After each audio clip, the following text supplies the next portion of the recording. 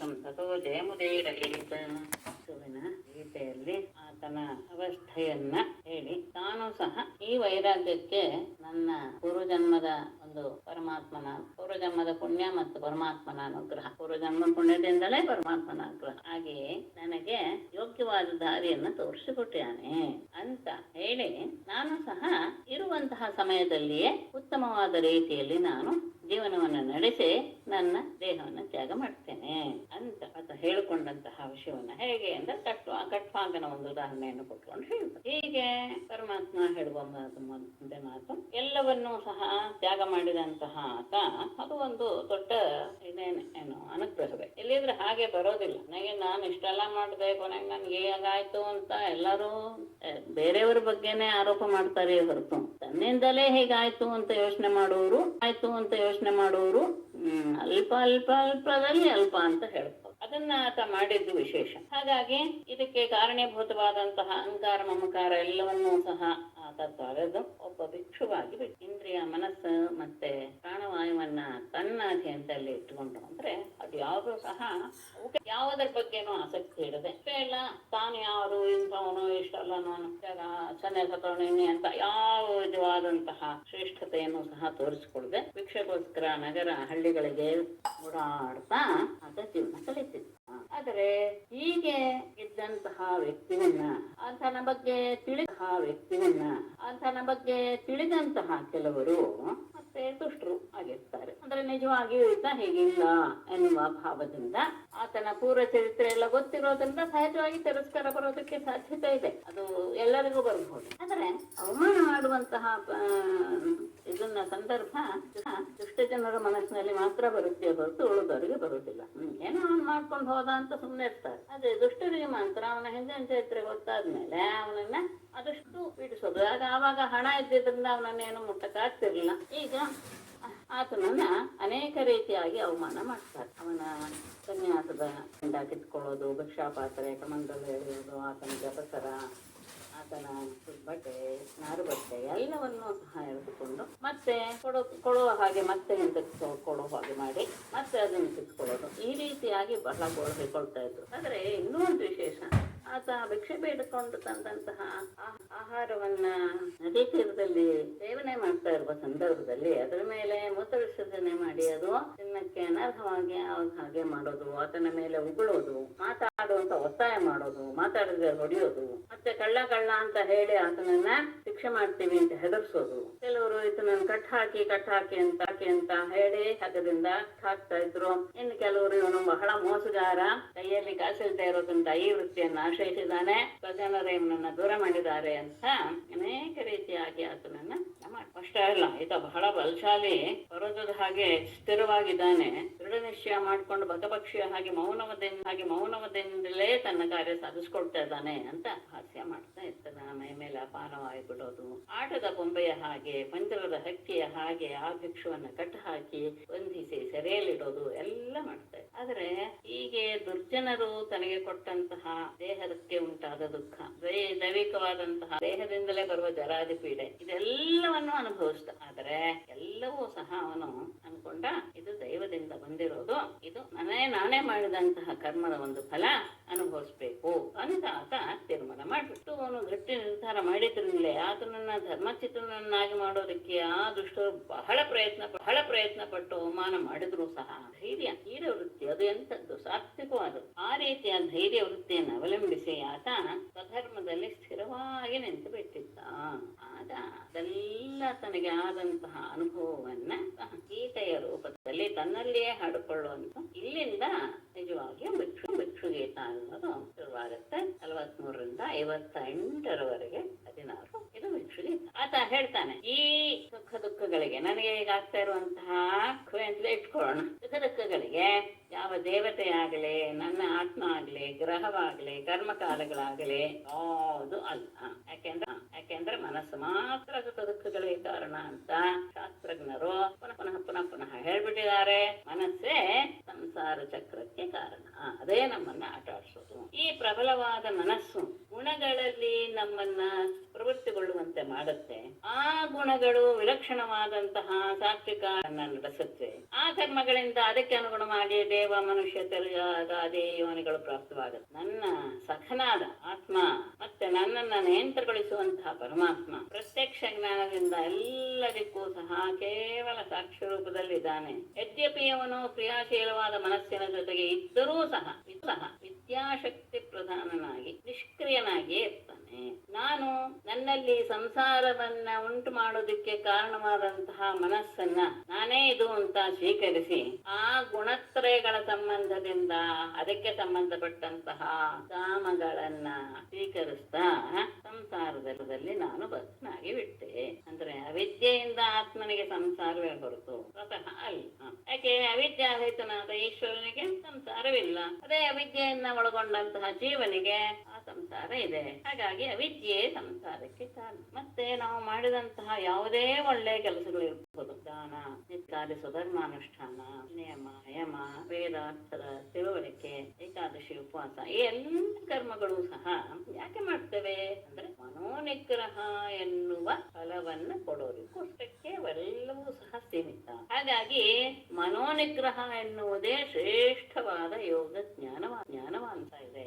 ಯಾರ ಮನಸ್ಸು ಸಮಾಧಾನ ಚಿತ್ತದಿಂದ ಶಾಂತವಾಗಿದೆಯೋ ಆತನಿಗೆ ಮೇಲೆ ಹೇಳಿದಂತಹ ದಾನಾದಿ ಕರ್ಮಗಳಿಂದ ಏನೂ ಪ್ರಯೋಜನ ಇಲ್ಲ. ಆದ್ರೆ ಯಾರ ಮನಸ್ಸು ಹಾಗೆ ಸಮಾಧಾನವಿಲ್ಲದೆ ಯಾವಾಗಲೂ ವಿಕ್ಷಿಪ್ತವಾಗಿರುತ್ತೋ ಅಥವಾ ಆಲಸ್ಯವೇ ಅದಕ್ಕೆ ಪ್ರಧಾನವಾಗಿ ಇಟ್ಕೊಂಡಿರ್ತಾನೋ ಆತನಿಗೆ ಮೇಲೆ ಹೇಳಿದಂತಹ ಯಾವ ಕಾರ್ಯದಿಂದಲೂ ಸಹ ಫಲ ಸಿಗೋದಿಲ್ಲ. ಇಂದ್ರಿಯಗಳು ಮನಸ್ಸಿಗೆ ಅಧೀನ, ಆದ್ರೆ ಮನಸ್ಸು ಮಾತ್ರ ಇನ್ನೊಬ್ಬನಿಗೆ ವಶವಿಲ್ಲ. ಯಾಕೆಂದ್ರೆ ಹಿಂದೆ ಹೇಳಿದಂತಹ ಕಾರ್ಯಗಳಲ್ಲೂ ಸಹ ಮನಸ್ಸನ್ನ ನಿಗ್ರಹಕ್ಕೆ ಕಾರಣವಾಗುತ್ತಲ್ಲೇ ಅಂದ್ರೆ ಅದನ್ನ ಅಷ್ಟು ಸುಲಭವಾಗಿ ವಶ ಮಾಡ್ಕೊಳಕ್ ಆಗೋದೇ ಇಲ್ಲ.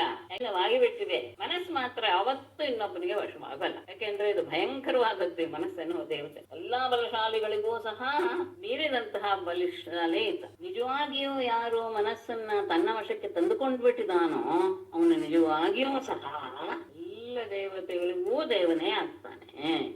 ಎಲ್ಲ ದೇವತೆಗಳಿಗೂ ದೇವನೇ ಆಗ್ತಾನೆ. ಶ್ರುತಿಯ ಒಂದು ಮಾತನ್ನು ಸಹ ಕೊಡ್ತಾರೆ. ಮನಸ್ಸು ಎನ್ನುವುದು ಸಹಿಸಲು ಅಸಾಧ್ಯವಾದ ರಾಗದ್ವೇಷಾದಿಯ ವೇಗ ಅಂದ್ರೆ ತಕ್ಷಣ ನಮ್ಮ ಮನಸ್ಸು ಪ್ರತಿಕ್ರಿಯೆ ತೋರಿಸ್ಬಿಡುತ್ತೆ. ಯಾವ್ದಾದ್ರು ನಮ್ಗೆ ಬೇಡ ಅನ್ಸುತ್ತೆ. ಹಾಗಾಗಿ ಅದನ್ನ ಗೆಲ್ಲೋದಾಗ್ಲಿ, ಅದು ಮತ್ತೆ ನಮ್ಮ ಮನಸ್ಸನ್ನ ಚುಚ್ಚುವಂತಹ ಒಂದು ರೀತಿಯ ಶತ್ರು. ಇಂತಹ ಮನಸ್ಸೆಂಬ ಶತ್ರುವನ್ನ ಜಯಿಸಕ್ಕೆ ಸಾಧ್ಯವಿಲ್ಲದೆ ಇರುವಂತಹ ಮನುಷ್ಯ ಹೊರಗಡೆ ಯಾರ ಜೊತೆಗೋ ಒಣ ಯುದ್ಧ ಮಾಡ್ತಾನೆ. ಮಾಡ್ತಾ ಇವನು ನನಗೆ ಮಿತ್ರ, ಇವನು ಶತ್ರು, ಇವನು ತಟಸ್ಥ ಅಂತ ಅಲ್ಲಿ ವಿಭಾಗ ಮಾಡ್ತಾನೆ. ತನ್ನಲ್ಲಿರುವಂತಹ ಶತ್ರುವನ್ನೇ ಗೆದ್ದುಕೊಳ್ಳಕ್ ಆಗ್ತಾ ಇಲ್ಲ. ಇದು ಹೀಗೆ ಮಾಡಿ ಎಲ್ಲರಲ್ಲಿಯೂ ಸಹ ಮೋಹಬೇರ ಉಂಟ ಮಾಡ್ತಾನೆ. ನಿಜವಾಗಿ ಇವರೆಲ್ಲವೂ ಸಹ ಮನಸ್ಸೇ ಸಂಸಾರಕ್ಕೆ ಕಾರಣ ಅಂತ ಆದ್ಮೇಲೆ ಮನಸ್ಕಲ್ಪಿತವಾದದ್ದು ಈ ದೇಹ. ಆ ದೇಹವನ್ನ ನೋಡಿ ಇದು ನಾನು, ಆ ಮಕ್ಕಳು ಇತ್ಯಾದಿಗಳನ್ನ ನೋಡಿ ಇದು ನನ್ನದು ಎನ್ನುವ ಭ್ರಮೆಯನ್ನ ಹೊಂದಿ ಅಂಧ ಬುದ್ಧಿಯುಳ್ಳಂತಹ ಮನುಷ್ಯ ಇವನೇ ನಾನು ಅವನು ಬೇರೆ ಎನ್ನುವನ್ನ ಪಡ್ತಾ ನಮ್ಮನ್ನ ದುರಂತಕ್ಕೆ ತೆಗೆದುಕೊಂಡು ಹೋಗುವ ಸಂಸಾರದಲ್ಲಿ ಅಲಿತಾ ಇರ್ತಾರೆ. ಇಲ್ಲ ದುಃಖಕ್ಕೆ ಎಲ್ಲ ಜನರೇ ಕಾರಣ, ಮನಸ್ಸು ಕಾರಣವಲ್ಲ ಅಂತ ಹೇಳೋದು ಏನಾದ್ರೂ ಇದ್ರೆ ನಿಮ್ಮಲ್ಲಿ ಒಬ್ರು ಯಾರಾದ್ರೂ, ಹಾಗಾಗಿ ಆತ್ಮನಿಗೆ ಅದರಿಂದ ಏನು ತೊಂದರೆ ಇಲ್ಲ. ಯಾಕೆ? ಈ ದೇಹ ಎನ್ನುವುದು ಪೃಥ್ವಿ ವಿಕಾರ. ಆ ಪೃಥ್ವಿ ವಿಕಾರವಾದ ಎರಡು ದೇಹಗಳಿಗೆ ಏನಾಗುತ್ತೆ? ಜಗಳ ಆಗತ್ತೆ. ಜಗಳ ಆದಾಗ ದೇಹಕ್ಕೆ ಸಂಬಂಧಪಟ್ಟದ್ದೇ ಹೊರತು ಆತ್ಮನಿಗೆ ಅಲ್ವಲ್ಲ. ಇಲ್ಲ, ಆತ್ಮ ಹೇಗಾಗ್ತಾನೆ? ಕಾರಣ ಎಲ್ಲದಕ್ಕೂ ಅವನು ಅಮೂರ್ತ, ಅಕ್ರಿಯ. ಹಾಗಾಗಿ ಆತ್ಮನಿಗೆ ಏನಿಲ್ಲ, ಹನನಾದಿಗಳಿಗೆ ಅವನು ಕರ್ತವೂ ಅಲ್ಲ, ಕರ್ಮವೂ. ಒಂದು ವೇಳೆ ದುಃಖ ಆತ್ಮನಿಗೆ ಆಗುತ್ತೆ ಅಂತ ಏನಾದ್ರೂ ಹೇಳೋದೇ ಆದ್ರೆ ಆಗ ಯಾರ ಮೇಲೆ ಕೋಪಿಸ್ಕೋಬೇಕಾಗತ್ತೆ? ಯಾಕೆಂದ್ರೆ ಇರೋದು ಆತ್ಮ ಒಬ್ಬನೇ, ಅವನ ಮೇಲೆ ಕೋಪಿಸ್ಕೊಳ್ತಾನೆ ಅಂತ ಅರ್ಥ. ಅದಕ್ಕೆ ಒಳ್ಳೆ ದೃಷ್ಟಾಂತ ಕೊಡ್ತಾರೆ. ತನ್ನ ಹಲ್ಲುಗಳಿಂದ ತನ್ನ ನಾಲಿಗೆಯನ್ನು ಕಚ್ಕೊಂಡಾಗ ತೊಂದರೆ ಆದ್ರೆ ನಾವು ಯಾರ ಮೇಲೂ ರೇಗಕ್ಕಾಗತ್ತೆ? ಏನ್ ಪ್ರಯೋಜನ ಇಲ್ಲ. ನಮ್ದೇ ಅದು ತಪ್ಪು. ಹಾಗಾಗಿ ಇರೋದು ಒಂದೇ ಆತ್ಮ, ಅದರಿಂದ ದುಃಖ ಆಗುತ್ತೆ ಅಂದ್ರೆ ಅದಕ್ಕೆ ನಾವು ಆತ್ಮನನ್ನ ಬೈದು ಏನೂ ತೊಂದರೆ ಇಲ್ಲ, ಇರೋದು ಒಂದೇ. ಒಂದು ವೇಳೆ ದುಃಖಕ್ಕೆ ಹೇತುವಾದದ್ದು ದೇವತೆ ಅಂತ ಹೇಳಿದ್ರೆ ಆಗಲೂ ಸಹ ಆತ್ಮನಿಗೆ ಸಂಬಂಧ ಇಲ್ಲ. ಯಾಕೆ ಅಂದ್ರೆ ದೇವತೆ ಅಂದ್ರೆ ಇಂದ್ರಿಯಾದಿಗಳ ಅಧಿಷ್ಠಾನ ದೇವತೆಗಳು. ಒಂದೊಳಗಾದಂತಹ ಅಂಗಗಳಿಗೆ ಅಂದ್ರೆ ಅದಕ್ಕೆ ಅಧಿಷ್ಠಾತೃ ದೇವತೆಯಾದಂತಹ ಇಂದ್ರಾದಿಗಳಿಗೆ ಪೆಟ್ಟಾಗುತ್ತೆ. ಎಲ್ಲ ಅಂಗಗಳಿಗೂ ಅಧಿಷ್ಠಾತೃವಾದಂತಹ ದೇವನೇ ಒಬ್ಬನೇ ಆಗ್ತಾನೆ ಆದಾಗ ತನ್ನ ಕೈಕಾಲುಗಳೇ ಅನ್ಯೋನ್ಯವಾಗಿ ಪರಸ್ಪರ ಆಗತ್ತಲ್ಲ, ತಗಲಿಕೊಂಡು ತೊಂದರೆ ಆದಾಗ ಯಾರ ಮೇಲೆ ಸಿಟ್ಟಾಗೋದು? ಅದು ಸಹ ಪ್ರಯೋಜನ ಇಲ್ಲ. ಹಾಗಾಗಿ ದೇವತೆ ಅಂತ ಹೇಳೋದಕ್ಕೂ ಆಗೋದು. ಆಯ್ತು, ಸುಖ ದುಃಖಗಳಿಗೆ ಆತ್ಮನೇ ಕಾರಣ ಅನ್ನೋದಾದ್ರೆ ಬೇರೆಯವರಿಂದ ಏನು ಆಗಿಲ್ಲ ಅಂತ ಆಯ್ತು ತಾನೆ. ಹಾಗಾಗಿ ಬೇರೆಯವರಿಂದ ಏನು ಆಗ್ಲಿಲ್ಲ ಅಂದ್ಮೇಲೆ ಮತ್ತೆ ಯಾರನ್ನು ಉದ್ದೇಶಿಸಿ ನೀವು ಕೋಪಿಸ್ಕೊಳ್ತೀರಾ? ಹೀಗೇನಾದ್ರೂ ಹೇಳಿದಾಗ ಸುಖ ದುಃಖಗಳು ಆತ್ಮನ ಸ್ವಭಾವ ಅಂತ ಹೇಳ್ದಂಗ ಆಗ್ಬಿಡುತ್ತೆ. ಆದರೆ ಇನ್ನೊಂದರಿಂದ ಆತ್ಮನಿಗೆ ಸುಖ ದುಃಖಗಳಾಗತ್ವೆ ಎನ್ನುವುದು ಅದು ಸುಳ್ಳೆ. ಯಾಕೆಂದ್ರೆ ಇನ್ನೊಂದು ಅನ್ನೋದು ಇಲ್ವಲ್ಲ. ಹಾಗಾಗಿ ಆತ್ಮ ವ್ಯತಿರಿಕ್ತವಾದದ್ದು ಇನ್ನೊಂದು ಇಲ್ಲವೇ ಇಲ್ಲ ಅಂತ ಆದಾಗ ಕೋಪಕ್ಕೆ ಕಾರಣ. ಹಾಗಾಗಿ ಆತ್ಮನ ಸುಖ ದುಃಖಗಳಿಗೆ ನಿಮಿತ್ತವೇ ಇಲ್ಲ ಅಂತ ಹೇಳಿದಾಗ ಆತ್ಮನಿಗೆ ಸುಖವೂ ಇಲ್ಲ ದುಃಖವೂ ಇಲ್ಲ ಅಂತ ಆಯ್ತು. ಗ್ರಹಾದಿಗಳನ್ನ ಇಟ್ಕೊಂಡ್ಬಿಡೋಣ. ಸೂರ್ಯಾದಿ ಗ್ರಹಗಳು ಪಡೆದವರಿಗೆ ತಾನೆ ಅವನಿಗೆ ಗ್ರಹಗಳೇನಾದ್ರೂ ತೊಂದರೆ ಕೊಡುತ್ತೆ. ಜನ್ಮವೇ ಇಲ್ಲದೆ ಇರುವಂತಹ ಆತ್ಮನಿಗೆ ಗ್ರಹಗಳಿಂದ ಏನ್ ತೊಂದರೆ ಆಗುತ್ತೆ? ಆ ಲಗ್ನದಲ್ಲಿ ಹುಟ್ಟಿದಂತಹ ದೇಹಕ್ಕಲ್ವೇ ಸುಖ ದುಃಖ. ಗ್ರಹಗಳಿಂದ ಗ್ರಹಕ್ಕೆ ಪೀಡೆ ಅಂತ ಜ್ಯೋತಿಷರು ಹೇಳುವುದು. ಹಾಗಾಗಿ ಗ್ರಹಗಳಿಂದ ಗ್ರಹಕ್ಕೆ ಆಗುತ್ತೆ ಅಂತ ಹೇಳಿದಾಗ ಮತ್ತೆ ಅದೇನಲ್ಲ ಮನುಷ್ಯನಿಗೂ ಅಲ್ಲ. ಹೀಗಿರುವಾಗ ಗ್ರಹವೂ ಅಲ್ಲದ ದೇಹವೂ ಅಲ್ಲದೆ ಇರುವಂತಹ ಪುರುಷ ಯಾರ ಮೇಲೆ ಸಿಟ್ಟ ಆಯ್ತು. ಕರ್ಮ ಕಾರಣ ಅಂತ ಹೇಳ್ಬಿಡೋಣ ಅಂದ್ರೆ ಹಾಗೆ ಇಟ್ಕೊಂಡ್ರು ಆತ್ಮನಿಗೆ ಅದರಿಂದ ಏನೂ ಸಹ ತೊಂದರೆ ಇಲ್ಲ. ಯಾಕೆ?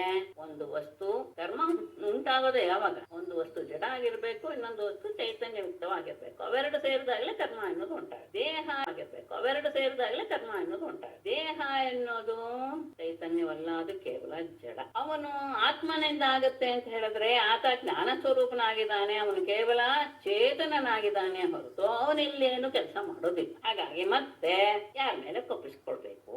ಯಾಕೆ? ಅದಕ್ಕೆ ಮೂಲವಾದ ಕಲೆ ಇಲ್ವಲ್ಲ.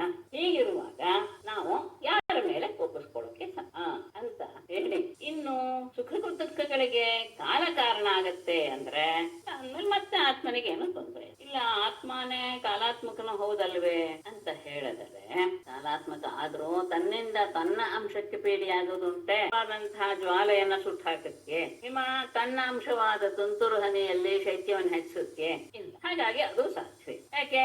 ಇನ್ನು ಒಂದು ಸುಖ ದುಃಖ ಎನ್ನುವಂತಹ ದ್ವಂದ್ವ ಆತ್ಮನಿಗೆ ಇಲ್ಲವೇ ಇಲ್ಲ. ಹಾಗಾಗಿ ಆತ್ಮನಿಗೆ ಸುಖ ದುಃಖಗಳೆಂಬ ದ್ವಂದ್ವದ ಸಂಬಂಧ ಎಂದಿಗೂ ಇನ್ನೊಬ್ಬರಿಂದ ಆಗತಕ್ಕಂತೆ ಅಲ್ಲ. ಯಾವುದು ಸಂಸಾರವನ್ನ ರೂಪಿಸೋದಕ್ಕೆ ಕಾರಣವಾಗಿದೆ ಎನ್ನುವುದು, ಅದಕ್ಕೆ ಮಾತ್ರ ಈ ದ್ವಂದ್ವಗಳ ಸಂಬಂಧ ಇರುತ್ತೆ. ಇದನ್ನ ತಿಳಿದುಕೊಂಡು ಬಿಟ್ರೆ ಸಾಕು, ಆತ ಯಾವ ಭೂತಗಳಿಗೂ ಪ್ರಾಣಿಗಳಿಗೂ ಸಹ ಹೆದರುವ ಅವಶ್ಯಕತೆ ಇಲ್ಲ. ಸಂಸಾರ ಉಂಟಾಗೋದು ಯಾವದ್ರಿಂದ? ಸಂಸಾರ ಉಂಟಾಗೋದು ಯಾವದ್ರಿಂದ? ಈ ಮನಸ್ಸಿನಿಂದ. ಹಾಗಾಗಿ ಆ ಅಹಂಕಾರ ಎನ್ನುವುದಕ್ಕೆ ಕಾರಣ, ಅದಕ್ಕೆ ಈ ದ್ವಂದ್ವಗಳ ಸಂಬಂಧವಿದೆ ಹೊರತು ದೇಹಕ್ಕೆ ಇದೆಯೇ ಹೊರತು ಆತ್ಮನಿಗೆ ಇಲ್ಲಿಗೆ. ಪ್ರಾಚೀನ ಮಹರ್ಷಿಗಳು ಬಹಳ ಶ್ರದ್ಧೆಯಿಂದ ಪರಮಾತ್ಮನ ನಿಷ್ಠೆಯನ್ನ ಈ ಸಂಸಾರವನ್ನ ಬಿಡುತ್ತೇನೆ. ಈ ರೀತಿಯ ನಿಷ್ಠೆ ಬರಬೇಕಾದ್ರೆ ಪರಮಾತ್ಮನ ಕುಂದನ ಪಾದ ಸೇವೆಯಿಂದ ಮಾತ್ರ ಹೇಳಿ ಆತ ಎಲ್ಲವನ್ನೇನು ಕೊಟ್ಟು ಮನಸ್ಸಿಗೆ ಒಂದು ಹೇಳ್ತಾ ಬಂದಾಗೆ ಮನಸ್ಸು ಎಷ್ಟೋ ವಿಷಯದಲ್ಲಿ ನಾವು ನಮ್ಮ ಬಗ್ಗೆನೆ ವಿಚಾರ ಮಾಡ್ತಾ ಬಂದಾಗ ಎಷ್ಟೋ ಸಮಾಧಾನ ಸಿಕ್ಬಿಡುತ್ತೆ. ಇದಕ್ಕೆ ಯಾರು ಕಾರಣ ಯಾವುದೇ ಒಂದು ಸಣ್ಣ ವಿಷಯವೇ ಆಗಿರ್ಬೋದು, ನಮ್ಮಲ್ಲಿಯೇ ವಿಚಾರ ಮಾಡ್ತಾ ಕೂತ್ಕೊಂಡ್ರೆ ಯಾಕೆ ಹೀಗಾಯ್ತು ಅಂತ ಆದಾಗ ಎಲ್ಲ ಕಾರಣ ಕಂಡುಕೊಳ್ತಾ ಬರ್ತಾ ಇದ್ದ ಹಾಗೆ ಮನಸ್ಸು ಸಮಾಧಾನ ಹೊಂದಿಬಿಡುತ್ತೆ. ಆಮೇಲೆ ನಾವು ಮುಂದಿನ ಹೆಜ್ಜೆಯನ್ನು ಇಡುವಾಗ ಬಹಳ ಎಚ್ಚರಿಕೆಯಿಂದ ಉತ್ಸಾಹದಿಂದ ಇಡುತ್ತೀವಿ ಅನ್ನೋದು ನಮ್ಮ ಜೀವನದಲ್ಲಿ ಸಾಮಾನ್ಯ ಎಲ್ಲರಿಗೂ ಅನುಭವಕ್ಕೆ ಬಂದಿರುತ್ತೆ. ಇದೆಲ್ಲೂ ಸಹ ಹಾಗೇನೆ. ಯಾವುದೇ ವ್ಯಕ್ತಿ ಹೇಳ್ಕೊಳ್ತಾ ಇದ್ದಾನೆ ಅಂದ್ರೆ ತನ್ನನ್ನ ತಾನು ದೃಢ ಮಾಡ್ಕೊಳ್ಳೋದೇ ಪ್ರಧಾನವೇ ಹೊರತು ಯಾರೋ ನನ್ನ ಉಪದೇಶ ಕೇಳಿ ಏನೋ ಉದ್ಧಾರ ಆಗ್ಬಿಡ್ತಾರೆ ಖಂಡಿತ ಇಲ್ಲ. ಹೀಗೆ ಐಶ್ವರ್ಯನೆಲ್ಲ ಕಳೆದುಕೊಂಡು ವಿರಕ್ತನಾದ ಬ್ರಾಹ್ಮಣ ಯಾವ ಶ್ರಮವೂ ಸಹ ತನಗೆ ಅಲ್ಲ ಎನ್ನುವ ಭಾವದಿಂದಲೇ ತಿರುಗುತ್ತಾ ಇದ್ದ. ಭೂಮಿಯಲ್ಲಿ ದುರ್ಜನರು ತನ್ನನ್ನ ನಿಂದನೆ ಮಾಡಿ ತಿರಸ್ಕಾರ ಮಾಡಿ ಏನು ಮಾಡಿದ್ರು ತನ್ನ ಸ್ವಧರ್ಮವನ್ನ ಚಾಚೂ ತಪ್ಪದೆ ಚಲಿಸ್ತಾ ಈ ರೀತಿಯಾಗಿ ತನ್ನಲ್ಲಿ ತಾನು ದೃಢತೆಯನ್ನ ತಂದುಕೊಂಡ ಹೀಗೆ ಹೇಳ ಅಂತ ಪರಮಾತ್ಮ ಹೇಳುವ ಮಾತಿದು. ಆಮೇಲೆ ಅದನ್ನ ಹೇಳುತ್ತಾ ಉದ್ಧವನಿಗೆ ಹೇಳ್ತಾನೆ, ಸುಖ ದುಃಖ ಎನ್ನುವಂಥದ್ದು ಕೊಡುವ ವಸ್ತು ಎನ್ನುವುದು ಹೊರಗಡೆದಲ್ಲ. ಆ ಸುಖ ದುಃಖ ಎನ್ನುವುದು ಮನಸ್ಸಿನ ಒಂದು ನಾವು ಜೀವನದಲ್ಲಿ ಜೀವನದಲ್ಲಿ ಅನುಭವಿಸ್ತೇವೆ. ನಮ್ಗೆ ತುಂಬಾ ಇಷ್ಟವಾದದ್ದು ಒಂದು ವಸ್ತು ಸುಖ ಕೊಡ್ತು ಅಂತ ನಾವು ಭಾವಿಸ್ತೇವೆ. ಆದ್ರೆ ಸುಖ ಕೊಡುವಂತಹ ವಸ್ತು ಯಾವಾಗ್ಲೂ ಸುಖವನ್ನೇ ಕೊಡ್ತಾ ಇರ್ಬೇಕು. ಒಂದು ವೇಳೆ ನಮಗೆ ಏನಾದ್ರೂ ಮನಸ್ಸಿಗೆ ಬೇಸರ ಆಗಿದ್ದಾಗ ಅದೇ ವಸ್ತು ನಮಗೆ ಕೊಡೋದಿಲ್ಲ. ಅಂದ್ರೆ ಏನರ್ಥ, ಮನಸ್ಸೇ ಕಾರಣ ಹೊರತು ಸುಖ ದುಃಖಕ್ಕೆ ವಸ್ತುಗಳು ಅಲ್ಲ ಅಂತ ನಾವು ಸಮಯ ಇಟ್ಕೊಂಡ್ ಬಿಟ್ಟಿದ್ದೇವೆ ಹೊರತು ನಮ್ಮ ಮನಸ್ಸಿಗೆ ಬೇಕಾದ ಅದು ನಮಗೆ ಸುಖ ಅಂತ ಅನ್ಸುತ್ತೆ, ಬೇಡದೇ ಇದ್ದಾಗ ಅದು ದುಃಖ ಅಂತ ಅನ್ಸುತ್ತೆ ಹೊರತು ವಸ್ತುವಿನಲ್ಲಿ ಯಾವ ಸುಖವಾಗ್ಲಿ ದುಃಖವಾಗ್ಲಿ ಇಲ್ಲ. ಅದು ನಮ್ಮ ಮನಸ್ಸಿನ ಒಂದು ಭ್ರಮೆ. ಹಾಗಾಗಿ ಇವನು ನನ್ನ ಸ್ನೇಹಿತ, ಇವನು ತಟಸ್ಥ, ಇವನು ಶತ್ರು, ಈ ರೂಪವಾದಂತಹ ಸಂಸಾರ ಎನ್ನುವುದು ಜ್ಞಾನದಿಂದ ಉಂಟಾಗಿದೆ. ಹಾಗಾಗಿ ಎಲ್ಲ ಪ್ರಯತ್ನದಿಂದ ಇದು ಸರಿ ಇದು ತಪ್ಪು ಎನ್ನುವಂತಹ ಜ್ಞಾನವನ್ನು ತಂದುಕೊಂಡು ಮನಸ್ಸನ್ನ ನೀನು ನಿಗ್ರಹಿಸಿಬಿಡು, ಬುದ್ಧಿಯನ್ನ ಯಾವಾಗಲೂ ನನ್ನ ಧ್ಯಾನದಲ್ಲಿ ನೆಲೆಗೊಳಿಸು ಅಂತ ಹೇಳಿ ಇದಿಷ್ಟೇ ಜ್ಞಾನದ ಪ್ರಜ್ಞಾ. ಹೀಗೆ ಸಮಾಧಾನ ಚಿತ್ತದಿಂದ ಬ್ರಹ್ಮನಲ್ಲಿ ನೆಲೆಗೊಳ್ಳುವಂತಹ ಈ ಭಿಕ್ಷುಗೀತೆಯನ್ನ ಯಾರು ಕೇಳ್ತಾನೋ, ಇನ್ನೊಬ್ಬರಿಗೆ ತಿಳಿಸ್ತೆ, ಮನಸ್ಸಿನಲ್ಲಿ ಅದನ್ನ ಸತತವಾಗಿ ವಿಚಾರ ಮಾಡ್ತಾ ಮಾಡ್ತಾ ಮಾಡ್ತಾ ತನ್ನ ಮನಸ್ಸಿನಲ್ಲಿ ಅದನ್ನ ನೆಲೆ ಊರುವ ಹಾಗೆ ಮಾಡ್ಕೊಳ್ತಾನೋ ಅವನು ದುಃಖಾದಿ ದ್ವಂದ್ವಗಳಿಗೆ ಈಡಾಗೋದಿಲ್ಲ. ಅವನಿಗೆ ಯಾವ ರೀತಿಯ ಬಾಧೆಯು ಈಗ ನಾನು ಹೇಳಿದಷ್ಟು ಸುಲಭವಾಗಿ ಹೇಳಿದಂತಹ ವಿಷಯಗಳು ಸಹ ಮನಸ್ಸಿಗೆ ಪೂರ್ತಿಯಾಗಿ ಹೋಗಿರೋಕ್ಕೆ ಸಾಧ್ಯವಿಲ್ಲ. ಯಾಕೆಂದ್ರೆ ಇದೆಲ್ಲ ಅತ್ಯಂತ ಕಠಿಣವಾದಂತಹ ವಿಷಯ. ಪುನಃ ಪುನಃ ಪುನಃ ಪುನಃ ಪುನಃ ಪುನಃ ಮನಸ್ಸಿನ ವಿಕಲ್ಪಗಳನ್ನ, ಅಂದ್ರೆ ಬೇರೆ ಬೇರೆ ಕಡೆ ಹೋಗುತ್ತಲ್ಲ, ನಾವೀಗ ಕೇಳ್ತಾ ಇರೋವಾಗ್ಲೂ ಸಹ ಮನಸ್ಸು ಎಷ್ಟೋ ಬೇರೆ ಬೇರೆ ಕಡೆ ವಿಚಾರ ಮಾಡಕ್ ಶುರು ಮಾಡುತ್ತೆ. ಅದನ್ನ ಮೊದಲು ನಿಗ್ರಹ ಮಾಡ್ಕೊಳ್ಬೇಕು. ನಾವು ಎಲ್ಲಿದ್ದೀವೋ ಅಲ್ಲಿಗೆ ಮಾತ್ರ ಮನಸ್ಸನ್ನ ತಂದ್ಕೊಳ್ಬೇಕು. ಉದಾಹರಣೆಗೆ ಒಂದು ಹೇಳ್ತೇನೆ, ದೇವಾಲಯಗಳಿಗೆ ಹೋಗಿ ದೇವರಿಗೆ ನಮಸ್ಕಾರ ಮಾಡುವ ಅಷ್ಟು ಹೊತ್ತು ಸಹ ಮನಸ್ಸು ದೇವರಲ್ಲಿ ನಿಂತಿರೋದಿಲ್ಲ. ಯದ್ಯಪಿ ನಮ್ಮ ದೇಹ ನಮಸ್ಕಾರ ಮಾಡ್ತಾ ಇರುತ್ತೆ, ಆದ್ರೆ ಮನಸ್ಸು ಎಲ್ಲೋ ತಿರುತ್ತೆ. ಹಾಗೆ ನಾವು ದೈವಿಕವಾದಂತಹ ಕಾರ್ಯ ಮಾಡುವಾಗಲಾದರೂ ಮನಸ್ಸನ್ನ ಅಲ್ಲಿಯೇ ನೆಲೆಗೊಳ್ಳುವ ಹಾಗೆ ಪ್ರಯತ್ನ ಪಟ್ಟರೆ ಓದುತ್ತಲ್ಲ, ಆಮೇಲೆ ನೋಡೋಣ. ಕನಿಷ್ಠ ಪಕ್ಷ ದೈವಿಕ ವಿಷಯವಾದಂತಹ ಕಾರ್ಯದಲ್ಲಾದ್ರೂ ಮನಸ್ಸನ್ನ ಪೂರ್ತಿಯಾಗಿ ತೊಡಸ್ಕೊಂಡು, ನನಗೆ ನನ್ನ ವೀಣೆಯ ಶಕಿ ಮೇಡಮ್ ಅವರು ಪೂಜೆ ಮಾಡ್ತಾ ಇರ್ತಿತ್ತು. ನನಗೆ ಅವತ್ತು ಸಹ ಬಹಳ, ಈಗ್ಲೂ ಹೋಗ್ಬಿಟ್ರು, ಅವ್ರು ಪೂಜೆಗೆ ಕುಳಿತು ಬಿಟ್ಟಾಗ ಯಾರು ಬರ್ಲಿ ಮನೆಗೆ ಯಾವ ತರ ಅರಿವು ಇರ್ತಿರ್ಲಿಲ್ಲ. ಅವ್ರ ಮಕ್ಕಳು ಹೇಳೋರು, ಅಮ್ಮ ಅಲ್ಲಿ ಕೂತ್ ಬಿಟ್ಟಿದ್ದಾರೆ, ಇಲ್ಲ ಅವ್ರು ನೀವೇನ್ ಹೇಳಿದ್ರು ಅವ್ರಿಗೆ ಕೇಳಿಸಲ್ಲ, ಅದು ಯಾರು ಬಂದ್ರು ಅವ್ರಿಗೆ ಗೊತ್ತಾಗೋದಿಲ್ಲ, ಏನ್ ಕದ್ಕೊಂಡು ಹೋದ್ರು ಯಾರಿಗೂ ಏನು ಗೊತ್ತಾಗಲ್ಲ. ಆ ಭಾವ ನಾನು ಅವರಲ್ಲಿ ಮಾತ್ರ ನೋಡಿದ್ಕೆ ಮಾತ್ರ ಪೂಜೆಯಲ್ಲಿ ಕೂತಾಗ ಎಷ್ಟು ತಮ್ಮನ್ನ ಅಲ್ಲಿ ತೊಡಗಿಸ್ಕೊಂಡ್ಬಿಡ್ತಿದ್ರು ಅಂದ್ರೆ ತುಂಬಾ ಆಶ್ಚರ್ಯ ಆಗ್ತಿತ್ತು. ಸಾಧ್ಯವೇ, ಮನೇಲಿ ಬೇಕಾದಷ್ಟು ಅವ್ರಿಗೆ ಇದಿತ್ತು, ಕಷ್ಟ ಕಾರ್ಪಣ್ಯಗಳು ಬೇಕಾದಷ್ಟಿತ್ತು, ಏನ್ ಸುಖವಾಗಿದ್ರು ಅಂತೇನಿಲ್ಲ. ಹಾಗಿದ್ದಿತ್ತು ಮಾತ್ರ. ನಮೋ ಭಗವತೆ ವಾಸುದೇವಾಯ ಶ್ರೀ ಭಗವಾನುವಾಚಾರ್ಥತೆ ಸಂಪ್ರವಕ್ಷ್ಯಾಮಿ ಸಾಂಖ್ಯಂ ಪೂರ್ವೈರ್ವಿನಿಶ್ಚಿತಂ ಯದ್ವಿಜ್ಞಾಯ ಪುಮಾನ್ ಸತ್ಯಃ ಯಸ್ಯಾದ್ವೈಕಲ್ಪಿಕಂ ಸಮಂ. ಈಗ ಸಾಂಖ್ಯ ಅಂದ್ರೆ ಎಲ್ಲರೂ ಹೇಳಿರುವಂತಹ ಹೇಳ್ತಾ ಎಲ್ಲ ಮೋಹಗಳನ್ನು ಸಹ ನಿವಾರಣೆ ಮಾಡ್ಕೊಳ್ಬಹುದು ಎನ್ನುವುದನ್ನ ಅದರ ಮೂಲಕ ತಿಳಿಸ್ಕೊಡ್ತಾ ಇದ್ದಾನೆ. ಶ್ರೀ ಭಗವಾನುವಾಚಾರ್ಥತೆ ಸಂಪ್ರವಕ್ಷ್ಯಾಮಿ ಸಾಂಖ್ಯಂ ಪೂರ್ವೇ ಋಣಿಶ್ಚಿತಂ ಯದ್ವಿಜ್ಞಾಯ ಪುಮಾನ್ ಸತ್ಯಃ ಯಸ್ಯಾದ್ವೈಕಲ್ಪಿಕಂ ಸಮಂ. ಅಥ ತೇ ಪೂರ್ವೈಃ ವಿನಿಶ್ಚಿತಂ ಸಾಂಖ್ಯಂ ಸಂಪ್ರವಕ್ಷ್ಯಾಮಿ ಯತ್ ವಿಜ್ಞಾಯ ಪುಮಾನ್ ಯಃ ವೈಕಲ್ಪಿಕಂ ಭ್ರಮಂ ಯಥಾತ್. ಭಿಕ್ಷುಗೀತೆ ಆದ್ಮೇಲೆ ಆ ಭಿಕ್ಷುಗೀತೆಯನ್ನ ಮುಗಿಸುವಂತಹ ಸಂದರ್ಭದಲ್ಲಿ ಒಂದು ಮಾತನ್ನ ಆಡ್ತಾರೆ ಶ್ರೀಧರಯ್ಯರು. ಭಿಕ್ಷುಗೀತಂ ವಿಷಂ ಕೃತ್ವ ಭಕ್ತ ಚಿತ್ತಗತಂ ಹರಿಹಿ ಮೋಹಂ ನಿಘ್ನನ್ನ ಇಹ ಆಭಾತಿ ಪರಮಾನಂದ ರೂಪತಃ. ಇಲ್ಲಿ ಒಂದೊಂದರಲ್ಲಿ ಅವರು ಒಂದೊಂದು ಅಧ್ಯಾಯದಲ್ಲಿ ಎಲ್ಲದರಲ್ಲೂ ಅಂತಿಲ್ಲ, ಆದ್ರೆ ಕೆಲವು ಅಧ್ಯಾಯದಲ್ಲಿ ಕೊನೆಯಲ್ಲಿ ಒಂದು ಸಾರಾಂಶದ ಹಾಗೆ ಹೇಳುವುದು. ಇಲ್ಲಿ ಹೇಳ್ತಾರೆ, ಭಿಕ್ಷುಗೀತಂ ವಿಷಂ ಕೃತ್ವ, ಭಿಕ್ಷುಗೀತೆಯನ್ನ ನೆಪವನ್ನಾಗಿ ಮಾಡಿಕೊಂಡು ಹರಿಹಿ ಪರಮಾತ್ಮನು ಭಕ್ತ ಚಿತ್ತಗತಂ ಮೋಹಂ ನಿಘ್ನನ್ನ, ಭಕ್ತನ ಮನಸ್ಸಿನಲ್ಲಿ ನೆಲೆಸಿರುವಂತಹ ಮೋಹವನ್ನ ನಾಶ ಮಾಡ್ತಾ ಇಹ ಪರಮಾನಂದ ರೂಪತಃ ಅಭಾವಿ, ಪರಮಾನಂದ ಸ್ವರೂಪನಿಗೆ ಆತ ತೋರ್ತಾ ಇದ್ದಾನೆ. ಭಿಕ್ಷುಗೀತ ಹೇಳಿದ್ ಯಾಕೆ ಅಂದ್ರೆ ಆತನ ಮನಸ್ಸಿನಲ್ಲಿರುವಂತಹ ಎಲ್ಲ ಮೋಹವು ಹೊರಟು ಹೋಗ್ಲಿ ಅಂತ. ಆತನ ಜೀವನವನ್ನ, ಭಿಕ್ಷುವಿನ ಜೀವನವನ್ನ ನೆನೆಸಿಕೊಂಡು ಆತ ನಡೆದಂತಹ ವಿಷಯಗಳನ್ನೆಲ್ಲ ಪುನಃ ಪುನಃ ಪುನಃ ಪುನಃ ಮನಸ್ಸಿಗೆ ತಂದುಕೊಂಡ್ರೆ ಜೀವನ ಅನ್ನೋದು ಇಷ್ಟೇ ಎನ್ನುವಂತಹ ಅರಿವು ಉಂಟಾಗುತ್ತೆ. ಅದಕ್ಕೆ ಹೇಳ್ತಾನೆ, ಅದನ್ನ ನೆಪವನ್ನಾಗಿ ಮಾಡಿಕೊಂಡು ಪರಮಾತ್ಮ ಆತನ ಮೋಹವನ್ನ ಹೋಗಲಾಡಿಸಿದ. ಈಗ ಸಾಂಖ್ಯದಿಂದ ಮನಸ್ಸಿನ ಮೋಹವನ್ನ ನಿವಾರಣೆ ಮಾಡೋದಕ್ಕೆ ಸಾಧ್ಯ. ಹೊರಟಿದ್ದಾರೆ. ಅಥ ಬೆಳಿತಾ ನಿನಗೆ ಪರಮಾತ್ಮ ಹೇಳುವಂತಹ ಮಾತು, ಪೂರ್ವೈಹೇ ವಿನಿಶ್ಚಿತಂ, ಹಿಂದಿನ ಮಹಾಪುರುಷರು ಮಹರ್ಷಿಗಳಿಂದ ನಿರ್ಣಯ ಮಾಡಲ್ಪಟ್ಟಂತಹ ಸಾಂಖ್ಯಂ ಪ್ರವಕ್ಷ್ಯಾಮಿ. ಸಾಂಖ್ಯ ಎನ್ನುವಂತಹ ಜ್ಞಾನಯೋಗ ಸಹ ಜ್ಞಾನಕ್ಕೆ ಸಂಬಂಧಪಟ್ಟದ್ದು. ಸಾಂಖ್ಯವೆಂಬ ಜ್ಞಾನಯೋಗವನ್ನು ನಾನು ನಿನಗೆ ತಿಳಿಸ್ಕೊಡ್ತೇನೆ. ಯತ್ ವಿಜ್ಞಾನ, ಯಾವ ಆ ಸಾಂಖ್ಯ ಯೋಗವನ್ನ ತಿಳಿದಂತಹ ಪುಮಾನ ಸತ್ಯ ಕೂಡಲೇ ವೈಕಲ್ಪಿಕಂ ಭ್ರಮಂ. ವೈಕಲ್ಪಿಕ ಅಂದ್ರೆ ದ್ವೈತ, ಎರಡು ಎನ್ನುವಂತಹ ಭಾವನೆ. ಭೇದ ನಿಮಿತ್ತ, ಭೇದ ಅಂತ ಇಟ್ಕೊಳ್ಳೋ, ಎರಡು ಅನ್ನೋದಕ್ಕಿಂತ ಇದು ಬೇರೆ ಇದು ಬೇರೆ ಎನ್ನುವಂತಹ ಭೇದ ನಿಮಿತ್ತವಾದಂತಹ ಭ್ರಮೆಯನ್ನ ವ್ಯತ್ಯಾಸ ಬಿಡೋದಿಕ್ಕೆ. ಯಾಕೆಂದ್ರೆ ಹಿಂದಿನ ಮುನಿಗಳೆಲ್ಲರೂ ಸಹ ಇದನ್ನ ನಿಶ್ಚಯಿಸಿ ಹೇಳಿದ್ದಾರೆ. ಅಂತಹ ಜ್ಞಾನ ಯೋಗವನ್ನು ನಾನು ತಿಳಿಸ್ತೇನೆ. ಇದನ್ನ ಅರಿತ ಕೂಡಲೇ ಮನುಷ್ಯ ಭೇದ ನಿಮಿತ್ತವಾದಂತಹ ಯಾವ ಭ್ರಮೆ ಇದೆಯೋ ಅದನ್ನ ಪೂರ್ಣವಾಗಿ ತ್ಯಾಗ ಮಾಡಿಬಿಡ್ತಾನೆ. ಆಸಿ ಜ್ಞಾನ ಮಧೋರ್ಹತ್ತಃ ಏಕಮೇವ ವಿಕಲ್ಪಿತಂ ಯದಾ ವಿವೇಕ ನಿಪುಣಾಃ ಆದೌ ಕೃತಯುಗೇ ಅಯುಗೇ. ಅಯುಗೆ ಜ್ಞಾನಂ ಅವಿಕಲ್ಪಿತಂ ಏಕಂ ಏವ ಆಸೀತ್ ಆದೌ ಕೃತಯುಗೇ ಯದಾ ವಿವೇಕ ನಿಪುಣಾಃ. ಮತ್ತೆ ಅಲ್ಲಿಗೆ ಮಾಡ್ಕೊಳ್ಬೇಕು ಹೇಳ್ತಾರೆ. ಅಯುಗೆ, ಅಯುಗ ಅಂದ್ರೆ ಯುಗವೇ ಇಲ್ಲದೆ ಇರುವಂತಹ ಸಂದರ್ಭ ಅಂದ್ರೆ ಹಳೆಯ ಕಾಲಕ್ಕೆ.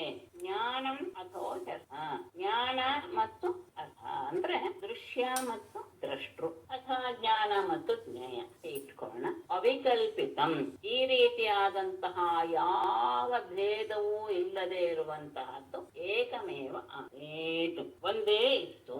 ಅಂದ್ರೆ ದೃಷ್ಟೃವಾದಂತಹ ಚೈತನ್ಯ ಇರುವಂತಹ ವ್ಯಕ್ತಿ, ದೃಶ್ಯವಾದಂತಹ ವಸ್ತು, ಇದು ಭೇದ ಶೂನ್ಯವಾದಂತಹ ಒಂದೇ ಪದಾರ್ಥ. ಎರಡು ಅದು ಪ್ರಳಯ ಕಾಲದಲ್ಲಿ ಯಾವುದು ಇರಲಿಲ್ಲ, ಒಂದೇ ಇತ್ತು.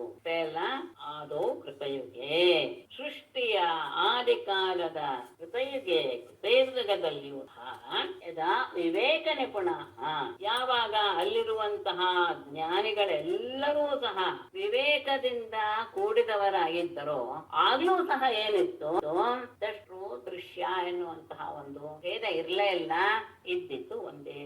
ಅಂದ್ರೆ ಪ್ರಳಯ ಕಾಲದಲ್ಲಿ ಯಾವ ರೀತಿಯಾಗಿ ಇತ್ತು, ಇರುವುದು ಒಂದೇ ವಸ್ತು ಎನ್ನುವಂಥದ್ದು ಗೊತ್ತು. ಯಾಕೆಂದ್ರೆ ಏನು ಇಲ್ಲ, ಅದ್ರಿಂದ ಒಂದೇ ವಸ್ತು ಇತ್ತು, ಅದರಿಂದ ಸೃಷ್ಟಿ ಆಗುತ್ತೆ ಅನ್ನೋದು ನಮ್ಗೆ ಗೊತ್ತು. ಆದ್ರೆ ಸೃಷ್ಟಿ ಆದ ಮೇಲೆ ಕೃತಿಗ ಬಂದಾಗ್ಲೂ ಸಹ ಅಲ್ಲಿರುವಂತಹ ಜನ ಹೇಗಿದ್ರು ಅಂದ್ರೆ ಅತ್ಯಂತ ವಿವೇಕಶಾಲಿಗಳಾಗಿದ್ದರಿಂದ ಅವರಲ್ಲಿಯೂ ಸಹ ಆ ಸಂದರ್ಭದಲ್ಲಿಯೂ ಸಹ ದ್ವೈತರಹಿತವಾದಂತಹ ಒಂದೇ ವಸ್ತು ಇದ್ದಿತು. ಆಗ್ಲೂ ಸಹ ಭೇದ ಅನ್ನೋದು ಇರಲಿಲ್ಲ. ತನ್ಮಾಯಾ ಫಲರೂಪೇಣ ಕೇವಲಂ ನಿರ್ವಿಕಲ್ಪಿತಂ ವಾಂಗ್ಮನೋಗೋಚರಂ ಸತ್ಯಂ ವಿಧಾ ಸಮಭವತ್ ಬೃಹತ್. ಕೇವಲಂ ನಿರ್ವಿಕಲ್ಪಿತಂ ಸತ್ಯಂ ತನ್ಮಾಯಾ ಬೇಡ, ಸತ್ಯಂ ತತ್ ಬೃಹತ್. ತತ್ ಆರಂಭದಲ್ಲಿದೆ, ಬೃಹತ್ ಕೊನೆಯಲ್ಲಿದೆ. ತತ್ ಬೃಹತ್, ಸತ್ಯಂ ಆದ್ಮೇಲೆ ತತ್ ಬೃಹತ್. ವಾಂಗ್ಮನೋಗೋಚರಂ, ವಾಂಗ್ಮನೋ ಅಗೋಚರಂ ಅಂತ ಮಾಯಾಫಲ ರೂಪೇಣ ವಿಧಾ ಸಮವತ್. ಕೇವಲಂ ಒಂದೇ ಅಂತ, ಏಕಂ ನಿರ್ವಿಕಲ್ಪಿತಂ, ಯಾವ ವಿಶೇಷವೂ ಇಲ್ಲ, ವಿಕಲ್ಪ ಅನ್ನೋದೇ ಇಲ್ಲ. ಸತ್ಯಂ ಸತ್ಯವಾದ, ತತ್ ಬೃಹತ್ ಆ ಬ್ರಹ್ಮವು, ಬ್ರಹ್ಮ ಎನ್ನುವ ಶಬ್ದ ಬಂದಿದ್ದೆ ಬೃಹತ್ ಎನ್ನುವ ಶಬ್ದದಿಂದ. ಎಲ್ಲ ಕಡೆ ಇರುವುದು ಅಷ್ಟು ದೊಡ್ಡದು ಇನ್ಯಾವುದೂ ಇಲ್ಲ. ಆ ಬೃಹತ್ ಸ್ವರೂಪದ ಆ ಪರಬ್ರಹ್ಮ ವಸ್ತು ಮಾಯಾ ಫಲರೂಪೇಣ, ಅದರ ಮಾಯೆಯ ಸಂಬಂಧದಿಂದ ಫಲರೂಪವಾಗಿ ಕಾಣುವಂಥದ್ದು. ಅದು ಮೊದಲು, ಅದಕ್ಕೂ ಮೊದಲು ವಾಂಗ್ಮನೋಗೋಚರ ಬಿಟ್ಟೋಯ್ತು. ವಾಂಗ್ಮನೋಗೋಚರಂ, ಮಾತು ಮತ್ತು ಮನಸ್ಸುಗಳಿಗೆ ಅಗೋಚರವಾದಂತಹ ಅದು ಮಾಯಾ ಫಲರೂಪೇಣ, ತನ್ನಲ್ಲಿರುವಂತಹ ಮಾಯಾ ಸಂಬಂಧದ ಫಲರೂಪವಾಗಿ ದ್ವಿಧಾ ಸಮತ್, ಅದೇನೆ ಎರಡಾಗಿ ಓಂ. ಆ ಎರಡೇನು ಅನ್ನೋದು ಮುಂದೆ ಹೇಳ್ತಾರೆ. ಒಂದೇ ಇದ್ದಿದ್ದು, ಭೇದ ಇರಲಿಲ್ಲ, ಸತ್ಯವಾಗಿತ್ತು. ಅಂದ್ರೆ ಯಾವಾಗ್ಲೂ ಸತ್ಸ್ವರೂಪೇಣ ಭವತಿ ತತ್ ಬೃಹತ್, ಆ ಬ್ರಹ್ಮ ಸ್ವರೂಪವು ಮಾತು ಮತ್ತು ಮನಸ್ಸಿಗೆ ಅಗೋಚರವಾದದ್ದು. ಆದರೆ ಅದರ ಮಾಯಾ ಎನ್ನುವಂತಹ ಶಕ್ತಿಯ ಫಲ ರೂಪದಿಂದ ಅದೇ ಎರಡಾಗಿ ಆಯ್ತು. ಸಮತ್, ಆ ಬ್ರಹ್ಮವೇ ಎರಡು ಭಾಗವಾಗಿ ಆಯ್ತು. ಏನಂತ ತಯೋರೇಕತರೋ ಶರ್ಪಃ ಪ್ರಕೃತಿಸ್ಥೋ ಭಯಾತ್ಮಿಕ ಜ್ಞಾನಂ ತನ್ಯತಮೋ ಭಾವಃ ಪುರುಷಸ್ಥೋಭಿಧೀಯತೆ. ಇದೇನೆ ಪ್ರಕೃತಿ ಮತ್ತು ಪುರುಷ ಅಂತ. ತಯೋ ಏಕತರಃ ಅರ್ಥಃ ಉಭಯಾತ್ಮಿಕಾ ಸಾ ಪ್ರಕೃತಿಃ ಅನ್ಯತಮಃ ಭಾವಃ ತು ಜ್ಞಾನಂ ಸಹ ಪುರುಷಃ ಅಭಿಧೀಯತೆ. ತಯೋಃ ಆ ಎರಡು ವಿಧವಾಗಾಯ್ತಲ್ಲ, ಆ ಎರಡು ವಿಧಗಳಲ್ಲಿ ಏಕತರಹ ಅರ್ಥ, ಒಂದು ವಸ್ತು ರೂಪ, ಉಭಯಾತ್ಮಿಕ ಸಾ ಪ್ರಕೃತಿ, ಅದು ಉಭಯಾತ್ಮಿಕ ಸಂಸಾರ ಮೊದಲ ಎಲ್ಲವೂ ಸಹ ಕಾರ್ಯರೂಪವಾಗಿ ಹೊರಡೋದು, ಪ್ರಕೃತಿ ಎನ್ನುವುದು ಕಾರ್ಯವಾಗಿದೆ. ಹಾಗೆ ಕಾರ್ಯಕಾರಣ ರೂಪವಾದಂತಹ ಪ್ರಕೃತಿ ಎನ್ನುವುದು ಒಂದು. ಅನ್ಯತಮಃ ಇದಕ್ಕಿಂತ ಬೇರೆಯಾದಂತಹ ಭಾವ ತೋರುವಂತಹ ಕ್ರಿಯಾರೂಪವಾದಂತಹ ಜ್ಞಾನ ಎನ್ನುವುದು ಅಂದ್ರೆ ಜ್ಞಾನ ಸ್ವರೂಪನಾದಂತಹ ಅವನು ಪುರುಷ ಸಹ ವಿಧೀಯತೆ.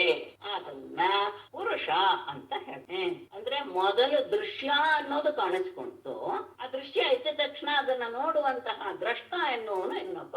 ಅಂದ್ರೆ ಎರಡು ವಿಧವಾಗಿ ಆಯ್ತು, ದೃಷ್ಟರು ಮತ್ತು ದೃಶ್ಯ ಅಂತ. ದೃಶ್ಯವಾದಂತಹ ಪ್ರಕೃತಿ ಬಂತು, ಆಮೇಲೆ ಅದನ್ನ ನೋಡುವಂತಹ ಜ್ಞಾನ ಸ್ವರೂಪನಾದಂತಹ, ನೋಡುವಾಗ ಜ್ಞಾನ ಆಗ್ಬೇಕು, ಅದು ಚೈತನ್ಯ ವ್ಯಕ್ತಿ ಆಗಿರ್ಬೇಕು, ದ್ರಷ್ಟನಾದಂತಹ ಪರಬ್ರಹ್ಮ ಇನ್ನೊಂದು ಅಂಶವೇ ದ್ರಷ್ಟಾರ, ಅದನ್ನೇ ಪುರುಷ ಅಂತ ಕರೀತೆ. ಸಾಂಖ್ಯರು ಕಪಿಲರು ಹಿಂದೆ ಬಂದಿದೆ. ಪುರುಷ ಮತ್ತು ಪ್ರಕೃತಿ ಎನ್ನುವ ಎರಡು ಮೂಲ ತತ್ವಗಳನ್ನ ಕಾಪಿಲ ಸಾಂಗ್ತಾರೆ. ಇದರಲ್ಲಿ ಪುರುಷನೇ ದ್ರಷ್ಟ ಅಂದ್ರೆ ನೋಡುವವನು, ಪ್ರಕೃತಿನೇ ದೃಶ್ಯ. ಇವೆರಡಕ್ಕೂ ಮೂಲವಾದಂತಹ ಒಂದು ಪರಬ್ರಹ್ಮ ಒಂದು ತತ್ವ ಇದೆ ಎನ್ನುವುದು ವೇದಾಂತಿಗಳ ತತ್ವ. ಅದನ್ನ ಇಲ್ಲಿ ಹೇಳಕ್ಕೆ ಹೊರಟಿದ್ದಾನೆ ಪರಮಾತ್ಮ. ಹಾಗಾಗಿ ಇದು ಸಾಂಖ್ಯ ಜ್ಞಾನವಾಗುವೇ ಹೊರತು ಕೇವಲ ಪ್ರಕೃತಿ ಪುರುಷ ಅನ್ನೋದು ಅಲ್ಲಿಗೆ ಮಾತ್ರ ನಿಲ್ಲೋದಿಲ್ಲ. ಅವರು ಪ್ರಕೃತಿ ಮತ್ತು ಪುರುಷ ಎರಡು ತತ್ವಗಳನ್ನು ಒಪ್ಕೊಳ್ತಾರೆ. ಯಾವಾಗ ಪ್ರಕೃತಿಯ ವಿಷಯಗಳಲ್ಲೂ ಸಹ ದೃಷ್ಟವಾದಂತಹ ಪುರುಷನಿಗೆ ಗೋಚರವಾಯ್ತು, ಇದಿಷ್ಟೇನೆ, ಇದು ಯಾವುದೂ ಸಹ ನಿಜ ಅಲ್ಲ ಎನ್ನುವಂತಹ ಜ್ಞಾನ ಬಂತು, ಆಗ ಪ್ರಕೃತಿಯಿಂದ ಪುರುಷ ಬೇರೆಯಾಗಿ ನಿಂತು ಬಿಟ್ಟ ಅನ್ನೋದು ಸಾಂಖ್ಯ ಸಿದ್ಧ. ಇಲ್ಲಿ ಹೇಳೋದು ಆ ಪ್ರಕೃತಿ ಮತ್ತು ಪುರುಷ ಎರಡಕ್ಕೂ ಮೂಲವಾದಂತಹ, ಅದು ತನ್ನನ್ನ ಎರಡವಾಗಿ ಮಾಡ್ಕೊಂಡು ಅದು ಅಲ್ಲದೆ ಒಂದು ಇದ್ದೇ ಇರುತ್ತೆ. ನಾವು ಹಿಂದೆ ಎಲ್ಲ ಗಮನಿಸ್ಕೊಂಡು ಬಂದ್ವಿ, ಎಲ್ಲವೂ ಸಹ ಪರಮಾತ್ಮನಲ್ಲೇ. ಆದ್ರೆ ಆತ್ಮ ಎನ್ನುವುದು ಎಲ್ಲದರಲ್ಲಿಯೂ ಇದ್ರೂ ಸಹ ಅತಿರಿಕ್ತವಾದಂತಹದ್ದು ಒಂದು ಇದ್ದೇ ಇದೆ ಎನ್ನುವುದನ್ನ ಹಿಂದೆ ನಾವು ಏಕಾದಶ ಸ್ಕಂದದಲ್ಲಿ ಬಹಳವಾಗಿ ಆತನ ವಿಚಾರ ಬಂದಾಗೆಲ್ಲ ಜ್ಞಾಪಿಟ್ಕೊಂಡಿದ್ದೀವಿ. ಅಂದರೆ ಎಲ್ಲರಲ್ಲಿಯೂ ಆತ್ಮ ಇದ್ದಾನೆ, ಅದನ್ನು ಬಿಟ್ಟು ಸ್ವತಂತ್ರವಾಗಿಯೂ ಸಹ ಇದ್ದಾನೆ. ಎರಡಾಗಿ ಆಯ್ತು. ಇದೆರಡಕ್ಕೂ ಮೂಲ ಕಾರಣವಾದಂತಹ ಪರಬ್ರಹ್ಮ ತತ್ವ ಒಂದಿದೆ ಎನ್ನುವುದೇ ವೇದಾಂತದ ಮತ. ಅದನ್ನೇ ಹೇಳಕ್ಕೆ ಹೊರಟಿದ್ದಾನೆ ಪರಮ. ಅಂದ್ರೆ ಆ ಎರಡಾಗಿ ಭಾಗವಾಗಿ, ಒಂದು ಪ್ರಕೃತಿ ಅಂದ್ರೆ ದೃಶ್ಯ, ಇನ್ನೊಂದು ಪುರುಷ ಅಂದ್ರೆ ದ್ರಷ್ಟ ಅಂದ್ರೆ ನೋಡುವವನು. ದೃಶ್ಯ ಅಂದ್ರೆ ಯಾವುದನ್ನ ನೋಡ್ತೀವೋ ಅದು ದೃಶ್ಯ, ಅದು ಯಾವಾಗ್ಲೂ ಜಡ. ನೋಡುವವನಿದಾನಲ್ಲ ಅವನು ಚೈತನ್ಯ ಶಕ್ತಿ. ಅದ ಆದ್ಮೇಲೆ ಮಾಯೆಯಿಂದ ಬಂತಲ್ಲ, ಆವಾಗ ಯಾವ ರೀತಿಯಂತಹ ಬದಲಾವಣೆ ಆಯ್ತು, ದಿನ ಎರಡು ಆಯ್ತು ಅಂತ ಹೇಳಿದ ಮೇಲೆ ಕಾರ್ಯಕಾರಣ ರೂಪ ಆಯ್ತು ಅಂದ್ರೆ ಅದೇನಾಯ್ತು, ಪ್ರಕೃತಿಯ ಗುಣ ಏನು, ಪುರುಷನ ಏನು ಅಂದ್ರೆ ತಮೋರಜಸತ್ವಮಿತಿ ಪ್ರಕೃತೆ ಅಭವನ್ ಗುಣಾಃ ಮಯಾ ಪ್ರಕ್ಷೋಭ್ಯಮಾಣಾಯಾಃ ಪುರುಷಾನುಮತೇನ ಮಯಾ ಪ್ರಕ್ಷೋಭ್ಯಮಾಣಾಯಾಃ ಪ್ರಕೃತೇಃ ತಮಃ ರಜಃ ಸತ್ವಮಿತಿ ಗುಣಾಃ ಅಭವನ್. ಪುರುಷಾನುಮತೇನ, ಪುರುಷ ಅಂತ ಇಲ್ಲಿ ಜೀವಾತ್ಮ, ಆ ಜೀವಿಗಳ ಅನುಮತೇನ ಅಂದ್ರೆ ಆತ ಮಾಡಿದಂತಹ ಕರ್ಮಕ್ಕೆ ಅನುಸಾರವಾಗಿ, ಆ ಪುರುಷನಲ್ಲಿ ಜೀವಿಗಳಲ್ಲಿರುವಂತಹ ಕರ್ಮಗಳ ಅದೃಷ್ಟ ನಿಮಿತ್ತವಾಗಿ ಮಯಾ ಪ್ರಕ್ಷೋಭ್ಯಮಾಣಾಯ, ಗಮನಿಸಿ, ಒಂದೇ ರೀತಿಯಾದದ್ದು ಕಾಣುವಂತಹ ಗುಣಗಳು ಕಂಡರೂ ಸಹ ಒಬ್ಬೊಬ್ಬರಲ್ಲಿ ಅದು ಒಂದೊಂದು ರೀತಿಯ ಭಾವವನ್ನು ಉಂಟು ಮಾಡುತ್ತೆ ಅಂತ ವಿಶೇಷವಾಗಿ ಸಾಂಖ್ಯಕಾರಿಕೆಯಲ್ಲಿ ಹೇಳ್ತಾರೆ. ಯಾವುದಾದ್ರೂ ಒಂದು ವಸ್ತುವನ್ನು ನೋಡಿದಾಗ, ಮಾವಿನ ಹಣ್ಣು ಅಂತ ಇಟ್ಕೊಳ್ಳೋಣ, ಆ ಮಾವಿನ ಹಣ್ಣನ್ನ ನೋಡಿದಾಗ ಒಬ್ಬನಿಗೆ ಅದನ್ನ ನೋಡಿದಾಗ ಅದನ್ನ ತಗೊಳ್ಬೇಕು ಎನ್ನುವಂತಹ ಭಾವ ಬರುತ್ತೆ. ಇನ್ನೊಬ್ಬನಿಗೆ ಅದರಲ್ಲಿರುವಂತಹದ್ದು ನನಗೆ ತೊಂದರೆ ಕೊಡುತ್ತೆ ಎನ್ನುವಂತಹ ಭಾವ ಇವನಲ್ಲಿ ಇದ್ದರೆ ಅದು ಆತನಿಗೆ ಬೇಡ ಅನ್ಸುತ್ತೆ. ಇದನ್ನ ಯಾವುದು ಅಂದ್ರೆ ಆ ಹಣ್ಣಿನ ವಿಷಯ ಏನೂ ಗೊತ್ತಿಲ್ಲದೆ ಇರುವವನು ಅದರ ಬಗ್ಗೆ ತಟಸ್ಥನಾಗಿ ಬಿಟ್ಟಿರ್ತಾನೆ. ಅಂದ್ರೆ ಒಂದೇ ಹಣ್ಣು ಒಬ್ಬೊಬ್ಬ ವ್ಯಕ್ತಿಗೆ ಒಂದೊಂದು ರೀತಿಯಾದಂತಹ ಅನುಭವ ಕೊಡ್ತಾ ಇದೆ ಅಂತ ಹೇಳಿದರೆ ಯಾಕೆ ಅಂದ್ರೆ ಇದನ್ನ ಹೇಳೋದು, ಯದ್ಯಪಿ ಸತ್ವಗುಣ ರಜೋಗುಣ ತಮೋಗುಣ ಎನ್ನುವುದು ಇದೆ, ಆದರೆ ಅದರಲ್ಲಿ ವ್ಯತ್ಯಾಸವಾಗುವ ಹಾಗೆ ನಾನು ಮಾಡ್ತೇನೆ. ಯಾಕೆ? ಆ ಜೀವಿಗಳ ಅದೃಷ್ಟದ ಕಾರಣದಿಂದ ನನ್ನಿಂದ ಕ್ಷೋಭೆಯೊಳಗೊಂಡಂತಹ ಪ್ರಕೃತಿಯಿಂದ ತಮಃ ಸತ್ವಮಿತಿ, ತಮಸ್ಸು ರಜಸ್ಸು ಮತ್ತು ಸತ್ವ ಎನ್ನುವಂತಹ ಗುಣಗಳು, ಸತ್ವಜಸ್ತಮೋ ಗುಣಗಳು ಉಂಟಾವು. ಮೊದಲು ಪ್ರಕೃತಿಯಿಂದ ನಾನೇ ಅವರಲ್ಲಿ ಕ್ಷೋಭೆಯನ್ನು ಉಂಟು ಮಾಡ್ತಾರೆ. ಯಾಕೆ ಅಂದ್ರೆ ಜಡವಸ್ತಿನಲ್ಲಿ ಚೈತನ್ಯ ಇರುವಂತಹ ವ್ಯಕ್ತಿಯಿಂದಲೇ ಬದಲಾವಣೆ ಆಗ್ತಾ ಬರ್ಬೇಕು. ಆಗ ಆ ಪ್ರಕೃತಿಯಿಂದ 3 ಗುಣಗಳ ಆವಿರ್ಭಾವವಾಯಿತು. ಅದು ಆದ ಮೇಲೆ ಅದರಿಂದ ಮುಂದೆ ಅದು ತಾನಾಗಿ ಕಾರ್ಯ ಮಾಡ್ಕೊಳ್ಳತ್ತೆ ಶುರು. ಏನ ತೇಭ್ಯ ಸಮಭವತ್ ಸೂತ್ರಂ ಮಹಾನ್ ಸೂತ್ರೇಣ ಸಂಯುತಃ ತಥೋ ವಿಕೃತ್ವತೋ ಜಾತಃ ಅಹಂಕಾರೋ ಯೋ ವಿಮೋಹನಃ. ತೇಭ್ಯ ಸೂತ್ರಂ ಸೂತ್ರೇಣ ಸಂಯುತಃ ಮಹಾನ್ ಸಮಭವತ್ ವಿಕುರ್ವತಃ ತತಃ ಅಹಂಕಾರಃ ಜಾತಃ ಯಃ ವಿಮೋಹನಃ. ಇದನ್ನ ಮನಸ್ಸಿಗೆ ತಂದ್ಕೊಳ್ತಾ ಬಂದೆ ಕಲ್ಪನೆ ಬರುತ್ತೆ. ಗುಣಗಳ ಆವಿರ್ಭಾವವಾಯಿತು, ಪ್ರಕೃತಿಯಲ್ಲಿ ಕ್ಷೋಭೆ ಉಂಟಾಯಿತು. ಚೈತನ್ಯ ಶಕ್ತಿಯ ಪ್ರಭಾವದಿಂದ ಕ್ಷೋಭೆ ಉಂಟಾಯಿತು. ಕ್ಷೋಭೆ ಉಂಟಾಯಿತು ಅಂದ್ರೆ ಯಾವುದೇ ಒಂದು ವಸ್ತುವಿನಿಂದ ಏನಾದ್ರೂ ಹೊರಹೊಮ್ಮಿದೆ ಅಂತ ಹೇಳಿದರೆ ಅಲ್ಲಿ ಒಂದು ಕ್ರಿಯೆ ನಡೆದಿರಲೇಬೇಕು. ಬೀಜ ತಾನಾಗಿಯೇ ಹೀಗೆ ಮರ ಆಗಿಬಿಡೋದಿಲ್ಲ. ಬೀಜವನ್ನ ನೀವು ಆ ಭೂಮಿಯೊಳಗೆ ಹಾಕಿದಾಗ ಅಲ್ಲಿ ಅದು ಅನೇಕ ರೀತಿಯಾದಂತಹ ವಿಕಾರಗಳನ್ನ ಪಡೆದು ಆಮೇಲೆ ಅದು ಅಂಕುರ ರೂಪ ವೃಕ್ಷ ರೂಪವನ್ನು ತಾಳುತ್ತೆ. ಅಂದ್ರೆ ಯಾವುದೇ ಕಾರ್ಯ ನಡೀತಾ ಇದೆ ಅಂದ್ರೆ ಇಲ್ಲಿ ವಿಕಾರವಾಗ್ತಾ ಇದೆ, ಅದಕ್ಕೆ ಮೊದಲಿನ ಸ್ಥಿತಿ ಅನ್ನೋದೇ ಸತ್ಯ. ಹಾಗಾಗಿ ಈ 3 ಗುಣಗಳು ಉಂಟಾದಾಗ ತೇಭ್ಯ ಆ ಗುಣಗಳಿಂದ ಸತ್ವರ ಸಮಗುಣಗಳಿಂದ ಸೂತ್ರಂ. ಗಮನಿಸಿ, ಹಿಂದೆ ನಾನು ಹೇಳಿದೆ ಅಲ್ಲ, ಇವರು ಹೇಳಿದ್ದು ಸೂತ್ರ ಮತ್ತು ಮಹಾನ್ ಎರಡೂ ಸಹ ಒಂದೇನೆ. ಇವ್ರು ಹೇಳ್ತಾರೆ ಸೂತ್ರ ಉಂಟಾಯಿತು, ಸೂತ್ರದಿಂದ ಮಹಾನ್ ಅಂತ. ಆದ್ರೆ ಮೊದಲು ಯಾಕೆ ಅಂದ್ರೆ ಮೊದಲು ಉಂಟಾಗಿದ್ದು ಮಹತ್ ಎನ್ನುವುದು. ಮಹತ್ ಎನ್ನುವುದನ್ನ ಸ್ವಲ್ಪ ಸೂಕ್ಷ್ಮ ತಗೊಂಡ್ರೆ ಬುದ್ಧಿ ರೂಪ ಅಂತ ಸ್ವಲ್ಪ ಮನಸ್ಸಿಗೆ ತಂದುಕೊಳ್ಳಿ. ಅದು ಕ್ರಿಯಾಶಕ್ತಿ ಪ್ರಧಾನವಾಗಿದ್ರೆ ಅಂದ್ರೆ ಮಹತ್ತೇನೆ, ಕ್ರಿಯಾಶಕ್ತಿ ಪ್ರಧಾನವಾದಾಗ ಅದು ಸೂತ್ರ ಅಂತ ಅನಿಸ್ಕೊಡುತ್ತೆ. ಜ್ಞಾನಶಕ್ತಿ ಪ್ರಧಾನವಾದ್ರೆ ಅದು ಮಹತ್ ಅಂತ ಅನಿಸ್ಕೊಡುತ್ತೆ. ಅದು ಒಂದೇನೆ, ಎರಡು ಹೆಸರಿನಿಂದ ಬೇರೆ ಆಗ್ತಾ ಇದೆ. ಅದಕ್ಕೆ ಅವ್ರು ಹೇಳ್ತಾರೆ ತೇಭ್ಯ 3 ಗುಣಗಳಿಂದ ಸೂತ್ರಂ ಅಂದ್ರೆ ಕ್ರಿಯಾಶಕ್ತಿ ಪ್ರಧಾನವಾದಂತಹ ಸೂತ್ರವು ಸೂತ್ರೇಣ ಸಂಯುತಃ ಮಹಾನ್. ಆ ಸೂತ್ರ ಜೊತೆಗೆ ಸೇರಿಕೊಂಡಂತಹ ಮಹಾನ್ ಅಂದ್ರೆ ಜ್ಞಾನ ಪ್ರಧಾನವಾದಂತಹ ಮಹತ್ವ ಇದೆರಡು ಸಮಭವತ್.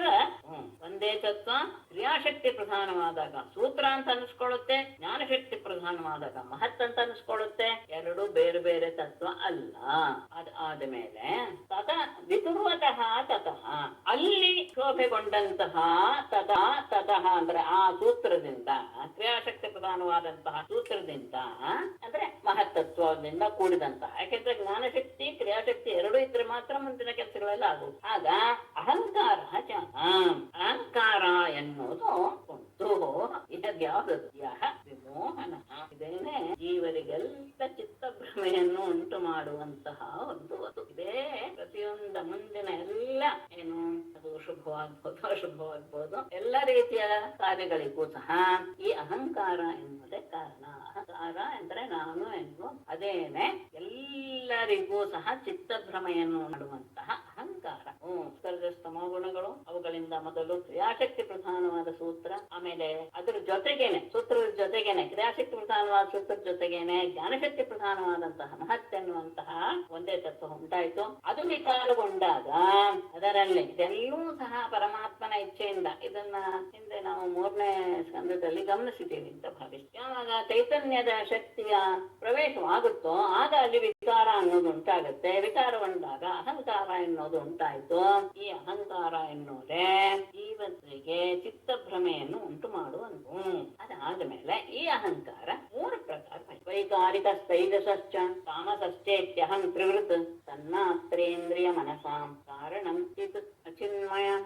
ಅಹಂ ವೈಕಾರಿಕಃ ತೈಜಸಃ ತಾಮಸಃ ಚ ಇತಿ ತ್ರಿವೃತ್ ತನ್ಮಾತ್ರೇಂದ್ರಿಯ ಮನಸ್ಸತ್ ಮಾತ್ರೇಂದ್ರಿಯ ಮನಸಾಂ ಕಾರಣಂ.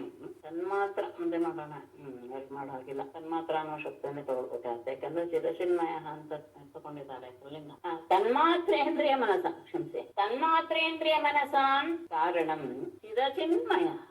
ಅಹಂ ಆ ಅಹಂಕಾರ ಎನ್ನುವುದು ವೈಕಾರಿಕ ತೈಜಸ ತಾಮಸ. ಕಾರಿಕ ಅಂದ್ರೆ ತೈಜಸ ಅಂದ್ರೆ ರಾಜಸ, ತಾಮಸ ಅಂದ್ರೆ 3 ಇತ್ತಲ್ಲ, ಸಗುಣ ರಜಗುಣ ತಮಗುಣ. ಅದಕ್ಕೆ ಸರಿಯಾಗಿ ಅಹಂಕಾರವು 3 ಆಗುತ್ತೆ. ಉಂಟಾದದ್ದು ಸಾತ್ವಿಕ ಅಹಂಕಾರ, ರಜೋನಿಂದ ಉಂಟಾದದ್ದು ತೈಜಸ ಅಹಂಕಾರ ಅಥವಾ ರಾಜ ಅಹಂಕಾರ ಅಂತ ಕೊಡುತ್ತೆ, ತಮಸ್ಸಿನಿಂದ ಉಂಟಾದದ್ದು ತಾಮಸ ಅಹಂಕಾರ ಅಂತ ಅನ್ಸ್ಕೊಳುತ್ತೆ. ಹೀಗೆ ತ್ರಿವೃತ್ 3 ವಿಧವಾಗಿ ಆಯಿತು. ಅದು ಆ 3 ವಿಧ ಆಗಿದೆಯಲ್ಲ, ಅದು ತನ್ಮಾತ್ರೇಂದ್ರಿಯ ಮನಸ್ಸ, ಇವುಗಳು ತನ್ಮಾತ್ರ ಇಂದ್ರಿಯ ಮತ್ತು ಮನಸ್ಸುಗಳಿಗೆ ಕಾರಣವಾಗಿದೆ. ಇಲ್ಲಿ ಹೇಳಿರುವಂತಹ ಕ್ರಮ ಸಾತ್ವಿಕ, ರಾಜಸ, ತಾಮಸ. ಆದ್ರೆ ಅದು ಯಾವ್ದಕ್ಕೆ ಕಾರಣವಾಗಿದೆಯೋ ಅದು ವಿರುದ್ಧವಾಗಿದೆ. ತನ್ಮಾತ್ರ ಎನ್ನುವುದು ಉಂಟಾಗಿರೋದು ಹೇಳ್ತಾರೆ ತಾಮಸ ಅಂತ, ತಾಮಸದಿಂದ, ಇಂದ್ರಿಯ ಅನ್ನೋದು ರಾಜಸದಿಂದ, ಮನಸ್ಸು ಅನ್ನೋದು ಸಾತ್ವಿಕದಿಂದ. ಅಂದ್ರೆ ಕ್ರಮವಾಗಿ ಅಂತ ಇಟ್ಕೊಳಕ್ ಹೋಗ್ಬೇಡಿ. ತನ್ಮಾತ್ರೆಗಳು, ಇಂದ್ರಿಯಗಳು ಮತ್ತು ಮನಸ್ಸಿಗೆ ಕಾರಣಭೂತವಾಗಿದೆ. ಅದು ಚಿತ್ ಅಚಿನ್ಮಯ. ವಿಶೇಷವಾಗಿ ಇದು ಚಿತ್ತು ಹೌದು, ಅಚಿತ್ತು ಹೌದು. ಅಚಿತ್ ಅಂದ್ರೆ ಏನು? ಚೈತನ್ಯ, ಚೇತನ ಅಂದ್ರೆ ಜ್ಞಾನ ಶಕ್ತಿ ಪ್ರಧಾನವಾದದ್ದೇ. ಚಿತ್ ಅಂದ್ರೆ ಜ್ಞಾನ ಅಂತ, ಚೈತನ್ಯ ಅಂದ್ರೆ ಜ್ಞಾನ ಶಕ್ತಿ ಪ್ರಧಾನವಾದದ್ದೇ ಚಿತ್. ಅಚಿತ್ ಅಂದ್ರೆ ಜಡವಸ್ತು. ಇದು ಅಹಂಕಾರ ಚಿತ್ತು ಹೌದು, ಅಚಿತ್ತು ಹೌದು ಅಂತ ಹೇಳ್ತಾರೆ. ಹೇಗೆ ಅಂದರೆ ಅಹಂಕಾರ ತತ್ವದಿಂದಲೇ ಈ ಜಡವಾದಂತಹ ತನ್ಮಾತ್ರೆಗಳು, ಪಂಚತನ್ಮಾತ್ರೆಗಳು ಮತ್ತೆ ಈ ಪಂಚಭೂತಗಳು, ಮೊದಲು ಸೂಕ್ಷ್ಮ ರೂಪದಲ್ಲಿ ಪಂಚತನ್ಮಾತ್ರೆಗಳು, ಅದರಿಂದ ನಮಗೆ ವ್ಯಕ್ತ ರೂಪದಲ್ಲಿ ಪಂಚಭೂತಗಳು, ಅವುಗಳನ್ನ ಇಂದ್ರಿಯಗಳ ಮೂಲಕ ಆ ಜಡವಸ್ತುಗಳನ್ನ ತಿಳಿಯುವ ಶಕ್ತಿ ಮನಸ್ಸಿಗೆ. ಈ ಜ್ಞಾನ ಶಕ್ತಿ ಇದೆಯಲ್ಲ ಬಂತು, ತಿಳ್ಕೊಳ್ಳುವಂತಹದ್ದು ಬಂತಲ್ಲ ಚಿತ್ತು, ಅದು ಚಿತ್ರೂಪವಾದ ಬ್ರಹ್ಮನ ಸಂಬಂಧದಿಂದ ಬಂದಿದೆ. ಅಂದ್ರೆ ತಿಳ್ಕೊಳ್ತಾ ಇವೆ ಅಂದ್ರೆ ಇಂದ್ರಿಯಗಳಿಂದ ಎಲ್ಲ ವಸ್ತುಗಳನ್ನ, ಈ ಮೊದಲಂತ ಜಡ ವಸ್ತುಗಳನ್ನ ತಿಳ್ಕೊಳಕ್ ಸಾಧ್ಯವಾಗ್ತಾ ಇದೆ ಮನಸ್ಸಿಗೆ ಅಂತ ಹೇಳಿದ್ರೆ ಜ್ಞಾನ ಶಕ್ತಿ ಇದೆ ಅಂತ. ಹಾಗಾದ್ರೆ ಜ್ಞಾನ ಶಕ್ತಿ ಚಿತ್ರೂಪವಾದ ಬ್ರಹ್ಮನ ಸಂಬಂಧ ಇದ್ದಿದ್ರಿಂದ ಬಂದಿದೆ. ಜ್ಞಾನ ಶಕ್ತಿ ಬಂದಿರೋದ್ರಿಂದಲೇ ಅಹಂಕಾರ ಏನಾಗಿದೆ? ಚಿದ್ರೂಪವೂ ಹೌದು. ಹಾಗೇನೆ ಆ ಪಂಚಭೂತ ತಗೊಂಡಾಗ ಅದು ಅದರಲ್ಲೇ ಜಡವಾದ ಪಂಚಭೂತ ಇದೆ ಅಂತಾಗ ಅದು ಅಂದ್ರೆ ಚಿದ್ರೂಪದು ಅಚಿದ್ರೂಪವೂ ಹೌದು. ಹೀಗೆ ಅದು ಉಭಯಾತ್ಮಕವಾದ್ದರಿಂದ ಚಿತ್ ಅಚಿತ್ಮಯ ಅಂತ ಹೇಳುದು. ಉದಾಹರಣೆಗೆ ಹೇಳೋದಾದ್ರೆ, ಲೋಕದಲ್ಲಿ ತೋರಿಸಿಕೊಡೋದಾದ್ರೆ ವಿದ್ಯುತ್ ತೋರಿಸುವಂತಹ ಬೆಳಕನ್ನು ಕೊಡುವಂತಹ ಬಲ್ಬ್ ಅಂತ ತಗೊಳ್ಳೋಣ. ಬಲ್ಬ್ ಅದು ಜಡ, ಅದು ಸ್ವತಃ ಅದಕ್ಕೇನು ಪ್ರಕಾಶ ಇಲ್ಲ. ಆದರೆ ವಿದ್ಯುತ್ ಬಂದ ತಕ್ಷಣ ಅದು ನಮಗೆ ಪ್ರಕಾಶವನ್ನು ಕೊಡುತ್ತೆ. ಮೊದಲು ಅದು ಅಚಿತ್ತು, ವಿದ್ಯುತ್ತಿನ ಸಂಪರ್ಕವಾದ ತಕ್ಷಣ ಅದು ಚಿತ್ತಿನ ಹಾಗೆ ಹೇಗೆ ಭಾಸಮಾನವಾದದ್ದು, ಹಾಗೆ ಬ್ರಹ್ಮನ ಸಂಬಂಧದಿಂದ ಚಿತ್ರೂಪವಾದಂತಹದ್ದು ಮನಸ್ಸಿಗೆ ಆ ಶಕ್ತಿ ಇದೆ. ಅಂದ್ರೆ ಆ ವಸ್ತುಗಳು ಎಲ್ಲವೂ ಸಹ ಅಹಂಕಾರದಿಂದಲೇ ಉಂಟಾಗಿರೋದ್ರಿಂದ ಅಹಂಕಾರ ಏನುಂಟಾಯ್ತು? ಚಿತ್ತು ಹೌದು ಬಂತು ಅಂತ ಅನ್ಕೊಳ್ತೇನೆ. ಅರ್ಥಸ್ತನ್ಮಾತ್ರಿಕಾಜ್ಞೆ ತಾಮಸಾತ್ ಇಂದ್ರಿಯಾಣಿ ಚ ತೈಜಸಾತ್ ದೇವತಾ ಆಸನ್ ಏಕಾದಶ ಚ ವೈಕೃತಾತ್ ತನ್ಮಾತ್ರಿಕಾತ್ ತಾಮಸಾತ್ ಅರ್ಥಃ ಜಜ್ಞೆ ತೈಜಸಾತ್ ಇಂದ್ರಿಯಾಣಿ ಚ ವೈಕೃತಾತ್ ಏಕಾದಶ ದೇವತಾಃ ಆಸನ್ ಚ.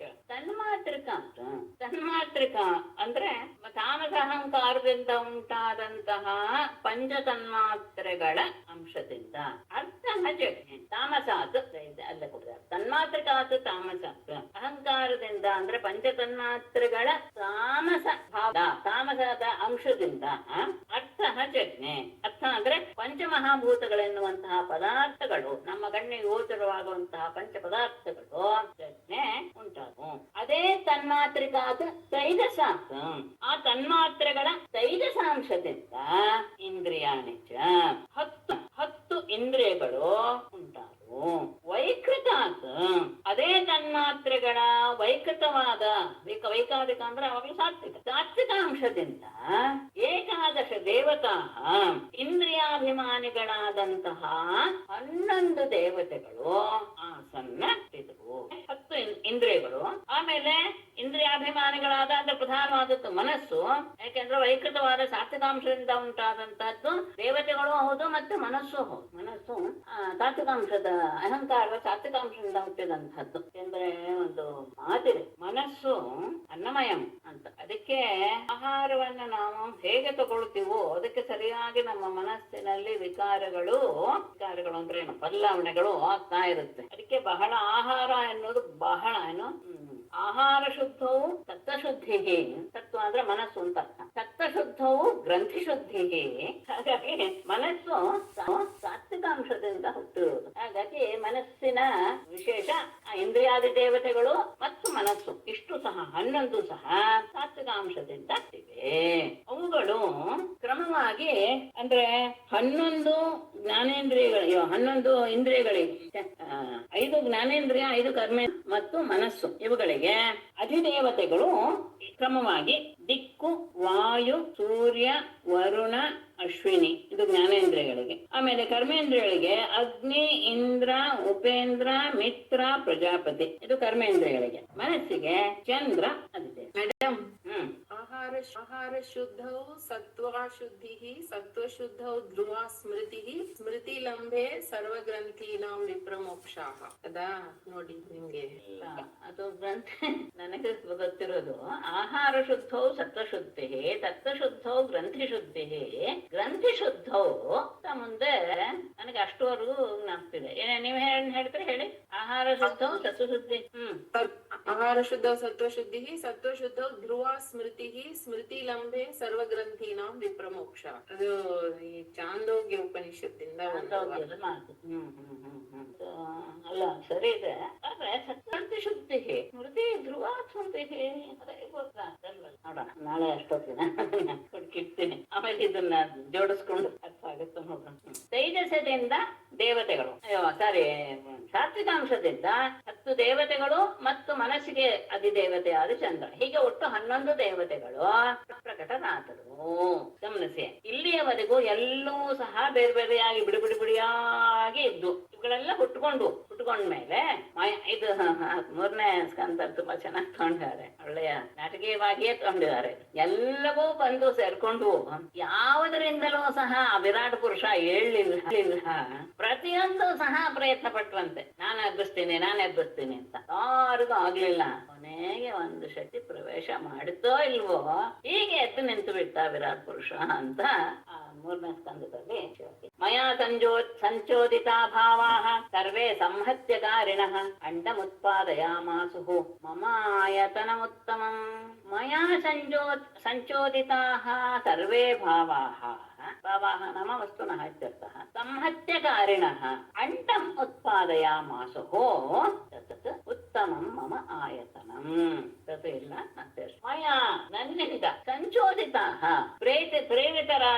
ಪ್ರೇರಿತವಾದಂತಹ ಸರ್ವೇ ಭಾವಾಃ ಎಲ್ಲ ಪದಾರ್ಥಗಳು ಸಹ ಸಂಹತ್ಯಕಾರಿಣಃ ಒಟ್ಟಿಗೆ ಸೇರಿ, ಅವುಗಳೆಲ್ಲವೂ ಸೇರಿದ ತಕ್ಷಣ ಅಂಡಮುತ್ಪಾದಯ ಮಾಸೋ, ಬ್ರಹ್ಮಾಂಡವೆನ್ನುವಂತಹ ಒಂದು ಅಂಡವನ್ನ ಅವುಗಳೆಲ್ಲವೂ ಸೇರಿದಾಗ ಒಂದು ಬ್ರಹ್ಮಾಂಡ ಎನ್ನುವುದು ಉತ್ಪತ್ತಿ ಆಯಿತು. ಅದು ಉತ್ತಮಂ ಮಮ ಆಯತನಂ.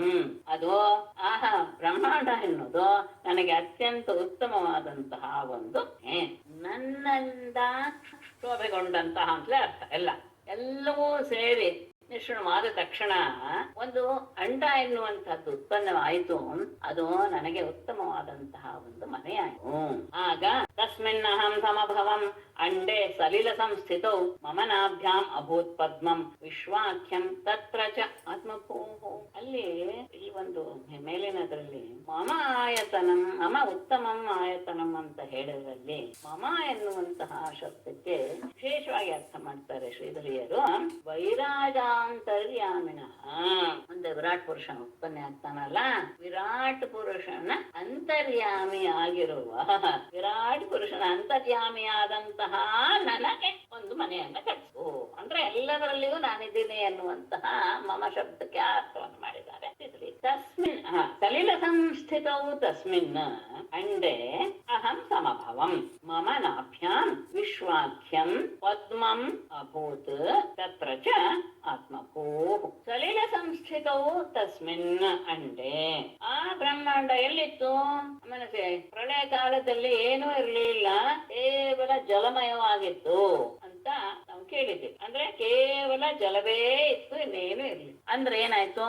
ಸಲಿಲ ಸಂಸ್ಥಿತವು ತಸ್ಮಿನ್. ಅಂಡ ಎಲ್ಲಿ ಬಂತು ಅಂತಾಯ್ತು? ನೀರಿನಲ್ಲಿ, ಜಲದ ಮಧ್ಯದಲ್ಲಿರುವಂತಹ ತಸ್ಮಿನ್ ಅಂಡೆ, ಆ ಬ್ರಹ್ಮಾಂಡದಲ್ಲಿ ಅಹಂ ಸಮವಂ ಸಮವಂ, ನಾನು ಪ್ರಕಟಗೊಂಡೆ. ಇದಾದ್ಮೇಲೆ ಒಂದು ವಿಷಯ ಹೇಳ್ತೇನೆ. ಮಮ ನಾಭ್ಯಾಂ, ನನ್ನ ನಾಭಿಯಲ್ಲಿ ವಿಶ್ವಾಖ್ಯಂ ಪದ್ಮಂ, ಲೋಕಕ್ಕೆ ಕಾರಣವಾದ ವಿಶ್ವ ಎನ್ನುವ ಹೆಸರಿನ, ಲೋಕ ಕಾರಣವಾದ ವಿಶ್ವ ಎನ್ನುವ ಹೆಸರಿನ ಪದ್ಮಂ ಕಮಲವು ಅಭೂತ್ ಆಯಿತು, ಪ್ರಕಟವಾಯಿತು. ಅದರಲ್ಲಿ ತತ್ರ ಚ ಆತ್ಮಭೂಃ, ಅದರಲ್ಲೇ ಬ್ರಹ್ಮ ಆವಿರ್ಭಾವನ. ಅಂದ್ರೆ ಆ ಬ್ರಹ್ಮಾಂಡ ಎನ್ನುವುದು ನನಗೆ ಅತ್ಯಂತ ಉತ್ತಮವಾದಂತಹ ವಾಸಸ್ಥಾನವಾಗಿತ್ತು. ಅದು ನೀರಿನ ಮಧ್ಯದಲ್ಲಿ ಇತ್ತು. ಆ ನೀರಿನ ಮಧ್ಯದಲ್ಲಿರುವಂತಹ ಅದರಲ್ಲಿ ನಾನು ಪ್ರತ್ಯಕ್ಷಗೊಂಡೆ, ಅಂದ್ರೆ ರೂಪದಲ್ಲಿ ಪ್ರತ್ಯಕ್ಷಗೊಂಡೆ. ಯಾಕೆಂದ್ರೆ ಸೃಷ್ಟಿಕರ್ತನನ್ನ ಸೃಷ್ಟಿ ಮಾಡ್ಬೇಕಾಗಿತ್ತಲ್ಲ. ಹಾಗೆ ಅಂತಹ ನನ್ನ ನಾಭಿಯಿಂದ ವಿಶ್ವ ಎನ್ನುವಂತಹ ಅಂದ್ರೆ ಬ್ರಹ್ಮಾಂಡ ಜಗತ್ ಸ್ವರೂಪವಾದಂತಹ ಒಂದು ಪದ್ಮ ಆವಿರ್ಭಾವವಾಯಿತು. ಅದರಲ್ಲೇ ವಿಶ್ವಕಮಲ ಅಂತ ಇಟ್ಕೊಳ್ಬಹುದು. ಅದರಲ್ಲೇ ಬ್ರಹ್ಮನ ಆವಿರ್ಭಾವವಾಯಿತು. ಇದರಲ್ಲಿ ಇವ್ರು ತಗೊಳ್ತಾರೆ, ಬ್ರಹ್ಮ ಎನ್ನುವನು ಭೋಗ ವಿಗ್ರಹ, ನಾರಾಯಣ ಎನ್ನುವನು ಲೀಲಾ ವಿಗ್ರಹ. ಇಲ್ಲಿ ಶ್ರೀಧರದಲ್ಲಿ ತಗೊಳ್ತಾರೆ, ಸಲಿಲ ಸಂಸ್ಥಿತವು ಅಂಡೆ ಶ್ರೀ ನಾರಾಯಣ ರೂಪ ಲೀಲಾ ವಿಗ್ರಹೇಣ ಸಮಭವಂ ಇತ್ಯರ್ಥ. ಆಮೇಲೆ ವಿಶ್ವಾಖ್ಯಂ ಲೋಕ ಕಾರಣ ಅದ್ಭೂತ ಅಂತ ಆದ್ಮೇಲೆ ತತ್ರ ಚ ಆತ್ಮಭೂಹು ಅಂದ್ರೆ ಚತುರಾನನಃ, ಚತುರಾನನ ರೂಪ ಭೋಗ ವಿಗ್ರಹೇಣ ಪುನಃ ವೈರಾಜ ಏವ ತಸ್ಮಿನ್ ಆವಿರ್. ಗಮನತೆ, ಇರುವುದು ಒಂದೇ ವಸ್ತು. ನಾನು ನಾರಾಯಣ ರೂಪದಲ್ಲಿ ಅದರಲ್ಲಿ ಆವಿರ್ಭಾವನಾದೆ. ನಾರಾಯಣ ರೂಪವಾದಂತಹ ನನ್ನ ನಾಭಿಯಲ್ಲೇ ಈ ವಿಶ್ವದ ಸೃಷ್ಟಿಗೆ ಕಾರಣವಾದಂತಹ ಚತುರ್ಮುಖ ಬ್ರಹ್ಮನ ಆವಿರ್ಭಾವವಾಯಿತು.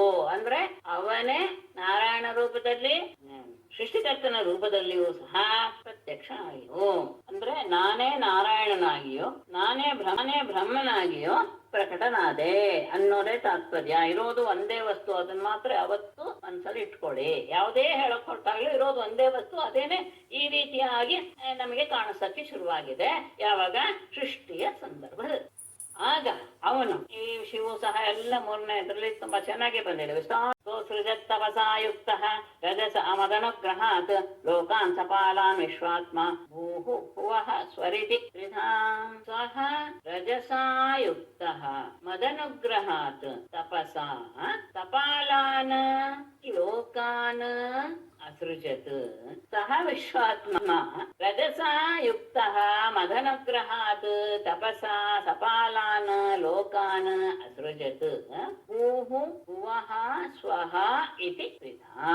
ಸಹ ವಿಶ್ವಾತ್ಮ, ಆ ಬ್ರಹ್ಮನೇ ರಜಸ ರಜೋಗುಣದಿಂದ ಕೂಡಿದವನಾಗಿ, ಯುಕ್ತ ರಜೋಗುಣದಿಂದ ಕೂಡಿದವನಾಗಿ, ಮದನುಗ್ರಹಾತ್ ನನ್ನ ಅನುಗ್ರಹದಿಂದ, ತಪಸ ತಪಸ್ಸಿನಿಂದ, ಸಪಾಲಾನ್ ಲೋಕಾನ್ ಅದನ್ನ ಪಾಲಿಸುವಂತಹ ಲೋಕಪಾಲಕರ ಜೊತೆಗೆ ಲೋಕಗಳನ್ನ ಅಸೃಜತ್ ಸೃಷ್ಟಿ ಮಾಡಿದ.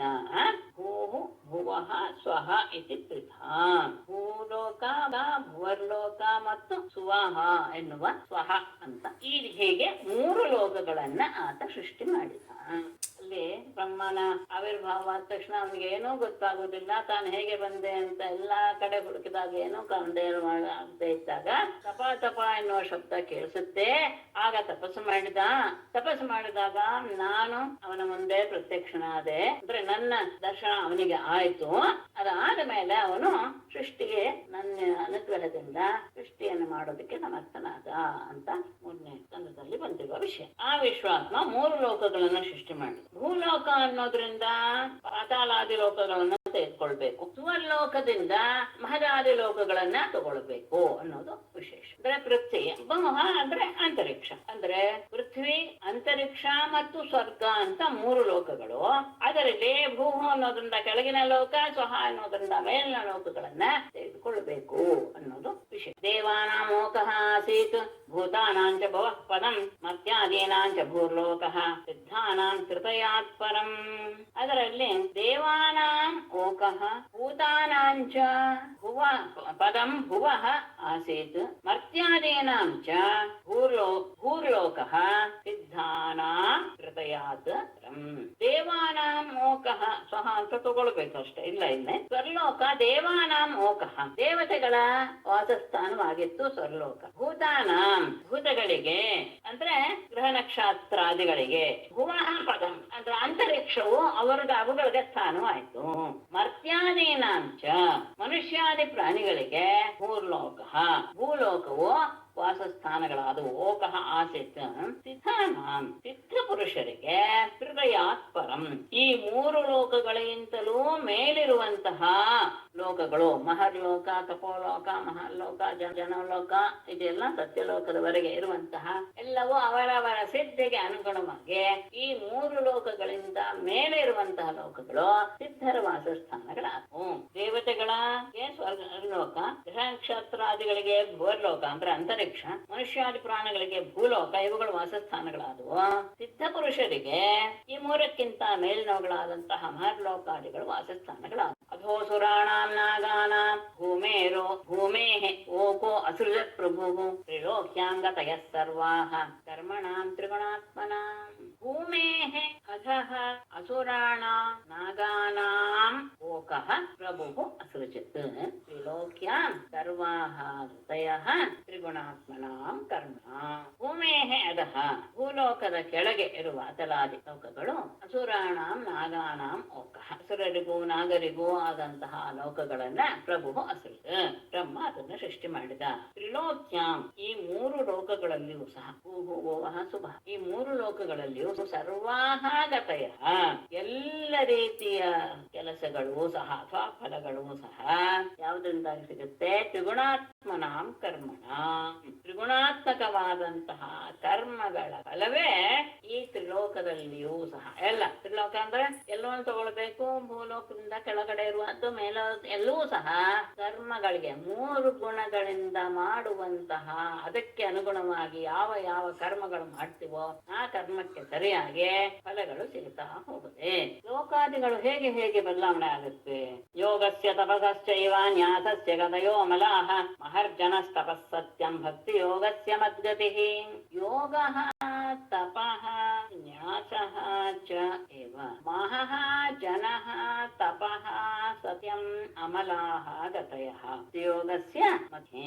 ಯೋಗಸ್ಯ ತಪಸಃ ನ್ಯಾಸಶ್ಚ ಏವ ಯೋಗ ತಪಸ್ಸು ಮತ್ತು ಸನ್ಯಾಸ ಇವುಗಳಿಗೆ ಅವರವರ ಯೋಗ್ಯತೆಗೆ ಅನುಸಾರವಾಗಿ ಮಹಃ ಜನಃ ತಪಃ ಸತ್ಯ ಮಹರ್ಲೋಕ, ಜನರ್ಲೋಕ, ತಪೋಲೋಕ ಮತ್ತು ಸತ್ಯಲೋಕ ಎನ್ನುವ ಅಮಲಾಹ ಗತಯ ಅತ್ಯಂತ ಪವಿತ್ರವಾದಂತಹ ಪರಿಶುದ್ಧವಾದಂತಹ ಗತಿಗಳು ಅವರವರು ಮಾಡುವ ಯೋಗ ತಪಸ್ಸು ಸನ್ಯಾಸ ಇವುಗಳಿಂದ ಅವರವರಿಗೆ ಸಿಗುತ್ತೆ.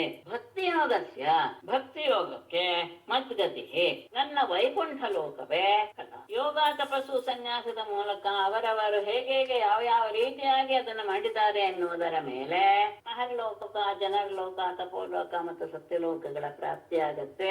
ಅದು ಪರಿಶುದ್ಧವಾದಂತಹ ಲೋಕಗಳೇ, ಅವುಗಳ ಫಲ ಅವ್ರಿಗೆ ಸಿಗುತ್ತೆ. ಭಕ್ತಿ ಯೋಗಕ್ಕೆ ನನ್ನ ವೈಕುಂಠದೇ ಸಿಕ್ಕಿಬಿಡುತ್ತೆ ಅನ್ನೋದು. ಮಯಾ ಕಾಲಾತ್ಮನಾಧಾತ್ರ ಕರ್ಮಯುಕ್ತಮಿದಂ ಜಗತ್ ಗುಣ ಪ್ರವಾಹೆ ಏತಸ್ಮಿನ್ ಉನ್ಮಜ್ಜತಿ ನಿಮಜ್ಜತಿ. ಪ್ರತಿಯೊಂದು ಸಹ ಅವರವರ ಕರ್ಮಗಳಿಗೆ ಅನುಸಾರವಾಗಿಯೇ ನಡೀತಾ ಇರುತ್ತೆ. ಅದಕ್ಕೆಲ್ಲ ಕಾರಣೀಭೂತವನಾದವನು ಗುಣಪ್ರವಾಹೇ ಏತಸ್ಮಿನ್ ಕರ್ಮಯುಕ್ತಂ ಇದಂ ಜಗತ್ ಕಾಲಾತ್ಮನ ಧಾತ್ರ ಮಯ ಜತೆ ನಿಮಜ್ಜತೆ. ಸರ್ ಹೋಗ್ಲಿಲ್ಲ, ಕ್ಷಮಿಸಿ, ಅನ್ವಯ ಸ್ವಲ್ಪ ಇದಾಯ್ತು, ಸರ್ ಹೋಗ್ಲಿಲ್ಲ. ಗುಣಪ್ರವಾಹ ಏತಸ್ಮಿನ್ ಕಾಲಾತ್ಮನ ಧಾತ್ರ ಮಯ ಕರ್ಮಯುಕ್ತಂ ಇದಂ ಜಗತ್ ಉನ್ಮಜ್ಜತಿ ನಿಮತೆ. ಗುಣಪ್ರವಾಹೇ ಏತಸ್ಮಿನ್ ಗುಣಗಳ ಪ್ರವಾಹ ರೂಪವಾದಂತಹ ಏತಸ್ಮಿನ್ ಈ ಸಂಸಾರದಲ್ಲಿ ಅಂತ ಪ್ರವಾಹ ರೂಪದಲ್ಲಿ ಒಂದಾದ್ಮೇಲೆ ಒಂದು ಬರ್ತಾನೆ ಇರುತ್ತೆ. ಆಧಿಕ್ಯ ನ್ಯೂನತೆ ಎಲ್ಲವೂ ಇರುತ್ತೆ. ಅಂತಹ ಇದರಲ್ಲಿ ಕಾಲಾತ್ಮನ ಧಾತ್ರ ಮಯ ಕಾಲ ಸ್ವರೂಪನಾದ ಪರಮೇಶ್ವರನು ಆದಂತಹ ಮಯ ನನ್ನಿಂದ ಕರ್ಮಯುಕ್ತ ಸಮಸ್ತಮಿದಂ ಜಗತ್, ತಮ್ಮ ತಮ್ಮ ಕರ್ಮಗಳಿಂದ ಕೂಡಿದಂತಹ ಈ ಜಗತ್ತು ಉನ್ಮಜ್ಜತಿ ನಿಮಜ್ಜತಿ, ಗುಣ ಪ್ರವಾಹವೆಂಬ ಸಂಸಾರದಲ್ಲಿ ಅದು ಮುಳುಗುತ್ತೆ ಇದೆ. ಅಂದ್ರೆ ಅವರವರು ಮಾಡಿದಂತಹ ಕರ್ಮಗಳಿಗೆ ಅನುಸಾರವಾಗಿ ಜೀವಿ ಅದರೊಳಗೆ ಮುಳುಗಿ ಮುಳುಗಿ ಮುಳುಗಿ ಆಳಕ್ಕೆ ಹೊರಟೋಗ್ತಾನೆ. ಕೆಲವು ಸತಿ ಅದರಿಂದ ಮೇಲೆದ್ದು ಸಹ ಬರ್ತಾನೆ ಅವರವರ ಕರ್ಮಗಳಿಗೆ ಅನುಗುಣವಾಗಿ. ಅಂದ್ರೆ ಏನು, ಅವರು ಮಾಡಿದಂತಹದ್ದು ಉತ್ತಮವಾದಂತಹ ಕರ್ಮವಾದರೆ ಅಲ್ಲಿ ಮುಳುಗಿದ್ರು ಸಹ ಎದ್ದು ಬರ್ತಾನೆ ಮೇಲೆ. ಇಲ್ಲ ತುಂಬಾನೇ ಇದು ಕೆಟ್ಟ ಕೆಲಸವೇ ಆಗ್ಬಿಟ್ಟಿದೆ, ಕರ್ಮಗಳು ದುಷ್ಕರ್ಮವೇ ಆಧಿಕ್ಯವಾಗ್ಬಿಟ್ಟಿದೆ ಅಂದ್ರೆ ಆಳವಾಗಿ ಅವನು ಅಣುರ್ಬೃಹತ್ ಕೃಷಸ್ಥೂಲ ಯೋ ಯೋ ಭಾವ ಪ್ರಸಿದ್ಧತೆ ಸರ್ವೋಪಿ ಉಭಯ ಸಂಯುಕ್ತ ಪ್ರಕೃತ್ಯ ಪುರುಷೇಣ ಚ. ಅಣು ಬೃಹತ್ ಕೃಶಃ ಸ್ಥೂಲಃ ಯಹ ಯಹ ಭಾವಃ ಪ್ರಸಿದ್ಧತೆ ಸರ್ವಃ ಅಪಿ ಪ್ರಕೃತ್ಯ ಪುರುಷೇಣ ಚ ಉಭಯ ಸಂಯುಕ್ತ. ಅಣು ಸಣ್ಣದು, ಬೃಹತ್ ದೊಡ್ಡದು, ಕೃಶ ಸ್ಥೂಲ ಕೃಶವಾಗಿದೆ ದೊಡ್ಡದಾಗಿದೆ ಎನ್ನುವ ಯಹ ಯಹ ಭಾವ ಪ್ರಸಿದ್ಧತೆ, ಯಾವ ಯಾವ ಪದಾರ್ಥಗಳು, ಭಾವ ಶಬ್ದಕ್ಕೆ ಪದಾರ್ಥಗಳು ಅಂತ ಅರ್ಥ, ವಸ್ತುಗಳೇ ಅನ್ನುವುದು ಲೋಕದಲ್ಲಿ ಉಂಟಾಗುತ್ತೋ ಸರ್ವ ಅಪಿ ಇವೆಲ್ಲವೂ ಸಹ ಪ್ರಕೃತ್ಯ ಪುರುಷೇಣ ಚ ಉಭಯ ಸಂಯುಕ್ತ. ಪ್ರಕೃತಿ ಮತ್ತು ಪುರುಷ ಈ ಉಭಯ ಸಂಯುಕ್ತ ಎರಡರ ತತ್ವಗಳಿಂದಲೇ ಅದು ಕೂಡಿರುತ್ತೆ.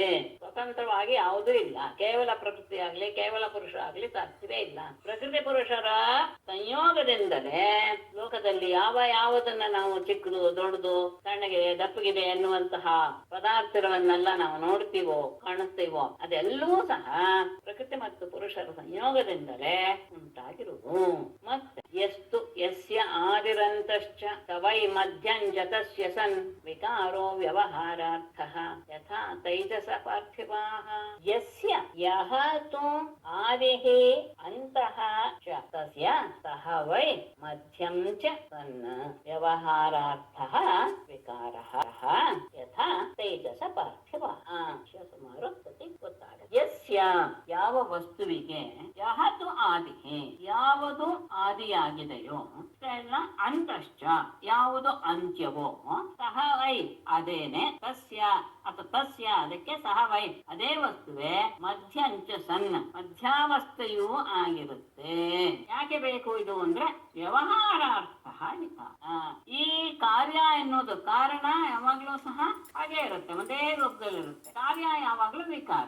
ಆ ವಿಕಾರ ಎನ್ನುವುದು ವ್ಯವಹಾರಾರ್ಥಕ್ಕೋಸ್ಕರ ವಿಕಾರ. ಯಥಾ ತೈಜಸ ಪಾರ್ಥಿವ, ಹೇಗೆ ತೈಜಸ ಅಂದ್ರೆ ಚಿನ್ನದಿಂದ ಆಗುವಂತಹ ಕಟಕ ಕುಂಡಲಾದಿಗಳು, ಪಾರ್ಥಿವ ಅಂದ್ರೆ ಮಣ್ಣಿನಿಂದ ಉಂಟಾಗುವಂತಹ ಘಟಶರಾಬಾದಿಗಳು. ಆದಿಯಲ್ಲಿ ಯಾವ ವಸ್ತುವಿಗೆ ಯಾವುದು ಆದಿಯೋ ಅಂದ್ರೆ ಯಾವುದರಿಂದ ಆ ವಸ್ತು ಉಂಟಾಯ್ತೋ, ಯಾವುದು ಅಂತ್ಯವೋ ಅದಕ್ಕೆ ಮಧ್ಯದಲ್ಲಿಯೂ ಅದೇ ಇರುತ್ತೆ. ಯಾಕೆ ಬೇಕು ಇದು ಅಂತ ಹೇಳಿದರೆ ಲೋಕದಲ್ಲಿ ವ್ಯವಹಾರಕ್ಕೋಸ್ಕರ. ಕಾರ್ಯವೇ ಬೇಡ ಅಂತ ಹೇಳೋ ಹಾಗಿಲ್ಲ. ಯಾಕೆಂದ್ರೆ ವ್ಯವಹಾರಕ್ಕೆ ಇವುಗಳೆಲ್ಲೂ ವಸ್ತುಗಳೆಲ್ಲೂ ಬೇಕು. ಹಾಗಾಗಿ ವ್ಯವಹಾರಕ್ಕೋಸ್ಕರ ಈ ವಿಕಾರಗಳ ಅಗತ್ಯ ಹೊರತು ಅದು ಸತ್ಯವಲ್ಲ. ಸತ್ಯ ಯಾವುದೋ ಮೊದಲು ಯಾವುದಿತ್ತೋ ಅಂತ್ಯದಲ್ಲಿ ಯಾವುದಿದೆಯೋ ಮಧ್ಯದಲ್ಲಿಯೂ ಅದೇ ಆಗಿರುತ್ತೆ ಅನ್ನೋದು ನಿತ್ಯ. ಉದಾಹರಣೆ ಚೆನ್ನಾಗಿ ಕೊಡ್ತಾರೆ. ಚಿನ್ನದಿಂದ ಮೊದಲು ಚಿನ್ನವಾಗಿತ್ತು ಅದು ವಸ್ತು, ಅದರಿಂದ ಬಳೆ ಆಯ್ತು. ಆ ಬಳೆ ಎನ್ನುವುದು ಮಧ್ಯಾವಸ್ಥೆ, ಮತ್ತೆ ಅದು ಬಳೆ ಕರಗಿದ ಮೇಲೆ ಅಂತ್ಯಾವಸ್ಥೆ ಆಗುತ್ತಲ್ಲ, ಆಗ್ಲೂ ಅದು ಚಿನ್ನವೇ ಆಗಿರುತ್ತೆ. ಅಂದ್ರೆ ಆದಿಯಲ್ಲಿಯೂ ಚಿನ್ನವಾಗಿತ್ತು, ಬಳೆ ಆಗಿದ್ದಾಗ್ಲೂ ಅದು ಚಿನ್ನವೇ ಆಗಿತ್ತು. ಅದು ಮತ್ತೆ ಮೊದಲಿನ ಅವಸ್ಥೆ ಅಂತಿಮವಾದಾಗ್ಲೂ ಸಹ ಅಂದ್ರೆ ಬಳೆಯ ರೂಪವನ್ನ ಕಳೆದುಕೊಂಡಾಗ್ಲೂ ಸಹ ಅದು ಚಿನ್ನವೇ ಆಗಿರುತ್ತೆ. ಹಾಗೆ ಆದಿ ಅಂತ್ಯ ಎರಡು ಯಾವುದಾಗಿರುತ್ತೋ ಮಧ್ಯಾವಸ್ಥೆಯು ಅದೇ ಆಗಿದೆ. ಹಾಗೇನೆ ಮಣ್ಣಿನ ರೂಪದಲ್ಲಿ ಮಣ್ಣು ಇದ್ದಿದ್ದು ಘಟ ರೂಪವನ್ನು ಪಡೆದುಕೊಂಡು ಘಟ ಮತ್ತೆ ಮಣ್ಣಿನ ರೂಪವನ್ನು ಪಡೆದುಕೊಂಡು, ಅಂದ್ರೆ ಆದಿಯಲ್ಲಿ ಮಣ್ಣು ಅಂತ್ಯದಲ್ಲಿಯೂ ಮಣ್ಣು ಆದಾಗ ಮಧ್ಯದಲ್ಲಿರುವಂತಹ ಘಟವೂ ಸಹ ಅದೇನೆ ಆಗಿರುತ್ತೆ. ಇದೆಲ್ಲ ಯಾಕೆ ಬೇಡವೇ ಬೇಡ, ಮಿಥ್ಯಾಭೂತವಾದದ್ದು ಯಾವ್ದು ಅಲ್ಲ ಅಂತ ಆದ್ಮೇಲೆ ಯಾಕೆ ಬೇಕು ಕಾರ್ಯ ಅಂದ್ರೆ ವ್ಯವಹಾರಾರ್ಥ ವಿಕಾರ. ಅಂದ್ರೆ ಆದಿ ಅಂತ್ಯದಲ್ಲಿ ಯಾವುದಿದೆಯೋ ಮಧ್ಯದಲ್ಲಿಯೂ ಅದೇ ಆಗಿರೋದಕ್ಕೆ ಅದೇ ನಿಜವಾದದ್ದು. ಯದುಪಾದಾಯ ಪೂರ್ವಸ್ತು ಭಾವೋ ವಿಕೃತೆ ಪರಂ ಆದಿರಂತೋ ಯದಾ ಯಸ್ಯ ತತ್ ಸತ್ಯಂ ಅಭಿಧೀಯತೆ. ಅದನ್ನೇ ಸತ್ಯ ಅಂತ ಹೇಳ್ತಾರೆ. ತಿಳಿಸ್ತೇವೆ. ಆದಿಯಲ್ಲಿ ಅಂತ್ಯದಲ್ಲಿ ಯಾವುದು ಇದೆಯೋ ಕಾರಣ ರೂಪವಾಗಿ ಅದನ್ನೇ ನಾವು ಸತ್ಯ ಕರಿತೀವಿ. ಪೂರ್ವ ಭಾವ ತು ಯತ್ ಉಪಾದಾಯ ಅಪರಂ ವಿಕುರುತೆ ಯದಾ ಯಸ್ಯ ಆದಿಃ ಅಂತಃ ತತ್ ಸತ್ಯಂ ಅಭಿಧೀಯತೆ. ಯಹ ಪೂರ್ವಃ ಭಾವಃ ತು ಮೊದಲಿರುವಂತಹ ಭಾವ ಅಂದ್ರೆ ಪದಾರ್ಥ, ಆ ಭಾವವು ಯದು ಉಪಾದಾಯ ಯಾವುದನ್ನ ಉಪಾದಾನ ಕಾರಣವಾಗಿ ಇಟ್ಟುಕೊಂಡು ಅಪರಂ ಅಂದ್ರೆ ಕಾರ್ಯವನ್ನ ವಿಕುರುತೆ. ಮೊದಲು ಭಾವ ಪದಾರ್ಥ ಇದೆ, ಅದು ಉಪಾದಾನ ಕಾರಣವಾಗಿ ಯಾವುದನ್ನ ಉಪಾದಾನ ಕಾರಣವನ್ನಾಗಿ ಇಟ್ಕೊಂಡು ಮುಂದಿನ ಕಾರ್ಯವನ್ನ ಹಾಗೆ ಯದಾ ಯಸ್ಯ ಆದಿಃ ಅಂತಃ ಮತ್ತು ಯಾವುದು ಎಲ್ಲದಕ್ಕೂ ಸಹ ಎಲ್ಲ ಕಾರ್ಯಕ್ಕೂ ಸಹ ಆದಿಯೂ ಅಂತ್ಯವೂ ಆಗಿರುವ ತತ್ ಸತ್ಯಂ ಅಭಿಧೀಯತೆ. ಅಂತಹ ಪರಮ ಕಾರಣವೇ ಸತ್ಯ ಅನಿಸ್ಕೊಳ್ತೆ. ಅಂದ್ರೆ ಮಧ್ಯದಲ್ಲಿ ರೂಪದಲ್ಲಿರುವಂತಹ ಮಹದಾದಿಗಳು ಎಲ್ಲವೂ ಸಹ ಅವುಗಳು ಸತ್ಯವಲ್ಲ. ಆದಿಯಲ್ಲಿ ಅಂದ್ರೆ ಮೊದಲು ಇದು ಕಾರ್ಯರೂಪದಕ್ಕೆ ಮೊದಲು ಯಾವುದಿತ್ತೋ ಕಾರ್ಯವೆಲ್ಲವೂ ಸಹ ತನ್ನ ರೂಪವನ್ನು ಕಳ್ಕೊಂಡ ಮೇಲೆ ಏನಿದೆಯೋ ಅದೆರಡೇ ನಿಜವಾಗಿಯೂ ಪರಮ ಸತ್ಯ. ಉಳಿದದ್ದು ಮಧ್ಯದಲ್ಲಿರೋದು ಏನಲ್ಲ, ಅದು ಸತ್ಯವಲ್ಲ.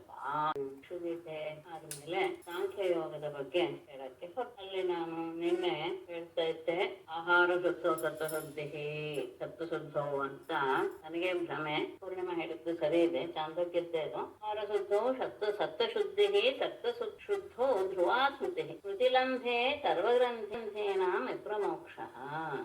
ಆಹಾರ ಅಂತ ಹೇಳಿದ್ರೆ ಇಲ್ಲಿ ಯದ್ಯಪಿ ನಾನು ಹೇಳಿದ್ದು ಈ ಆಹಾರನೇ, ಅಂದ್ರೆ ಬಾಯಿಂದ ತೆಗೆದುಕೊಳ್ಳುವ ಆಹಾರವೇ. ಯಾಕೆಂದ್ರೆ ಅನ್ನಮಯಂ ಮನಃ, ಅನ್ನದಲ್ಲಿರುವಂತಹ ಗುಣವೇ ಮನಸ್ಸಿನ ರೂಪದಲ್ಲಿ ಸೂಕ್ಷ್ಮ ಆಹಾರದಲ್ಲಿರುವಂತಹ ಸೂಕ್ಷ್ಮಾಂಶವೇ ಅಂಶವೇ ಮನಸ್ಸಿನ ರೂಪನೇ ಆಗುತ್ತೆ ಅಂತ. ಆದ್ರೆ ಆಹಾರ ಶಬ್ದಕ್ಕೆ ಕೇವಲ ಬಾಯಿಂದ ತೆಗೆದುಕೊಳ್ಳೋದು ಮಾತ್ರ ಅಲ್ಲ, ಇಲ್ಲಿ ಏನು ಛಾಂದೋಗ್ಯದಲ್ಲಿ ಹೇಳೋರ ಪ್ರಕಾರ ಆಹ್ರಿಯತೆ ಅಂತ ಯಾವ್ದನ್ನ ನಾವು ತೆಗೆದುಕೊಳ್ತೀವೋ ಯಾವುದರಿಂದ ಇಂದ್ರಿಯಗಳಿಂದ ಅಂತ ಅರ್ಥ. ಇಂದ್ರಿಯಗಳಿಂದ ನಾವು ಏನೇನೇನ ತೆಗೆದುಕೊಳ್ತೀವೋ ಅದೆಲ್ಲವೂ ಆಹಾರ. ಆಹಾರ ಶಬ್ದಕ್ಕೆ ಆಹ್ರಿಯತೆ ಆಹಾರ ತೆಗೆದುಕೊಳ್ಳೋದು ಅಂತ ಅರ್ಥ. ಅದು ಪಂಚೇಂದ್ರಿಯಗಳಿಂದಲೂ ಸಹ ನಾವು ಎಲ್ಲ ವಿಷಯಗಳನ್ನ ಸ್ವೀಕಾರ ಮಾಡ್ತೇವೆ. ಹಾಗಾಗಿ ಎಲ್ಲವೂ ಆಹಾರವೇ. ಆ ಆಹಾರ 5 ರೀತಿಯ ಇಂದ್ರಿಯಗಳಿಂದ ತೆಗೆದುಕೊಳ್ಳುವಂತ ಆಹಾರ ಶುದ್ಧವಾಗಿದ್ದಾಗ ಮನಸ್ಸು ಸಹ ಶುದ್ಧವಾಗಿರುತ್ತೆ, ಅಂದ್ರೆ ತ್ಯಾಗದ್ವೇಷ ಆಗಿರುತ್ತೆ ಅನ್ನೋದು ಸರಿ ಇತ್ತು. ನನಗೆ ಏನೋ ಕನ್ಫ್ಯೂಷನ್ ಇತ್ತು. ಸರಿ, ನಿನ್ನೆ ಹೇಳಿದ ವಿಷಯ ಸಾಂಖ್ಯ ಎನ್ನುವಂತಹ ಜ್ಞಾನ ಯೋಗವನ್ನು ಹೇಳ್ತೇನೆ ಅಂತ 14ನೇ ಅಧ್ಯಾಯದಲ್ಲಿ ಆರಂಭ ಮಾಡಿದಂತಹ ಪರಮಾತ್ಮ ಹೇಗೆ ಆರಂಭದಿಂದ ವಸ್ತುಗಳ ಭೇದ ಆಯ್ತು ಅನ್ನೋದನ್ನ ತಗೊಳ್ತಾ ಇದ್ದಾರೆ. ಪ್ರಳಯ ಕಾಲದಲ್ಲಿ ಏನೂ ಇರಲಿಲ್ಲ, ಯುಗ ಎನ್ನುವ ಶಬ್ದವನ್ನು ಬಳಸಿದ್ದಾರೆ. ಯುಗಗಳೇನು ಇಲ್ಲದೆ ಇರುವಂತಹ ಸಂದರ್ಭದಲ್ಲಿ ಏನೂ ಇರ್ಲಿಲ್ಲ ಅಂದಾಗ ಒಂದೇ ವಸ್ತು ಇತ್ತು. ಏನು ಇರ್ಲಿಲ್ಲ ಅಂತ ಹೇಳಿದಾಗ ಶೂನ್ಯ ಅಲ್ಲ, ಒಂದು ವಸ್ತು ಇದ್ದೇ ಇತ್ತು. ಯಾಕೆಂದ್ರೆ ಸೃಷ್ಟಿ ಮಾಡೋದಕ್ಕೆ ಯಾವುದೋ ಒಂದು ಇರಲೇಬೇಕು. ಶೂನ್ಯದಿಂದ ಯಾವುದೂ ಸೃಷ್ಟಿ ಆಗೋದಿಲ್ಲ, ಅದು ನೆನಪಿರ್ಲಿ. ಅಂದ್ರೆ ದ್ರಷ್ಟ ದೃಶ್ಯ ಎನ್ನುವಂತಹ ವಸ್ತು ಅದು ಭೇದವನ್ನ ಉಂಟು ಮಾಡೋ ಆ ರೀತಿಯಾದದ್ದು ಯಾವುದೂ ಇರಲಿಲ್ಲ. ಅದಾದ ಮೇಲೆ ಸೃಷ್ಟಿಯ ಆದಿಯಾದಂತಹ ಕೃತಯುಗದಲ್ಲಿ ಆಗಲೂ ಸಹ ಏನಿರ್ಲಿಲ್ಲ, ಆಗ್ಲೂ ಒಂದೇ ವಸ್ತು ಇತ್ತು. ಯಾಕೆಂದ್ರೆ ಹಾಗೆ ಇರುವಂತಹ ಎಲ್ಲರೂ ಸಹ ವಿವೇಕದಿಂದ ಕೂಡಿದಂತಹ ವ್ಯಕ್ತಿಗಳೇ ಆದ್ದರಿಂದ ಎಲ್ಲರಲ್ಲಿಯೂ ಪರಸ್ಪರ ಪರಮಾತ್ಮನ ದೃಷ್ಟಿಯೇ ಪರಮಾತ್ಮನನ್ನೇ ಎಲ್ಲರೂ ನೋಡ್ತಾ ಇದ್ದಿದ್ದರಿಂದ ಅವರಲ್ಲೂ ಸಹ ಏನಿರ್ಲಿಲ್ಲ, ಭೇದ ಅನ್ನೋದು ಇರ್ಲಿಲ್ಲ. ಹಾಗಾಗಿ ಎಲ್ಲರೂ ಪರಮಾತ್ಮನ ರೂಪ ಅಂತಾನೆ ಅವರು ಭಾವಿಸ್ತಾ ಇದ್ರು. ಅಂದ್ರೆ ಕೃತಯುಗದಲ್ಲೂ ಮತ್ತು ಯುಗಗಳ ಇಲ್ಲದೆ ಇರುವಂತಹ ಪ್ರಳಯಕಾಲದಲ್ಲೂ ಇರುವಂತದ್ದು ಒಂದೇ ವಸ್ತು, ದ್ವೈತರಹಿತವಾದ ವಸ್ತು. ಇಂಥದ್ದು ಏಕ ನಿರ್ವಿಶೇಷ ಮತ್ತು ಸತ್ಯ ಆದಂತಹ ಈ ಪರಬ್ರಹ್ಮ ಮಾಯಾ ಸಂಬಂಧವಾಯ್ತು ಅಂದ ತಕ್ಷಣ ಅದರಿಂದ ಒಂದು ಫಲ ಬರಲೇಬೇಕು. ಆ ಫಲ ರೂಪವಾಗಿ ಅದು ಎಂಥದ್ದು, ವಾಂಗ್ಮನಸ್ಸುಗಳಿಗೆ ಅಗೋಚರವಾದಂತಹ ಆಗದೇ ಇರುವಂಥದ್ದು. ಅದು 2 ವಿಧವಾಯ್ತು. ಅದರಲ್ಲಿ ಒಂದು ಪ್ರಕೃತಿ, ಇನ್ನೊಂದು ಪುರುಷ. ಪ್ರಕೃತಿ ಅಂದ್ರೇನು, ಯಾವುದು ಕಾರಣವಾಗಿ ಮುಂದಿನ ಕಾರ್ಯಕ್ಕೆ ಕಾರಣೀಭೂತವಾಗಿದೆಯೋ ಅದೇನೆ ಪ್ರಕೃತಿ. ಅಂದ್ರೆ ಕಾರ್ಯಕಾರಣ ರೂಪ, ಅದೇನೆ ಕಾರ್ಯಕಾರಣ ರೂಪವನ್ನು ಹೊಂದಿದೆ. ಅಂದ್ರೆ ಮಹತ್ವ ಅಹಂಕಾರ ರೂಪವನ್ನು ಪಡ್ಕೊಂಡು ಪ್ರಕೃತಿ. ಆ ಪ್ರಕೃತಿ ಎನ್ನುವುದೇ ದೃಶ್ಯ, ಯಾಕೆಂದ್ರೆ ಅದು ಜಡ. ಇದನ್ನು ನೋಡುವಂತಹ ಪುರುಷ ಅವನು ಜ್ಞಾನ ಸ್ವರೂಪನಾದ್ದರಿಂದ ಅವನು ಇನ್ನೊಬ್ಬ ಅವನಿಗೆ ಪುರುಷ ಅಂತ, ದ್ರಷ್ಟಾರನಿಗೆ ಪುರುಷ ಅಂತ ಹೇಳ್ತೇವೆ. ಅಂದ್ರೆ ಪುರುಷ ಮತ್ತು ಪ್ರಕೃತಿ ಎನ್ನುವುದು ಎರಡು ವಸ್ತು. ಅದರಲ್ಲಿ ಒಂದು ಚೈತನ್ಯವಿರುವಂತಹ ಒಂದು ವಸ್ತು, ಇನ್ನೊಂದು ಜಡವಸ್ತು. ಇವೆರಡಕ್ಕೂ ಮೂಲವಾದಂತಹ ಒಂದು ಪರಬ್ರಹ್ಮ, ಒಂದು ತತ್ವ ಇದೆ ಎನ್ನುವುದು ವೇದಾಂತಿಗಳ ಸಿದ್ಧಾಂತ. ಅದನ್ನೇ ಇಲ್ಲಿ ಹೇಳಕ್ಕೆ ಹೊರಟಿದೆ. ಜೀವರಾದಂತಹ ಪುರುಷರ ಅವರವರ ಕರ್ಮಕ್ಕೆ ಅನುಸಾರವಾಗಿ ಅದೃಷ್ಟ ನಿಮಿತ್ತದಿಂದ ಆ ಸತ್ತರದ ಸ್ತೋಮಗುಣಗಳಲ್ಲಿ ನನ್ನಿಂದ ಶೋಭೆ ಉಂಟಾದಾಗ ಮೊದಲು ಹುಟ್ಟಿದ್ದು ಮತ್ತೆ ಕ್ರಿಯಾಶಕ್ತಿ ಪ್ರಧಾನವಾದಾಗ ಸೂತ್ರ ಅಂತ ಅನ್ನಿಸ್ಕೊಂಡು, ಅಂದ್ರೆ ಮೊದಲು ಕ್ರಿಯಾಶಕ್ತಿ, ಆಮೇಲೆ ಜ್ಞಾನಶಕ್ತಿ ಆದಂತಹ ಇದು ಎರಡು ಒಟ್ಟಿಗೆ ಇದೆ, ಬೇರೆ ಬೇರೆ ಅಲ್ಲ. ಆಮೇಲೆ ಮತ್ತೆ ಅದರಲ್ಲಿ ಕ್ಷೋಭೆ ಉಂಟಾಯ್ತು. ಯಾವತ್ತರಿಂದ? ಪರಮಾತ್ಮನ ದೃಷ್ಟಿಯಿಂದ. ಅದು ಮಹತ್ತತ್ವದಿಂದ ಅಹಂಕಾರ ಉಂಟು. ಅಹಂಕಾರ ಯಾವುದು? ಅದರಿಂದಲೇ ಸಂಸಾರ ಬಹಳ ಅನೇಕ ವಿಧವಾಗಿ ಆಗುವಂಥದ್ದು, ಚಿತ್ತಭ್ರಮೆಯನ್ನು ಉಂಟು ಮಾಡುವಂತಹದ್ದು ಆ ಅಹಂಕಾರ. ಅದು ಮೂರು ವಿಧ: ಸಾತ್ವಿಕ, ರಾಜಸ, ತಾಮಸ ಅಂತ.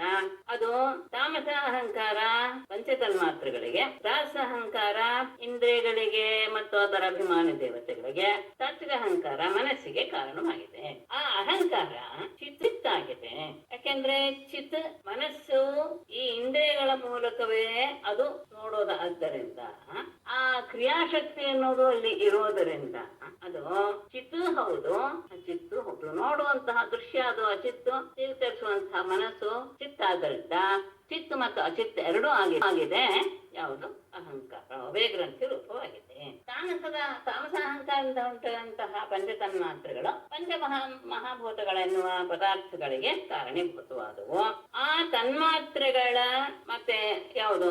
ಪಂಚತನ್ಮಾತ್ರೆಗಳ ತಾಮಸಾಂಶದಿಂದ ಪಂಚಮಹಾಭೂತಗಳು, ಅದರದ್ದೇ ತೈಜಸಾಂಶದಿಂದ 10 ಇಂದ್ರಿಯಗಳು, ಅದೇ ಅವುಗಳ ವೈಕೃತವಾದಂತಹ ಸಾತ್ವಿಕಾಂಶದಿಂದ ಇಂದ್ರಿಯಾಭಿಮಾನವಾದಂತಹ 11 ದೇವತೆಗಳು, ಅಂದ್ರೆ ಮನಸ್ಸು ಸೇರಿಸಿ 11. ಇವೆಲ್ಲವೂ ಸಹ ನನ್ನ ಈ ಕ್ಷಣದಿಂದ ಪ್ರೇರಿತವಾಗಿ ಎಲ್ಲವೂ ಒಟ್ಟಿಗೆ ಸೇರಿ ಬ್ರಹ್ಮಾಂಡ ಎನ್ನುವಂತಹ ಒಂದು ಉತ್ತಮವಾದಂತಹ ಕೊಟ್ಟಿದೆ. ಅದು ಜಲ ಮಧ್ಯದಲ್ಲಿದೆ. ಅದರಲ್ಲಿ ನಾನು ಶ್ರೀಮನ್ನಾರಾಯಣ ಎನ್ನುವ ರೂಪದಿಂದ ಪ್ರಕಟನಾದೆ.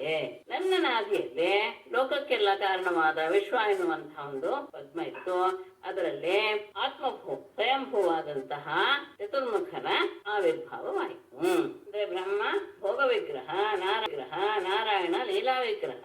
ಅಂದ್ರೆ ನಾನೇನೆ ನಾರಾಯಣ ರೂಪದಿಂದ ಮತ್ತು ಬ್ರಹ್ಮನ ರೂಪದಲ್ಲಿಯೂ ಸಹ ಪ್ರಕಟನಾದೆ. ಆ ಬ್ರಹ್ಮ ರಜೋಗುಣಯುಕ್ತನಾಗಿ ನನ್ನ ಅನುಗ್ರಹದಿಂದ ತಪಸ್ಸಿನ ಮೂಲಕ ಲೋಕಪಾಲಕರನ್ನೆಲ್ಲ ಸೃಷ್ಟಿಸಿದ. ಹೀಗೆ ಆತ ಮಾಡಿದದ್ದು 3 ಲೋಕಗಳು. ಅದನ್ನ 14 ಲೋಕವನ್ನು ಅದರಲ್ಲಿ ನೀವು ಸೇರಿಸ್ಕೊಳ್ಬೇಕು. ಭೂಲೋಕ, ಭುವರ್ಲೋಕ, ಸುವರ್ಲೋಕ. ಭೂಲೋಕದಲ್ಲಿ ಪಾತಾಳಾದಿ ಲೋಕಗಳನ್ನ, ಸುವರ್ಲೋಕದಲ್ಲಿ ಮಹರ್ಲೋಕಾದಿಗಳನ್ನ ಸೇರಿಸ್ಕೊಳ್ಬೇಕು. ಮತ್ತಿದ್ದು ಅಂತರಿಕ್ಷ. ಆಮೇಲೆ ದೇವತೆಗಳಿಗೆ ಸ್ವರ್ಲೋಕ, ಗ್ರಹ ನಕ್ಷತ್ರಾದಿಗಳಿಗೆ ಭುವರ್ಲೋಕ, ಮನುಷ್ಯಾದಿ ಪ್ರಾಣಿಗಳಿಗೆ ಭೂಲೋಕ ಅಂತ ವಾಸಸ್ಥಾನವಾಗಿದೆ. ಪುರುಷರು ತಮ್ಮ ತಮ್ಮ ಸಿದ್ಧಿಗೆ ಅನುಗುಣವಾಗಿ ಮೇಲಿನ ಮಹರ್ಲೋಕಾದಿ ವಾಸಸ್ಥಾನಗಳನ್ನ ಅವರು ಹೊಂದಿದ್ದಾರೆ. ಅಸುರರು ನಾಗರಿಗೆ ಭೂಮಿಯ ಕೆಳಗಿರುವಂತಹ ಅತಲಾದಿ ಲೋಕಗಳನ್ನ ಬ್ರಹ್ಮ ಸೃಷ್ಟಿಸಿಕೊಟ್ಟ. ಈ ಎಲ್ಲದಕ್ಕೂ ಕಾರಣ ತ್ರಿಗುಣಾತ್ಮಕವಾದಂತಹ ಕರ್ಮಗಳ ಫಲವೇ ಈ ತ್ರಿಲೋಕದಲ್ಲಿ ಹುಟ್ಟುವಂತಹ ಪ್ರತಿಯೊಂದು ಗುಣವಾಗಿ ಕಾರಣೀಭೂತವಾಗುತ್ತೆ. ಅಂದ್ರೆ ಕರ್ಮಗಳ ಫಲವೇ ಯಾವ ಲೋಕದಲ್ಲಿ ಯಾರ್ಯಾರ ಜನನವಾಗತ್ತೆ, ಯಾವ ಯೋನಿಯಲ್ಲಿ ಉಂಟಾಗತ್ತೆ ಅಲ್ವೋ ಅದನ್ನ ಅವಲಂಬಿಸಿ ಇರುತ್ತೆ. ಮತ್ತೆ ಅವರವರು ಮಾಡುವಂತಹ ಯೋಗ, ತಪಸ್ಸು, ಸನ್ಯಾಸ ಅವುಗಳಲ್ಲಿಯೂ ಸಹ ಯೋಗ್ಯತಾ ಭೇದದಿಂದ ಮಹರ್ಲೋಕ, ಜನರ್ಲೋಕ, ತಪೋಲೋಕ, ಸತ್ಯಲೋಕಗಳಲ್ಲಿ ಉತ್ತಮವಾದ ಗತಿಗಳು ಸಿಗತ್ತೆ. ಭಕ್ತಿ ಯೋಗಕ್ಕೆ ನನ್ನ ವೈಕುಂಠವೇ ಗುಣದ ಒಂದು ಪ್ರವಾಹ. ಅಂದ್ರೆ ಗುಣಗಳು ಸತತವಾಗಿ ಬದಲಾವಣೆ ಹೊಂದ್ತಾನೇ ಇರುತ್ತೆ. ಗುಣಗಳ ಸ್ವಭಾವನೇ ಅದು ಸ್ಥಿರವಾಗಿ ಎಲ್ಲೂ ನಿಂತ್ಕೊಳ್ಳೋದೇ ಇಲ್ಲ. ಹಾಗಾಗಿ ಕ್ಷೋಭಗಳು ಆಗ್ತಾನೇ ಇರುತ್ತೆ. ಗುಣ ಪ್ರವಾಹವೇ ಈ ಸಂಸಾರ. ಆ ಸಂಸಾರ ಪ್ರವಾಹದಲ್ಲಿ ತನ್ನ ಕರ್ಮಗಳಿಂದ ಯುಕ್ತವಾದ ಜಗತ್ತು ಮತ್ತೆ ಕಾಲದ ಶಕ್ತಿಯೂ ಆದಂತಹ ಪರಮೇಶ್ವರನು ಆದ ನನ್ನಿಂದ ಕರ್ಮಕ್ಕೆ ಅನುಗುಣವಾಗಿ ಮೇಲ್ಮಟ್ಟದ ಸ್ಥಾನ, ಕರ್ಮಕ್ಕೆ ಅನುಗುಣವಾಗಿ ಅಧೋಮಟ್ಟದ ಸ್ಥಾನವೂ ಸಹ ಸಿಗ್ತಾ ಇದೆ. ನಮಗೆ ಲೋಕದಲ್ಲಿ ಯಾವ್ದ್ಯಾವ್ದು ಸಣ್ಣದು, ದೊಡ್ಡದು, ಸ್ಥೂಲ ಎನ್ನುವಂತಹ ಪದಾರ್ಥಗಳನ್ನೆಲ್ಲ ನಾವು ಜಗತ್ತಿನಲ್ಲಿ ನೋಡ್ತೀವೋ ಅದೆಲ್ಲವೂ ಸಹ ಪ್ರಕೃತಿ ಮತ್ತು ಪುರುಷ ಎಂಬ 2 ತತ್ವಗಳಿಂದ ಕೂಡಿದೆ. ಯಾವ ವಸ್ತುವಿಗೆ ಯಾವುದು ಆದಿಯಾಗಿದೆಯೋ, ಯಾವುದು ಅಂತ್ಯವೋ ಅದೇನೆ ಅದರ ಮಧ್ಯದಲ್ಲಿಯೂ ಸಹ ಇದೆ. ಮಧ್ಯದಲ್ಲಿ ಏನದು, ಮೊದಲು ಕಾರಣ ರೂಪದವಲ್ಲಿತ್ತು, ಮತ್ತೆ ಅದು ಕೊನೆ ಅಂತ್ಯದಲ್ಲಿ ಕಾರಣ ರೂಪವಾಗಿಯೇ ಪರಿಣಾಮವಾಗೋಯ್ತು, ಮಧ್ಯದಲ್ಲಿ ಮಾತ್ರ ಅದು ಕಾರ್ಯರೂಪವಾಗಿದೆ. ಆ ಕಾರ್ಯವೆನ್ನುವಂತಹ ವಿಕಾರ ಇದೆಯಲ್ಲ, ಆ ಮಧ್ಯಾವಸ್ಥೆಯು ಸಹ ಅದೇ ಆಗಿರುತ್ತೆ. ಯಾಕೆ ಬೇಕು ಕಾರಣ ರೂಪವಾಗಿ ಇದ್ದು ಬಿಡ್ಲಿ ಅಂದ್ರೆ, ವ್ಯವಹಾರಕ್ಕೋಸ್ಕರ ಈ ಕಾರ್ಯ ಕರ್ಮಕ್ಕನುಸಾರವಾಗಿ ಜೀವಿಗಳು ಎಲ್ಲ ಅನೇಕ ಯೋನಿಗಳನ್ನ ಹೊಂದಿದಾಗ ಅವುಗಳ ಅನುಭವ ಮಾಡಬೇಕಾದಂತಹ ಎಲ್ಲ ಸುಖವಾಗಬಹುದು ದುಃಖವಾಗಬಹುದು, ಅದಕ್ಕೆಲ್ಲ ವಸ್ತುಗಳು ಬೇಕೇ ಬೇಕು. ಆಗ ಕಾರ್ಯರೂಪವಾದದ್ದು ಇಲ್ಲದೆ ಇದ್ರೆ ಅವುಗಳ ಅನುಭವಿಸೋದಾದ್ರೆ ಏನನ್ನ. ಹಾಗಾಗಿ ವ್ಯವಹಾರಕ್ಕೆ ಕಾರ್ಯ ಎನ್ನುವಂತಹ ವಿಕಾರ ಬೇಕೇ ಬೇಕಾಗಿದೆ. ಅದನ್ನ ಚೆನ್ನಾಗಿ ತಗೊಳ್ತಾರೆ. ಆದಿ ಅಂತ್ಯ ಮಧ್ಯ ಅನ್ನೋದಕ್ಕೆ ತೇಜಸ ಅಂದ್ರೆ ಚಿನ್ನದಲ್ಲಿ ಮಾಡುವಂತಹ ಆಭರಣಗಳು ಮತ್ತೆ ಮಣ್ಣಿನಿಂದ ಮಾಡುವಂತಹ ಘಟಶರಾವಾದಿಗಳು, ಅದು ಕಾರ್ಯ. ಯದ್ಯಪಿ ಆ ಕಾರ್ಯ ಅದಕ್ಕೆ ಮೊದಲು, ಆಭರಣದಕ್ಕೆ ಮೊದಲು ಚಿನ್ನ ಇತ್ತು, ಆಭರಣ ಕರಗಿಸಿದ ಮೇಲೂ ಅದು ಚಿನ್ನವೇ ಆಗಿರುತ್ತೆ. ಆದಿಯಲ್ಲಿ ಅಂತ್ಯದಲ್ಲಿ ಚಿನ್ನವೇ. ಹಾಗಾಗಿ ಕಾರ್ಯರೂಪದಲ್ಲಿರುವಾಗಲೂ ಅದು ಚಿನ್ನವೇ. ಘಟ ಉತ್ಪತ್ತಿಗೆ ಮೊದಲು ಸಹ ಮಣ್ಣಿತ್ತು, ಘಟ ನಾಶವಾದ ಮೇಲೂ ಸಹ ಮಣ್ಣೇ ಇರುತ್ತೆ. ಹಾಗಾಗಿ ಕಾರ್ಯರೂಪವಾದಂತಹ ಘಟದಲ್ಲಿಯೂ ಸಹ ಮಣ್ಣೇ ಇದೆ ಅಂತ ಹೇಳಿ ಪ್ರಕೃತಿ ಯಸ್ಯೋಪಾದಾನಂ ಆಧಾರ ಪುರುಷ ಪರಃ ತಥೋ ಅಭಿವ್ಯಂಜಕ ಕಾಲಃ ಬ್ರಹ್ಮ ತದ್ವಯಂ ತ್ವಹಂ. ಪ್ರಕೃತಿ ಅಸ್ಯ ಉಪಾದಾನಂ ಪರಃ ಪುರುಷಃ ಆಧಾರಃ ತತಃ ಅಭಿವ್ಯಂಜಕಃ ಕಾಲಃ ತ್ರಿತಯಂ ತು ಬ್ರಹ್ಮ. ಪ್ರಕೃತಿಯು ಅಸ್ಯ ಅಂದ್ರೆ ಕಾರ್ಯರೂಪವಾದಂತಹ ಈ ಜಗತ್ತಿಗೆ ಉಪಾದಾನ ಕಾರಣ. ಪರಃ ಪ್ರಕೃತಿಗಿಂತ ಬೇರೆಯಾದಂತಹ ಪುರುಷನು ಆಧಾರ. ಪ್ರಕೃತಿಗೆ ಅಧಿಷ್ಠಾತೃವಾದ ಆಧಾರ ಈ ಜಗತ್ತು ಕಾರ್ಯ. ಆ ಕಾರ್ಯಕ್ಕೆ ಪ್ರಕೃತಿ ಎನ್ನುವುದು ಉಪಾದಾನ ಕಾರಣ. ಪ್ರಕೃತಿಗಿಂತ ಬೇರೆಯವನಾದಂತಹ ಪುರುಷ ಇದ್ದಾನಲ್ಲ, ಅವನೇ ಈ ಪ್ರಕೃತಿಗೆ ಎಲ್ಲಿ ತೋರುತ್ತೆ ಪ್ರಕೃತಿ ಅಂದ್ರೆ ಅವನದ್ದೇ ಪುರುಷನಲ್ಲಿಯೇ ತೋರುತ್ತೆ. ಸತಃ ಅಭಿವ್ಯಂಜಕ ಕಾಲ. ಇದನ್ನ ಇರುವಂತಹ ವಸ್ತುವನ್ನ ತೋರಿಸೋದು ಇದೆಯಲ್ಲ, ಸ್ವತಃ ಅಭಿವ್ಯಂಜಕ, ಇರುವುದನ್ನ ತೋರ್ಪಡಿಸುವಂತದ್ದೇ ಏನದು ಕಾಲ. ಅಂದ್ರೆ ಏನಾಯ್ತು, ಮೂರು ಉಂಟಾಯ್ತು. ಪ್ರಕೃತಿ ಜಗತ್ತಿಗೆ ಉಪಾದಾನ ಕಾರಣ, ಕಾರ್ಯರೂಪವಾದ ಜಗತ್ತಿಗೆ ಉಪಾದಾನ ಕಾರಣ. ಈ ಪ್ರಕೃತಿಗೆ ಆಧಾರಭೂತವಾದದ್ದು ಪ್ರಕೃತಿಗಿಂತ ಬೇರೆಯಾದಂತಹ ಪುರುಷನೇ ಆಧಾರ. ಆ ಪ್ರಕೃತಿಯಲ್ಲಿ ಕ್ಷೋಭೆಯನ್ನ, ಇರುವಂತಹ ಪ್ರಕೃತಿಯಲ್ಲಿ ಕ್ಷೋಭೆಯನ್ನು ಉಂಟು ಮಾಡಿ ಅದನ್ನ ತೋರ್ಪಡಿಸೋದಿದೆಯಲ್ಲ ಅಭಿವ್ಯಂಜಕ, ಅದು ಕಾಲ. ಪ್ರಕೃತಿ ಪುರುಷ ಕಾಲ ಇದು ತ್ರಿತಯಂ. ಈ ಮೂರು ಸಹ ತ್ರಿತಯಂತು ಬ್ರಹ್ಮ ಪರಬ್ರಹ್ಮ ಅಂದ್ರೆ ಪರಮ ಕಾರಣವಾದ ಬ್ರಹ್ಮ ಒಂದೇ ಸತ್ಯ. ಪ್ರಕೃತಿ ಎನ್ನುವುದು ಬ್ರಹ್ಮದ ಒಂದು ವಿಶೇಷ. ಪುರುಷನೂ ಸಹ ಅದ ಜೀವ, ಅವನು ಮತ್ತೆ ಕಾಲ ಅದು ಸಹ ಬ್ರಹ್ಮದ ಒಂದು ಅವಸ್ಥಾ ವಿಶೇಷವೇ. ಹಾಗಾಗಿ ಪ್ರಕೃತಿ ಪುರುಷ ಕಾಲ ಇದು ಮೂರು ಸಹ ಬ್ರಹ್ಮನಾದ ನಾನೇ. ಅಂದ್ರೆ ಬ್ರಹ್ಮಕ್ಕಿಂತ ಅತಿರಿಕ್ತವಾದಂತಹ ಒಂದು ಪದಾರ್ಥ ಇಲ್ಲ ಅನ್ನೋದನ್ನ ಹೇಳಕ್ಕೆ ಹೊರಟಿದ್ದಾನೆ. ಇದು ಹೇಗೆ ನಡೀತಾ ಇದೆ, ಎಲ್ಲಿವರೆಗೂ ನಡೀತಾ ಇರುತ್ತೆ ಈ ರೀತಿಯಾದದ್ದು ಅಂದ್ರೆ, ಸರ್ಗ ಪ್ರವರ್ತತೆ ತಾವತ್ ಪೌರ್ವಾಪರ್ಯೇಣ ನಿತ್ಯಶಃ ಮಹಾನ್ ಗುಣ ವಿಸರ್ಗಾರ್ಥಃ ಅತ್ಯಂತೋ ಯಾವದೀಕ್ಷಣಂ. ಸರ್ಗ ತಾವತ್ ಪೌರ್ವಾಪರ್ಯೇಣ ನಿತ್ಯಶಃ ಪ್ರವರ್ತೆ ಮಹಾನ್ ಗುಣ ವಿಸರ್ಗಾರ್ಥಃ ಅತ್ಯಂತಃ ಯಾವತ್ ಈಕ್ಷಣಂ. ಅತ್ಯಂತಃ ಪ್ರವರ್ತತೆ ಅಂತ ಮತ್ತೆ ತಗೊಳ್ಳಿ, ಇಲ್ಲ ಕೊನೆಯಲ್ಲೇ ತಗೊಂಡ್ರು ಆಯ್ತು. ಸರ್ಗಃ ತಾವತ್ ಪೌರ್ವಾಪರ್ಯೇಣ ನಿತ್ಯಶಃ ಮಹಾನ್ ಗುಣ ವಿಸರ್ಗಾರ್ಥಃ ಸ್ಥಿತ್ಯಂತಃ ಪ್ರವರ್ತತೆ. ತಗೊಳ್ಳೋಕ್ಕಿಂತ ಒಂದೇ ತಗೋ. ಇಲ್ಲಿವರೆಗೆ ಅಂದ್ರೆ ಯಾವತಿ ಸರ್ಗಃ ಈ ಸೃಷ್ಟಿಯನ್ನು, ಸರ್ಗಃ ತಾವತ್ ಈ ಸೃಷ್ಟಿಯಾದರೂ ಪೌರ್ವಾಪರ್ಯೇಣ ಮೊದಲು ಆಮೇಲೆ ಅಂದ್ರೆ ಪಿತೃಪುತ್ರಾದಿ ರೂಪದಲ್ಲಿ ನಿತ್ಯಶಃ ಯಾವ ಮಧ್ಯದಲ್ಲಿ ಅಡೆತಡೆ ಇಲ್ಲದೆ ಅವಿಚ್ಛಿನ್ನ ಪರಂಪರೆಯಿಂದ ಮಹಾನ್ ಗುಣ ವಿಸರ್ಗಾರ್ಥ ಅನೇಕ ರೀತಿಯ ಗುಣಗಳ ಅಂದ್ರೆ ಜೀವನಿಗೆ ಕೊಡುವ ಸುಖ ದುಃಖಾದಿ ಭೋಗಗಳನ್ನುಂಟು ಮಾಡೋದಕ್ಕೋಸ್ಕರ ಇದು ಸ್ಥಿತ್ಯಂತಹ ಸ್ಥಿತಿ ಇರುವವರೆಗೆ ಗಮನಿಸಿ. ಸ್ಥಿತಿ ಎಲ್ಲಿವರೆಗೂ ನಡೆಯುತ್ತೆ ಅಂದ್ರೆ ಸ್ಥಿತಿ ನಿಂತೋಗೋದಿಲ್ಲ. ಸ್ಥಿತಿ ಎಲ್ಲಿವರೆಗೂ ಇರುತ್ತೋ ಅಲ್ಲಿವರೆಗೂ ಸೃಷ್ಟಿ ಅನ್ನೋದು ನಡೀತಾನೇ ಇರುತ್ತೆ. ಹಾಗಾದ್ರೆ ಎಲ್ಲಿವರೆಗೂ ಸ್ಥಿತಿ ಎಲ್ಲಿವರೆಗೂ? ಹಾಗಾದ್ರೆ ಯಾವತ್ ಈಕ್ಷಣ ಪರಮೇಶ್ವರನ ಈಕ್ಷಣ ಅವನ ನೋಡುವಿಕೆ ಅನ್ನೋದು ಎಲ್ಲಿವರೆಗೂ ಇರುತ್ತೋ ಅಲ್ಲಿಯವರೆಗೂ ಸಹ ಸೃಷ್ಟಿ ನಡೀತಾನೆ ಇರುತ್ತೆ, ಸ್ಥಿತಿಯು ಇದ್ದೇ ಇರುತ್ತೆ. ಸ್ಥಿತಿಯು ಎಲ್ಲಿವರೆಗೆ ಇರುತ್ತೆ ಅಂದ್ರೆ ಪರಮೇಶ್ವರನ ಈ ಕ್ಷಣದವರೆಗೆ. ಪೌರ್ವಾಪರ್ಯೇಣ ಅಂದ್ರೆ ಪಿತೃಪುತ್ರಾದಿ ರೂಪೇಣ ಅಂತ ತಗೊಂಡಿದ್ದಾರೆ. ಅಂದ್ರೆ ಅವಿಚ್ಛಿನ್ನವಾಗಿ, ಅಂದ್ರೆ ಅದಕ್ಕಿದೇ ಇಲ್ಲ, ಮಧ್ಯದಲ್ಲಿ ತಡೆಯೇ ಇಲ್ಲ, ಒಂದಾದ್ಮೇಲೆ ಒಂದಾದ್ಮೇಲೆ ನಡೀತಾನೇ ಇರುತ್ತೆ. ಯಾಕೆ ನಡೀತಾ ಇರುತ್ತೆ ಅಂದ್ರೆ ಜೀವನಿಗೆ ಅನೇಕ ರೀತಿಯ ಸುಖ ದುಃಖಾದಿ ಗುಣಭೋಗಗಳನ್ನ ಉಂಟು ಮಾಡೋದಕ್ಕೋಸ್ಕರ ನಡೀತಾ ಇರುತ್ತೆ. ಎಲ್ಲಿವರೆಗೆ ನಡೀತಾ ಇರುತ್ತೆ? ಸ್ಥಿತ್ಯಂತಹ ಸ್ಥಿತಿಯವರೆಗೂ ಸಹ. ಸ್ಥಿತಿ ಎಲ್ಲಿವರೆಗೂ ಇರುತ್ತೋ ಅಲ್ಲಿವರೆಗೂ ಸೃಷ್ಟಿ ಕಾರ್ಯ ನಡೀತಾನೆ ಇರುತ್ತೆ. ಸ್ಥಿತಿ ಎಲ್ಲಿವರೆಗೂ ಇರುತ್ತೆ ಅಂತ ಹೇಳಿದ್ರೆ ಪರಮೇಶ್ವರನ ಈ ಕ್ಷಣ ಬಗ್ಗೆ ಅಂತ ಇದೆ. ಛಾಂದೋಗ್ಯದ ಒಂದು ವಾಕ್ಯವನ್ನು ಕೊಡ್ತಾರೆ, ಸಹ ಐಕ್ಷತ ಬಹುಸ್ಯಾಂ ಪ್ರಜಾಯೇಯ ಇತಿ. ಒಬ್ಬನೇ ಇದ್ದಾಗ ಅವನು ನೋಡಿದ, ಅವನ ದೃಷ್ಟಿಯನ್ನೇ ಎಲ್ಲದಕ್ಕೂ ಕಾರಣ. ಐಕ್ಷಣ ಸಾಮರ್ಥ್ಯವೇ ಪ್ರತಿಯೊಂದಕ್ಕೂ ಸಹ, ಯಾವುದಕ್ಕೆ? ಸೃಷ್ಟಿಗಾಗಲಿ ಸ್ಥಿತಿಗಾಗಲಿ ಎರಡಕ್ಕೂ ಸಹ ಆತನ ಈ ಕ್ಷಣವೇ ಕಾರಣ. ಅದ ಆದ ಮೇಲೆ ಯಾವಾಗ ಅದು ಲಯವಾಗುತ್ತೆ, ಮಯಾ ಸಾಧ್ಯಮಾನಃ ಲೋಕ ಕಲ್ಪ ವಿಕಲ್ಪಕಃ ಪಂಚತ್ವಾಯ ವಿಶೇಷಾಯ ಕಲ್ಪತೆ ಭುವನೈಃ ಸಹ.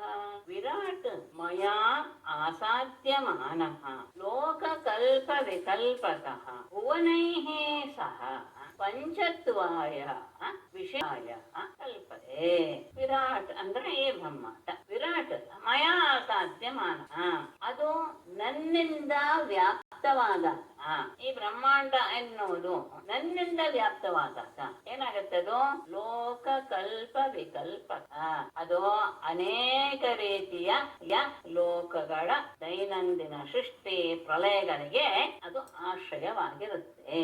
ಆ ಬ್ರಹ್ಮಾಂಡ ಎನ್ನುವುದು ನನ್ನ ಜೊತೆಗೆ ಅಂದ್ರೆ ಕಾಲರೂಪಿಯಾದಂತಹ ನನ್ನಿಂದ ವ್ಯಾಪ್ಯಮಾನವಾದಾಗ ಲೋಕಗಳಲ್ಲೇ ಅನೇಕ ರೀತಿಯ ಸೃಷ್ಟಿ ಪ್ರಳಯಗಳು ನಡೀತಾನೇ ಇರುತ್ತೆ. ಅದು ಆದ ಮೇಲೆ ಕೊನೆಯಲ್ಲಿ ಏನಾಗುತ್ತೆ? ಭುವನೈಹಿ ಸಹ, ಈ ಭೂಮಂಡಲದೊಡನೆ ಅಂದ್ರೆ ಎಲ್ಲ ಲೋಕದೊಡನೆ ಅಂತ ಇಟ್ಕೋಣ. ಭುವನ ಅಂದ್ರೆ ಚತುರ್ಷ ಭುವನಗಳು. ಪಂಚತ್ವಾಯ ವಿಶೇಷಾಯ ಕಲ್ಪತೆ. ಪಂಚತ್ವ ಎನ್ನುವಂತಹ ವಿಭಾಗವನ್ನ ಅದು ಪಡೆದುಕೊಳ್ಳುತ್ತೆ. ಏನು ಹಾಗಾದ್ರೆ ಈ ಬ್ರಹ್ಮಾಂಡ ಎನ್ನುವುದು ಯಾವಾಗ ಕಾಲಸ್ವರೂಪನಾದ ನನ್ನಿಂದ ವ್ಯಾಪ್ತವಾಗುತ್ತೋ ಆಗ ಅದರಲ್ಲಿ ಎಲ್ಲ ರೀತಿಯ ಸೃಷ್ಟಿಗಳು ಲಯಗಳು ಆಗ್ತಾನೇ ಇರುತ್ತೆ. ಅನೇಕ ರೀತಿಯ ಸೃಷ್ಟಿ ಅಂದ್ರೆ ಅನೇಕ ಪ್ರತಿದಿನ ನಿತ್ಯ ಸೃಷ್ಟಿ ನಿತ್ಯ ನಾಶ ಅನ್ನೋದೆಲ್ಲ ಇರುತ್ತಲ್ಲ, ಅದು ನಡೀತಾನೇ ಇರುತ್ತೆ. ಅದಾದ ಮೇಲೆ ಎಲ್ಲವೂ ಸಹ ಇದೆಲ್ಲವೂ ಆಗಿದ್ದು ಹೇಗೆ ಅಂದ್ರೆ ಪಂಚ ತನ್ಮಾತ್ರದಿಂದ ಹುಟ್ಟಿದಂತಹ ಪಂಚಮಹಾಭೂತಗಳ ಅವನನ್ನು ಹೇಳಿದ್ನಲ್ಲ, ನಾನು ಯಾವಾಗ ನೋಡಿದೆನೋ ಅವಾಗ ಎಲ್ಲವೂ ಸೇರಿ ಒಂದಾಯ್ತು ಅಂತ. ಎಲ್ಲವೂ ಏನಾಗ್ಬಿಡ್ತು, ತಮ್ಮ ತಮ್ಮನ್ನ ಆ ಗುಂಪಿನಿಂದ ಕಳ್ಸ್ಕೊಂಡ್ಬಿಡ್ತು ಪ್ರತಿಯೊಂದು. ಅದೇನೇ ಆಗ್ತಾ ಇದ್ದಾರೆ ಪಂಚತ್ವ. ಪಂಚಮಹಾಭೂತಗಳು ಸೇರಿ ಇದೆಲ್ಲವೂ ಆಗಿತ್ತು. ಪ್ರತಿಯೊಂದು ಸಹ ಪೃಥಕ್ ಪೃಥಕ್ ಆಗಿ ತಮ್ಮ ತಮ್ಮ ಅಂಶದಿಂದ ಬೇರೆ ಆಗೋದಕ್ಕೆ ಶುರುವಾಯ್ತು. ಎಲ್ಲರೂ ಒಟ್ಟಿಗೆ ಇದ್ದಂತಹ ಮನೆ ಬೇರೆ ಬೇರೆ ಬೇರೆ ಬೇರೆ ಆಗಿ ಹೇಗೆ ಒಬ್ಬೊಬ್ರು ಒಂದೊಂದು ಮನೆ ಮಾಡ್ಕೊಂಡ್ಬಿಟ್ರು, ಹಾಗೇನೆ ಅವುಗಳು ಸಹ ಏನಾಗ್ಬಿಟ್ಟು ಬೇರೆ ಬೇರೆ ಆಗ್ಬಿಟ್ಟು. ಬೇರೆ ಬೇರೆ ಆಗ್ಬಿಟ್ಟು ಅಂದ್ರೆ ಏನಾಯ್ತು? ಸೃಷ್ಟಿ ಹೋಯ್ತು, ಲಯ ಆಯ್ತು ಅಂತ ಅರ್ಥ. ಅದಕ್ಕೆ ಪಂಚತ್ವ ಅನ್ನೋ ಶಬ್ದಕ್ಕೆ ಮರಣ ಅಂತ ಹೇಳ್ತೇವೆ. ನಮ್ಮಲ್ಲಿರುವಂತಹ ಪಂಚಭೂತಗಳೆಲ್ಲವೂ ಸಹ ಅವುಗಳ ಅಧಿಷ್ಠಾನ ದೇವತೆಗಳ ಜೊತೆಗೆ ಹೊರಟು ಹೋದಾಗ ಈ ದೇಹ ಮರಣ ಹೊಂದಿದೆ. ಹಾಗೇನೆ ಇಲ್ಲಿ ಹೇಳ್ತಾರೆ ಏನಾಗತ್ತೆ? ಕಾಲರೂಪನಿಂದ ವ್ಯಾಪ್ತವಾದಾಗ ಲೋಕ ಎಲ್ಲವೂ ಸಹ ಉಂಟಾಯ್ತು, ಸೃಷ್ಟಿ ಪ್ರಳಯ ಎಲ್ಲವೂ ಆಗ್ತಾ ಇದೆ. ಆಗ ಯಾವಾಗ ಕಾಲವೂ ಸಹ ತನ್ನ ಕೊನೆಯನ್ನ ಮಾಡ್ಕೊಳ್ಳೋಕ್ ಶುರು ಮಾಡ್ತೋ ಅದು ಸಹ ಏನಾಯ್ತು?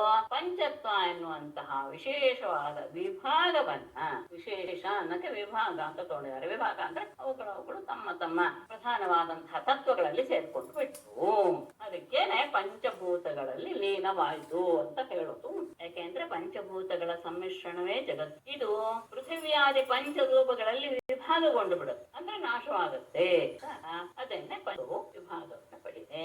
ಆಗ ಏನಾಗುತ್ತೆ? ಶರೀರ ಅನ್ನೇ ಪ್ರಲೀಯತೆ ಮರ್ತ್ಯಂ ಅನ್ನಂ ಧಾನಾ ಸುಲೀಯತೆ ಧಾನಾ ಭೂಮೋ ಪ್ರಲೀಯಂತೆ ಭೂಮಿರ್ಗಂಧೆ ಪ್ರಲೀಯತೆ. ಹೇಗೆ ಲಯ ಅನ್ನೋದನ್ನ ತಗೊಳ್ತಾರೆ ಅಂದ್ರೆ ಪ್ರತಿಲೋಮದ ಕ್ರಮದ. ಮರ್ತ್ಯಂ ಅನ್ನೇ ಪ್ರಲೀಯತೆ ಅನ್ನಂ ಧಾನಾ ಸುಲೀಯತೆ ಧಾನಾ ಭೂಮೋ ಪ್ರಲೀಯಂತೆ ಭೂಮಿಗೆ ಗಂಧೆ ಪ್ರಲೀಯತೆ. ಅದು ಲಯವಾಗುವ ಕ್ರಮ ಹೇಗೆ ಅಂದ್ರೆ ಮರ್ತ್ಯಂ ಅಂದ್ರೆ ಮರಣ ಹೊಂದುವಂತಹ ಈ ಶರೀರ ಅಂತ. ಅದು ಅನ್ನೆ ಈ ಶರೀರಕ್ಕೆ ಕಾರಣೀಭೂತವಾದಂತಹ ಅನ್ನದಲ್ಲಿ ಅದು ಲಯವಾಗಿ ಬಿಡುತ್ತೆ. ಪ್ರಲೀಯತೆ ಲಯವಾಗುತ್ತೆ ಅಂದ್ರೆ ಏನರ್ಥ ಅನ್ನದಲ್ಲಿ ಆಗುತ್ತೆ ಅಂದ್ರೆ, ಪ್ರಳಯ ಕಾಲದಲ್ಲಿ ಅನಾವೃಷ್ಟಿಯಿಂದ ಅನ್ನ ದುರ್ಲಭವಾಗಿ ಬಿಡುತ್ತೆ. ಆಗ ಈ ಶರೀರ ಮಣ್ಣಿನಲ್ಲಿ ಕೂಡಿ ಹೋಗ್ಬಿಡುತ್ತೆ. ಅನ್ನ ಏನಾಗುತ್ತೆ, ಅನ್ನಂ ಧಾನಾಸು ಲೀಯತೆ. ಅನ್ನವೋ ಅಂದ್ರೆ ಆಹಾರವೋ ಬೀಜಗಳಲ್ಲಿ, ಧಾನಾಸು ಅಂದ್ರೆ ಬೀಜಗಳಲ್ಲಿ, ಲೀಯತೆ ಲಯಿಸೆ ಅಂದ್ರೆ ಏನು, ಆ ಸಂದರ್ಭದಲ್ಲಿ ಬಿಟ್ಟಿದ ಬೀಜಗಳು ಬೆಳೆಯೋದಿಲ್ಲ, ಅದು ಭೂಮಿಯಲ್ಲಿಯೇ ಸೇರಿಬಿಡುತ್ತೆ. ಧಾನಾಹ ಭೂಮೋ ಪ್ರಲೀಯಂತೆ, ಬೀಜಗಳು ಭೂಮಿಯಲ್ಲಿ ಸೇರಿ ಹೋಗ್ಬಿಡುತ್ತೆ. ಭೂಮಿ ಗಂಧೆ ಪ್ರಲೀಯತೆ, ಭೂಮಿ ತನ್ನ ಭೂತ ಸೂಕ್ಷ್ಮವಾದಂತಹ ಗಂಧದಲ್ಲಿ ಅದು ಸೇರಿಕೊಂಡು ಬಿಡುತ್ತೆ. ಯಾವಾಗ ಅದಕ್ಕೆ ಮುಂದೆ ಹೋಗುವಂತಹ ಕಾರ್ಯ ಇಲ್ಲವಾದಾಗ ಅವುಗಳೆಲ್ಲವೂ ಸಹ ತಮ್ಮ ತಮ್ಮ ಶಕ್ತಿಯನ್ನ ಕಳೆದುಕೊಂಡು ತನಗೆ ಕಾರಣೀಭೂತವಾದಂತಹ ಆ ವಸ್ತುಗಳಲ್ಲಿ ಲಯವಾಗ್ತಾ ಬರುತ್ತೆ. ಅದಾದ್ಮೇಲೆ ಗಂಧ ಎಲ್ಲಿ ಹೋಗುತ್ತೆ, ಅಪ್ಸು ಪ್ರಲೀಯತೆ ಗಂಧ ಆಪಶ್ಚ ಸ್ವಗುಣೇ ರಸೆ ಲೀಯತೆ ಜ್ಯೋತಿಷಿ ರಸಃ ಜ್ಯೋತಿ ರೂಪೇ ಪ್ರಲೀಯತೆ. ಗಂಧ ಅಪ್ಸುಲಿ ಪ್ರಲೀಯತೆ, ಆಪಃ ಚ ಸ್ವಗುಣೇ ರಸೇ ಪ್ರಲೀಯತೆ, ರಸಃ ಜ್ಯೋತಿಷಿ ಲೀಯತೆ ಜ್ಯೋತಿ ರೂಪೇ ಪ್ರಲೀಯತೆ.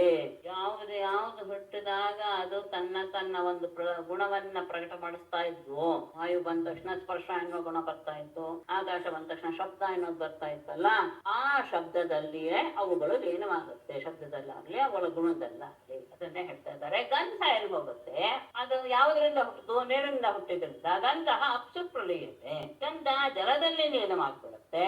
ಆಪಶ್ಚ ಜಲ ಸ್ವಗುಣೇ ರಸೆ, ತನ್ನ ಭೂತ ಸೂಕ್ಷ್ಮವಾದಂತಹ ರಸದಲ್ಲಿ, ರಸ ಇಲ್ಲಿ ರಸಃ ಜ್ಯೋತಿಷಿ ಲೀಯತೆ, ರಸ ಅಗ್ನಿಯಲ್ಲಿ ಲೀನವಾಗುತ್ತೆ. ಜ್ಯೋತಿ ಅಗ್ನಿಯೋ ರೂಪೇ ಪ್ರಲೀಯತೆ, ರೂಪದಲ್ಲೇ ಅದು ಸೇರ್ಕೊಂಡ್ ಬಿಡುತ್ತೆ. ರೂಪಂ ವಾಯೋ ಸಚ ಸ್ಪರ್ಶೆ ಲೀಯತೆ ಸೋಪಿ ಚಾಂಬರೆ ಅಂಬರಂ ಸಪ್ತ ತನ್ಮಾತ್ರೆ ಇಂದ್ರಿಯಾಣಿ ಸ್ವಯೋನಿಷು.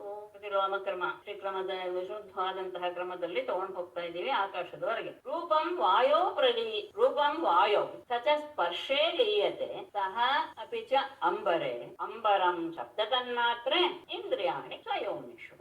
ರೂಪವು ವಾಯುವಿನಲ್ಲಿ ಸೇರ್ಕೊಳ್ಳುತ್ತೆ. ಸಚ ಆ ವಾಯುವು ಅದರ ತನ್ಮಾತ್ರೆಯಾದ ಸ್ಪರ್ಶದಲ್ಲಿ ಲಯವಾಗುತ್ತೆ. ಲೀಯತೆ ಸೋಪಿ ಆ ಸ್ಪರ್ಶವೂ ಸಹ ತನ್ನ ಹುಟ್ಟಿಗೆ ಕಾರಣವಾದಂತಹ ಅಂಬರೆ ಆಕಾಶದಲ್ಲಿ ಲೀನವಾಗುತ್ತೆ.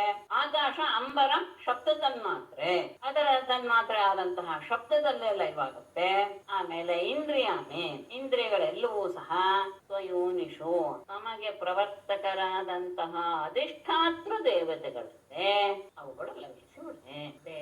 ಕ್ರಮದಲ್ಲಿ ಲಯವಾದರೆ ಯೋನಿ ವೈಕಾರಿಕೆ ಸೌಮ್ಯ ಲೀಯತೆ ಮನಸೀಶ್ವರೇ ಶಬ್ದೋ ಭೂತಾದಿಮಪ್ಯೇತಿ ತಾದಿ ಮಹತಿ ಪ್ರಭು. ಸೌಮ್ಯ ಯೋನಿ ವೈಕಾರಿಕೆ ಮನಸಿ ಈಶ್ವರೇ ಮನಸಿ ಲೀಯತೆ ಶಬ್ದಃ ಭೂತಾದಿಂ ಅಪ್ಯೇತಿ ಪ್ರಭು ಭೂತಾದಿ ಮಹಿ. ಸೌಮ್ಯ ಯೋನಿ ಹಿಂದೆ ಹೇಳಿದ್ರು ಇಂದ್ರಿಯಾಣಿ ಸ್ವಯೋನಿಷು, ತಮ್ಮ ಅಧಿಷ್ಠಾತೃ ದೇವತೆಗಳು ಸೇರ್ಕೊಳ್ತಲ್ಲ. ಈ ಯೋನಿ ಈ ದೇವತೆಗಳು ವೈಕಾರಿಕವಾದ ಅಂದ್ರೆ ಸಾತ್ವಿಕ ಅಹಂಕಾರದಲ್ಲಿ ಹುಟ್ಟಿದಂತಹ ಈಶ್ವರೇ ಎಲ್ಲವನ್ನು ನಿಯಂತ್ರಿಸುವ ಮನಸ್ಸಿನಂತೆ ಲೀಯತೆ. ಇಲ್ಲಿ 2 ಭಾಗ ಮಾಡಬೇಕಾಗಿತ್ತು. ಅಂತಹ ಇಂದ್ರಿಯಗಳು ತತ್ವ ದೇವತೆಗಳೊಡನೆ ಅಂದ್ರೆ ರಾಜಸ ಅಹಂಕಾರದಲ್ಲಿ, ಮನಸ್ಸು ಸಾತ್ವಿಕ ಅಹಂಕಾರದಲ್ಲಿ ಲಯಿಸುತ್ತೆ ಅಂತ ಹೇಳ್ಬೇಕಾಗಿತ್ತು. ಅದನ್ನ ಒಂದರಲ್ಲಿ ಹೇಳ್ಬಿಟ್ಟಿದ್ದಾರೆ ಅನ್ನೋದನ್ನ ತಕ್ಕೋಬೇಕು. ಆಮೇಲೆ ಶಬ್ದ ಆಕಾಶದ ಗುಣ, ಅದು ಶಬ್ದ ಭೂತಾದಿಂ ಅಪ್ಯೇತಿ. ಆ ಶಬ್ದವೂ ಸಹ ಶಬ್ದದ ಮಾತ್ರ ತಾಮಸ ಅಹಂಕಾರದಲ್ಲಿ, ಶಬ್ದ ಯಾವುದರಿಂದ ಹುಟ್ಟಾದ ತಾಮಸ ಅಹಂಕಾರದಲ್ಲಿ ಲೀಯತೆ. ಅದಾದ್ಮೇಲೆ ಆ ಅಹಂಕಾರ ಪ್ರಭು ಅಂದ್ರೆ ತನಗೆ ಒಡೆಯನಾದಂತಹ ಎಲ್ಲನ್ನು ಜಗತ್ತನ್ನ ಆಟ ಆಡಿಸುವಂತಹ ಆ ಅಹಂಕಾರವು ಮಹತಿ ಲೀಯೆ ಅಂದ್ರೆ ಎಲ್ಲದಕ್ಕೂ ಸಹ ಆರಂಭವಾದದ್ದು. ಅಹಂಕಾರ ಅನ್ನೋದೇ ಪ್ರತಿಯೊಂದಕ್ಕೂ ಸಹ ಇಲ್ಲಿ ಎಲ್ಲ ರೀತಿಯ ವಿಕಾರಕ್ಕೂ ಎಲ್ಲ ರೀತಿಯ ಸೃಷ್ಟಿಗೂ ಕಾರಣವಾಗುತ್ತೆ ಅದು. ಅದಕ್ಕೆ ಪ್ರಭು ಎನ್ನುವ ಶಬ್ದವನ್ನು ಕೊಟ್ಟಿದ್ದಾರೆ. ಪ್ರಭು ಭೂತಾದಿಹೇ ಎಲ್ಲ ಭೂತಗಳಿಗೂ ಆರಂಭವಾದಂತಹ ಅಹಂಕಾರ ಮಹತಿ ಮಹತ್ತತ್ವದಲ್ಲೇ ಅದು ಬೆಳೆಸಿಬಿಡುತ್ತೆ. ಆ ಮಹತ್ತತ್ವ ಕಲೀಯತೆ ಮಹಾನ್ ಸ್ವೇಷು ಗುಣೇಶು ಗುಣವತ್ತಮಃ ತೇ ವ್ಯಕ್ತೆ ಸಂಪ್ರಲೀಯಂತೆ ತತ್ಕಾಲೇ ಲೀಯತೆ ಅವ್ಯಯೇ ಗುಣವತ್ತಮಃ ಸಹ ಮಹಾನ್ ಸ್ವೇಷು ಗುಣೇಶು ಲೀಯತೆ ತೇ ಅವ್ಯಕ್ತೆ ಸಂಪ್ರಲೀಯಂತೆ ತತ್ ಅವ್ಯಯೇ ಕಾಲೇ ಲೀಯತೆ. ಗುಣವತ್ತಮಃ ಎಲ್ಲ ರೀತಿಯ ಗುಣವನ್ನು ಹೊಂದಿರುವಂತಹ ಅಂದ್ರೆ ಮಹಾನ್ ತಾನೆ ಮಹತ್ತಿನಲ್ಲಿ ಹೋಗುತ್ತೆ ಅಂತ ಹೇಳಿದಾಗ ಮಹತ್ ಏನದು ಕ್ರಿಯಾಶಕ್ತಿ ಪ್ರಧಾನ ಮತ್ತು ಜ್ಞಾನಶಕ್ತಿ ಪ್ರಧಾನವಾದದ್ದು. ಹಾಗಾಗಿ ಅದು ಗುಣವತ್ತಮ. ಗುಣವತ್ತಮಃ ಸಹ ಮಹಾನ್. ಆ ಮಹತ್ತತ್ವವು ಸ್ವೇಷು ಗುಣೇಶು ಇದೆ. ಯಾವುದರಿಂದ ಹುಟ್ಟಿತು? ಪ್ರಕೃತಿ ಅಂದ್ರೆ 3 ಗುಣಗಳಿಂದ ಹುಟ್ಟಿದ್ರಿಂದ ತನ್ನ ಸತ್ವಾದಿ ಗುಣಗಳಲ್ಲಿ ಅವುಗಳು ಆ ಮಹತ್ ಎನ್ನುವುದು ಲೀನವಾಗುತ್ತೆ. ಆ ಸತ್ವಾದಿ ಗುಣಗಳು ಅವ್ಯಕ್ತೆ ಸಂಪ್ರಲೀಯತೆ ಅವ್ಯಕ್ತವಾದ ಪ್ರಕೃತಿಯಲ್ಲಿ ಲೀನವಾಗ್ಬಿಡುತ್ತೆ ಅನ್ನೋದು ಅವ್ಯಕ್ತವಲ್ಲ. ಅದು ಅವ್ಯಕ್ತ ಇರ್ ಹೋಗುತ್ತೆ. ತತ್ ಅವ್ಯಯೇ ಕಾಲೇ ಆ ಪ್ರಕೃತಿಯನ್ನು ಅವ್ಯಯೇ ಕಾಲೇ ಕಾಲ ಅನ್ನೋದು ಅಲ್ಲಿಗೆ ನಿಂತು ಬಿಡುತ್ತೆ.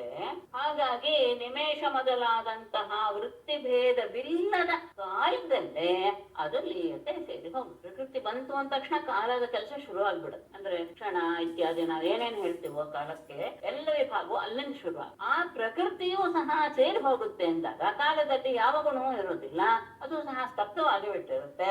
ಅಂತಹ ಯಾವ ವೃತ್ತಿ ಭೇದವಿಲ್ಲದ ಕಾಲದಲ್ಲಿ ಆ ಅವ್ಯಕ್ತ ಅನ್ನೋದು ಸೇರಿ ಹೋಗುತ್ತೆ. ಕಾಲೋ ಮಾಯಾಮಯೇ ಜೀವೆ ಜೀವ ಆತ್ಮನಿ ಮಯ್ಯಜೆ ಆತ್ಮ ಕೇವಲ ಆತ್ಮಸ್ಥಃ ವಿಕಲ್ಪಾಪಾಯ ಲಕ್ಷಣಃ. ಕಾಲಃ ಮಾಯಾಮಯೇ ಜೀವೆ ಜೀವಃ ಅಜೇ ಮಯಿ ಆತ್ಮನಿ ವಿಕಲ್ಪಾಪಾಯ ಲಕ್ಷಣಃ ಆತ್ಮ ಆತ್ಮಸ್ಥಃ ಕೇವಲ. ಕಾಲಃ ಮಾಯಾಮಯೇ ಮಾಯಾ ಸ್ವರೂಪನಾದಂತಹ ಮಾಯೆಯಿಂದ ಸೃಷ್ಟಿಯಾದಂತಹ ಜೀವ ಎನ್ನುವಂತ ಇನ್ನೊಂದು ಭೇದ ಬರೋದಕ್ಕೆ ಮಾಯಾ ಸಂಸ್ಥವಾದಂತಹ ಜೀವನಲ್ಲಿ ಕೂಡಿ ಹೋಗುತ್ತೆ. ಜೀವನಾದರೂ ಅಜನಾದ ಮಯೇ ನನ್ನಲ್ಲಿ ಅಂದ್ರೆ ಆತ್ಮನಾದ ಅಜನಾದ ನನ್ನಲ್ಲಿ ಸೇರಿ ಹೋಗುತ್ತೆ. ಯಾವುದು? ವಿಕಲ್ಪಾಪಾಯ ಲಕ್ಷಣ. ಯಾವ ಭೇದ ಮತ್ತು ನಾಶ ಇಲ್ಲದೆ ಇರುವಂತಹ ಲಕ್ಷಣವನ್ನು ಹೊಂದಿರುವಂತಹ ಆತ್ಮ ಆ ಪರಮಾತ್ಮ ಆತ ಅವನು ತನ್ನಲ್ಲಿಯೇ ನೆಲೆಗೊಳ್ತಾನೆ.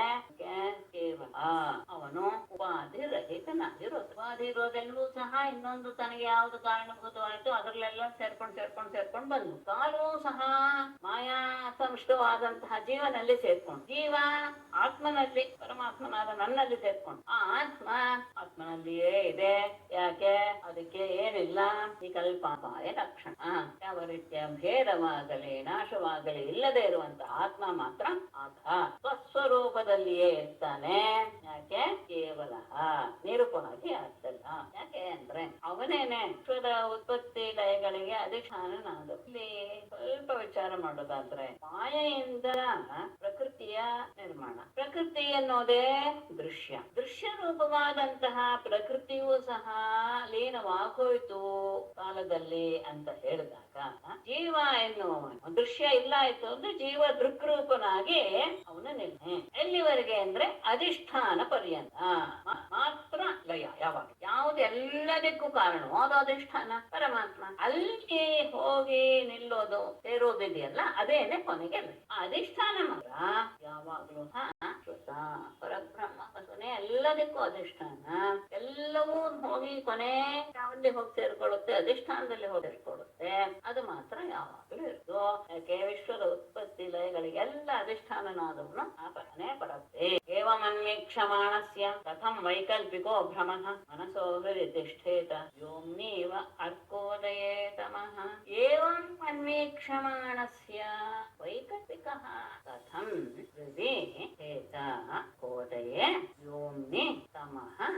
ಏವಂ ಈ ರೀತಿಯಾಗಿ ಅನ್ವೇಕ್ಷಮಾಣಸ್ಯ ವಿಚಾರ ಮಾಡಿದ.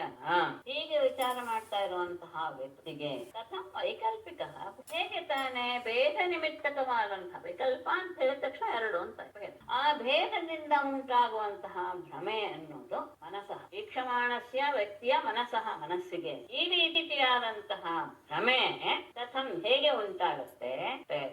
ಹೃದಯ ಕಥಂ ತಿಷ್ಠೇತ ಅಂತ ಮತ್ತೆ 2 ಅರ್ಥವನ್ನು ತಗೊಳ್ಬಹುದು, ಎರಡು ರೀತಿಯಾಗಿ ತಗೊಳ್ಬಹುದು. ಅಂತಹ ಭಾವವಾದ್ರೂ ಹೃದಯದಲ್ಲಿ ಹೇಗೆ ಇರೋದಕ್ಕೆ ಹೇಗೆ ಅರ್ಕೋದಯೇ, ಸೂರ್ಯ ಹುಟ್ಟಿದ ತಕ್ಷಣ ವ್ಯೋಮ್ನಿ ಆಕಾಶದಲ್ಲಿ ಕತ್ತಲೆಯ ರೀತಿಯಲ್ಲಿ. ಸೂರ್ಯೋದಯವಾದಾಗ ಕತ್ತಲೆಯಲ್ಲಿ ಹೋಯ್ತು ಅಂದ್ರೆ ಕತ್ತಲೆ ಇರೋದಕ್ಕೆ ಸಾಧ್ಯವೇ ಇಲ್ಲ. ಈ ರೀತಿಯಾಗಿ ನಾವು ಎಲ್ಲವನ್ನೂ ವಿಚಾರ ಮಾಡ್ತಾ ಮಾಡ್ತಾ ಬಂದ್ರೆ ಕೊನೆಗೆ ನಾಶ ಎಲ್ಲಿ ಹೋಗುತ್ತೆ ಆಗತ್ತೆ ಅಂದ್ರೆ ಕೊನೆಯಲ್ಲಿ ಪರಬ್ರಹ್ಮನಲ್ಲಿ ಹೋಗಿ ನಿಂತ್ಕೊಳ್ಳುತ್ತೆ ಲಯ ಅಂತ ಆದಾಗ ಈಗ ವಿವೇಚನೆ ಮಾಡಿ ತಿಳಿದುಕೊಳ್ಳುವಂತಹವನ ಮನಸ್ಸಿಗೆ ವೇದ ನಿಮಿತ್ತಕವಾದಂತಹ ಭ್ರಮೆ ಉಂಟಾಗೋದಾದ್ರೂ ಹೇಗೆ? ಭ್ರಮೆ ಉಂಟಾಯ್ತು ಅಂತ ಇಟ್ಕೊಂಡ್ಬಿಡೋಣ, ಅದು ಹೃದಯ ಕಥಂ ತಿಷ್ಟೆ, ಹೃದಯದಲ್ಲಿ ಶಾಶ್ವತವಾಗಿ ನಿಲ್ಲೋಕೆ ಸಾಧ್ಯವೇ ಇಲ್ಲ. ಭ್ರಮೆಯೇ ಉಂಟಾಗುವುದಿಲ್ಲ. ಭ್ರಮೆ ಉಂಟಾದ್ರೂ ಅದು ಇರೋದಿಲ್ಲ. ಅಂದ್ರೆ ತಮಃ ಹೇಗೆ ಸೂರ್ಯೋದಯವಾದ ತಕ್ಷಣ ಕತ್ತಲೆ ಅನ್ನೋದು ಇರೋದಕ್ಕೆ ಜಾಗವೇ ಇರ್ಬೋದಕ್ಕೆ, ಹಾಗೇನೆ ಭ್ರಮೆ ಅನ್ನೋದು ಏಷ ಸಾಂಖ್ಯ ವಿಧಿ ಪ್ರೋಕ್ತಃ ಸಂಶಯ ಗ್ರಂಥಿ ಭೇದನಃ ಪ್ರತಿಲೋಮ ಅನುಲೋಮಾಭ್ಯಾಂ ಪರಾವರ ದೃಶಾಮಯ ಪ್ರತಿಲೋಮ ಅನುಲೋಮಾಭ್ಯಾಂ ಸಂಶಯ ಗ್ರಂಥಿ ಭೇದನಃ ಏಷಃ ಸಾಂಖ್ಯಃ ವಿಧಿ ಪರಾವರ ದೃಶ. ಪರ ಅಂದರೆ ಪರಬ್ರಹ್ಮ, ಅವರ ಅಂದ್ರೆ ಅದರಿಂದ ಉಂಟಾಗುವಂತಹ ಪ್ರಕೃತಿಯ ಇವುಗಳನ್ನ ಅದೆಲ್ಲವನ್ನೂ ಸಹ ನೋಡುವಂತಹ ಮಯ ನನ್ನಿದ. ಪ್ರತಿಲೋಮ ಅನುಲೋಮ, ಪ್ರತಿಲೋಮ ಅಂದ್ರೆ ಪ್ರಳಯದ ವಿಚಾರ, ಅನುಲೋಮ ಅಂದ್ರೆ ಸೃಷ್ಟಿಯ ವಿಚಾರ. ಹಾಗೆ ಪ್ರಳಯ ವಿಧಾನ ಮತ್ತು ಸೃಷ್ಟಿಯ ವಿಧಾನ. ಮೊದಲು ಪ್ರತಿಲೋಮ ಅಂದ್ರೆ ಅದೇ ಕ್ರಮದಲ್ಲಿ ನಾನು ಹೇಳ್ತಾ ಇದ್ದೀನಿ. ಅನುಲೋಮ ಅಂದ್ರೆ ಸೃಷ್ಟಿಯ ವಿಧಾನ, ಪ್ರತಿಲೋಮ ಅಂದ್ರೆ ಪ್ರಳಯದ. ಎರಡರಿಂದ ನಾನು ಸಂಶಯ ಗ್ರಂಥಿ ಭೇದನ, ಎಲ್ಲ ರೀತಿಯ ಸಂಶಯಗಳನ್ನು ಪೂರ್ಣವಾಗಿ ನಾಶ ಮಾಡುವಂತಹ ಏಷಃ ಈ ಸಾಂಖ್ಯ ವಿಧಿ ಜ್ಞಾನ ಯೋಗವನ್ನ ನಾನು ಎಲ್ಲದಕ್ಕೂ ಸಹ ಸೃಷ್ಟಿಯ ಕಾರ್ಯ ಪ್ರಳಯದ ವಿಷಯ ಎಲ್ಲವನ್ನೂ ಸಹ ನಾನು ಇದರಲ್ಲಿ ಹೇಳ್ಬಿಟ್ಟಿದ್ದೀನಿ. ಇದೇ ಸಾಂಖ್ಯ ವಿಧಿ ಮತ್ತು ಜ್ಞಾನ ಯೋಗ. ಇದನ್ನ ನೀವು ಸರಿಯಾಗಿ ತಿಳಿದುಕೊಂಡು ಬಿಟ್ಟರೆ ಸಂದೇಹ ಎನ್ನುವುದು ಸ್ವಲ್ಪವೂ ಸಹ ಇರುವುದಿಲ್ಲ.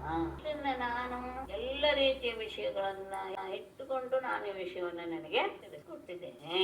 ಪರಾವರ ದೃಶ, ಎಲ್ಲವನ್ನೂ ಅರಿಯುವಂತಹ ಅಂದ್ರೆ ಪರಬ್ರಹ್ಮ ವಸ್ತುವಾಗಿ ಯಾವ ಯಾವ ಕೆಲಸವಾಗುತ್ತೆ, ಪ್ರಕೃತಿಯ ರೂಪದಲ್ಲಿ ಯಾವ ಯಾವ ಕೆಲಸವಾಗುತ್ತೆ, ಹೀಗೆ ಎಲ್ಲವನ್ನೂ ಸಹ ನೋಡುವಂತಹ ನನ್ನಿಂದ ಈ ರೀತಿಯ ವಿಷಯಗಳು ನನ್ನಿಂದ ಹೇಳಲ್ಪಟ್ಟಿವೆ. ಇಲ್ಲಿ ಯಾವ ಸಂಶಯವೂ ಉಂಟಾಗೋದಕ್ಕೆ ಕಾರಣ ಇಲ್ಲ. ಅಷ್ಟೇ ಇಲ್ಲ, ಏನೇನು ಸಂಶಯ ಉಂಟಾಗಿತ್ತೋ ಅದೆಲ್ಲವೂ ಸಹ ನಿವಾರಣೆ ಆಗುವಂತಹದ್ದು ಜ್ಞಾನ. ಏಷಾಂಖ್ಯ ವಿಧಿ ಪ್ರೋಕ್ತಃ ಸಂಶಯ ಗ್ರಂಥಿ ಭೇದನಃ ಪ್ರತಿಲೋಮಾನುಲೋಮಾಭ್ಯಾಂ ಪರಾವರದೃಶಾಮಯ. ಶ್ರೀಮದ್ಭಾಗವತೆ ಮಹಾಪುರಾಣೇ ಏಕಾದಶಸ್ಕಂಧೆ ಭಗವದುದ್ಭವ ಸಂವಾದೆ ಚತುರ್ವಿಂಶೋऽಧ್ಯಾಯಃ. ನಾರಾಯಣಂ ನಮಸ್ಕೃತ್ಯ ನರಂ ಚೈವ ನರೋತ್ತಮಂ ದೇವೀಂ ಸರಸ್ವತೀಂ ವ್ಯಾಸಂ ತತೋ ಜಯಮುದೀರಯೇತ್. ಸರ್ವೇ ಭವಂತು ಸುಖಿನಃ, ಸರ್ವೇ ಸಂತು ನಿರಾಮಯಾಃ, ಸರ್ವೇ ಭದ್ರಾಣಿ ಪಶ್ಯಂತು, ಮಾ ಕಶ್ಚಿತ್ ದುಃಖಭಾಗ್ ಭವೇತ್.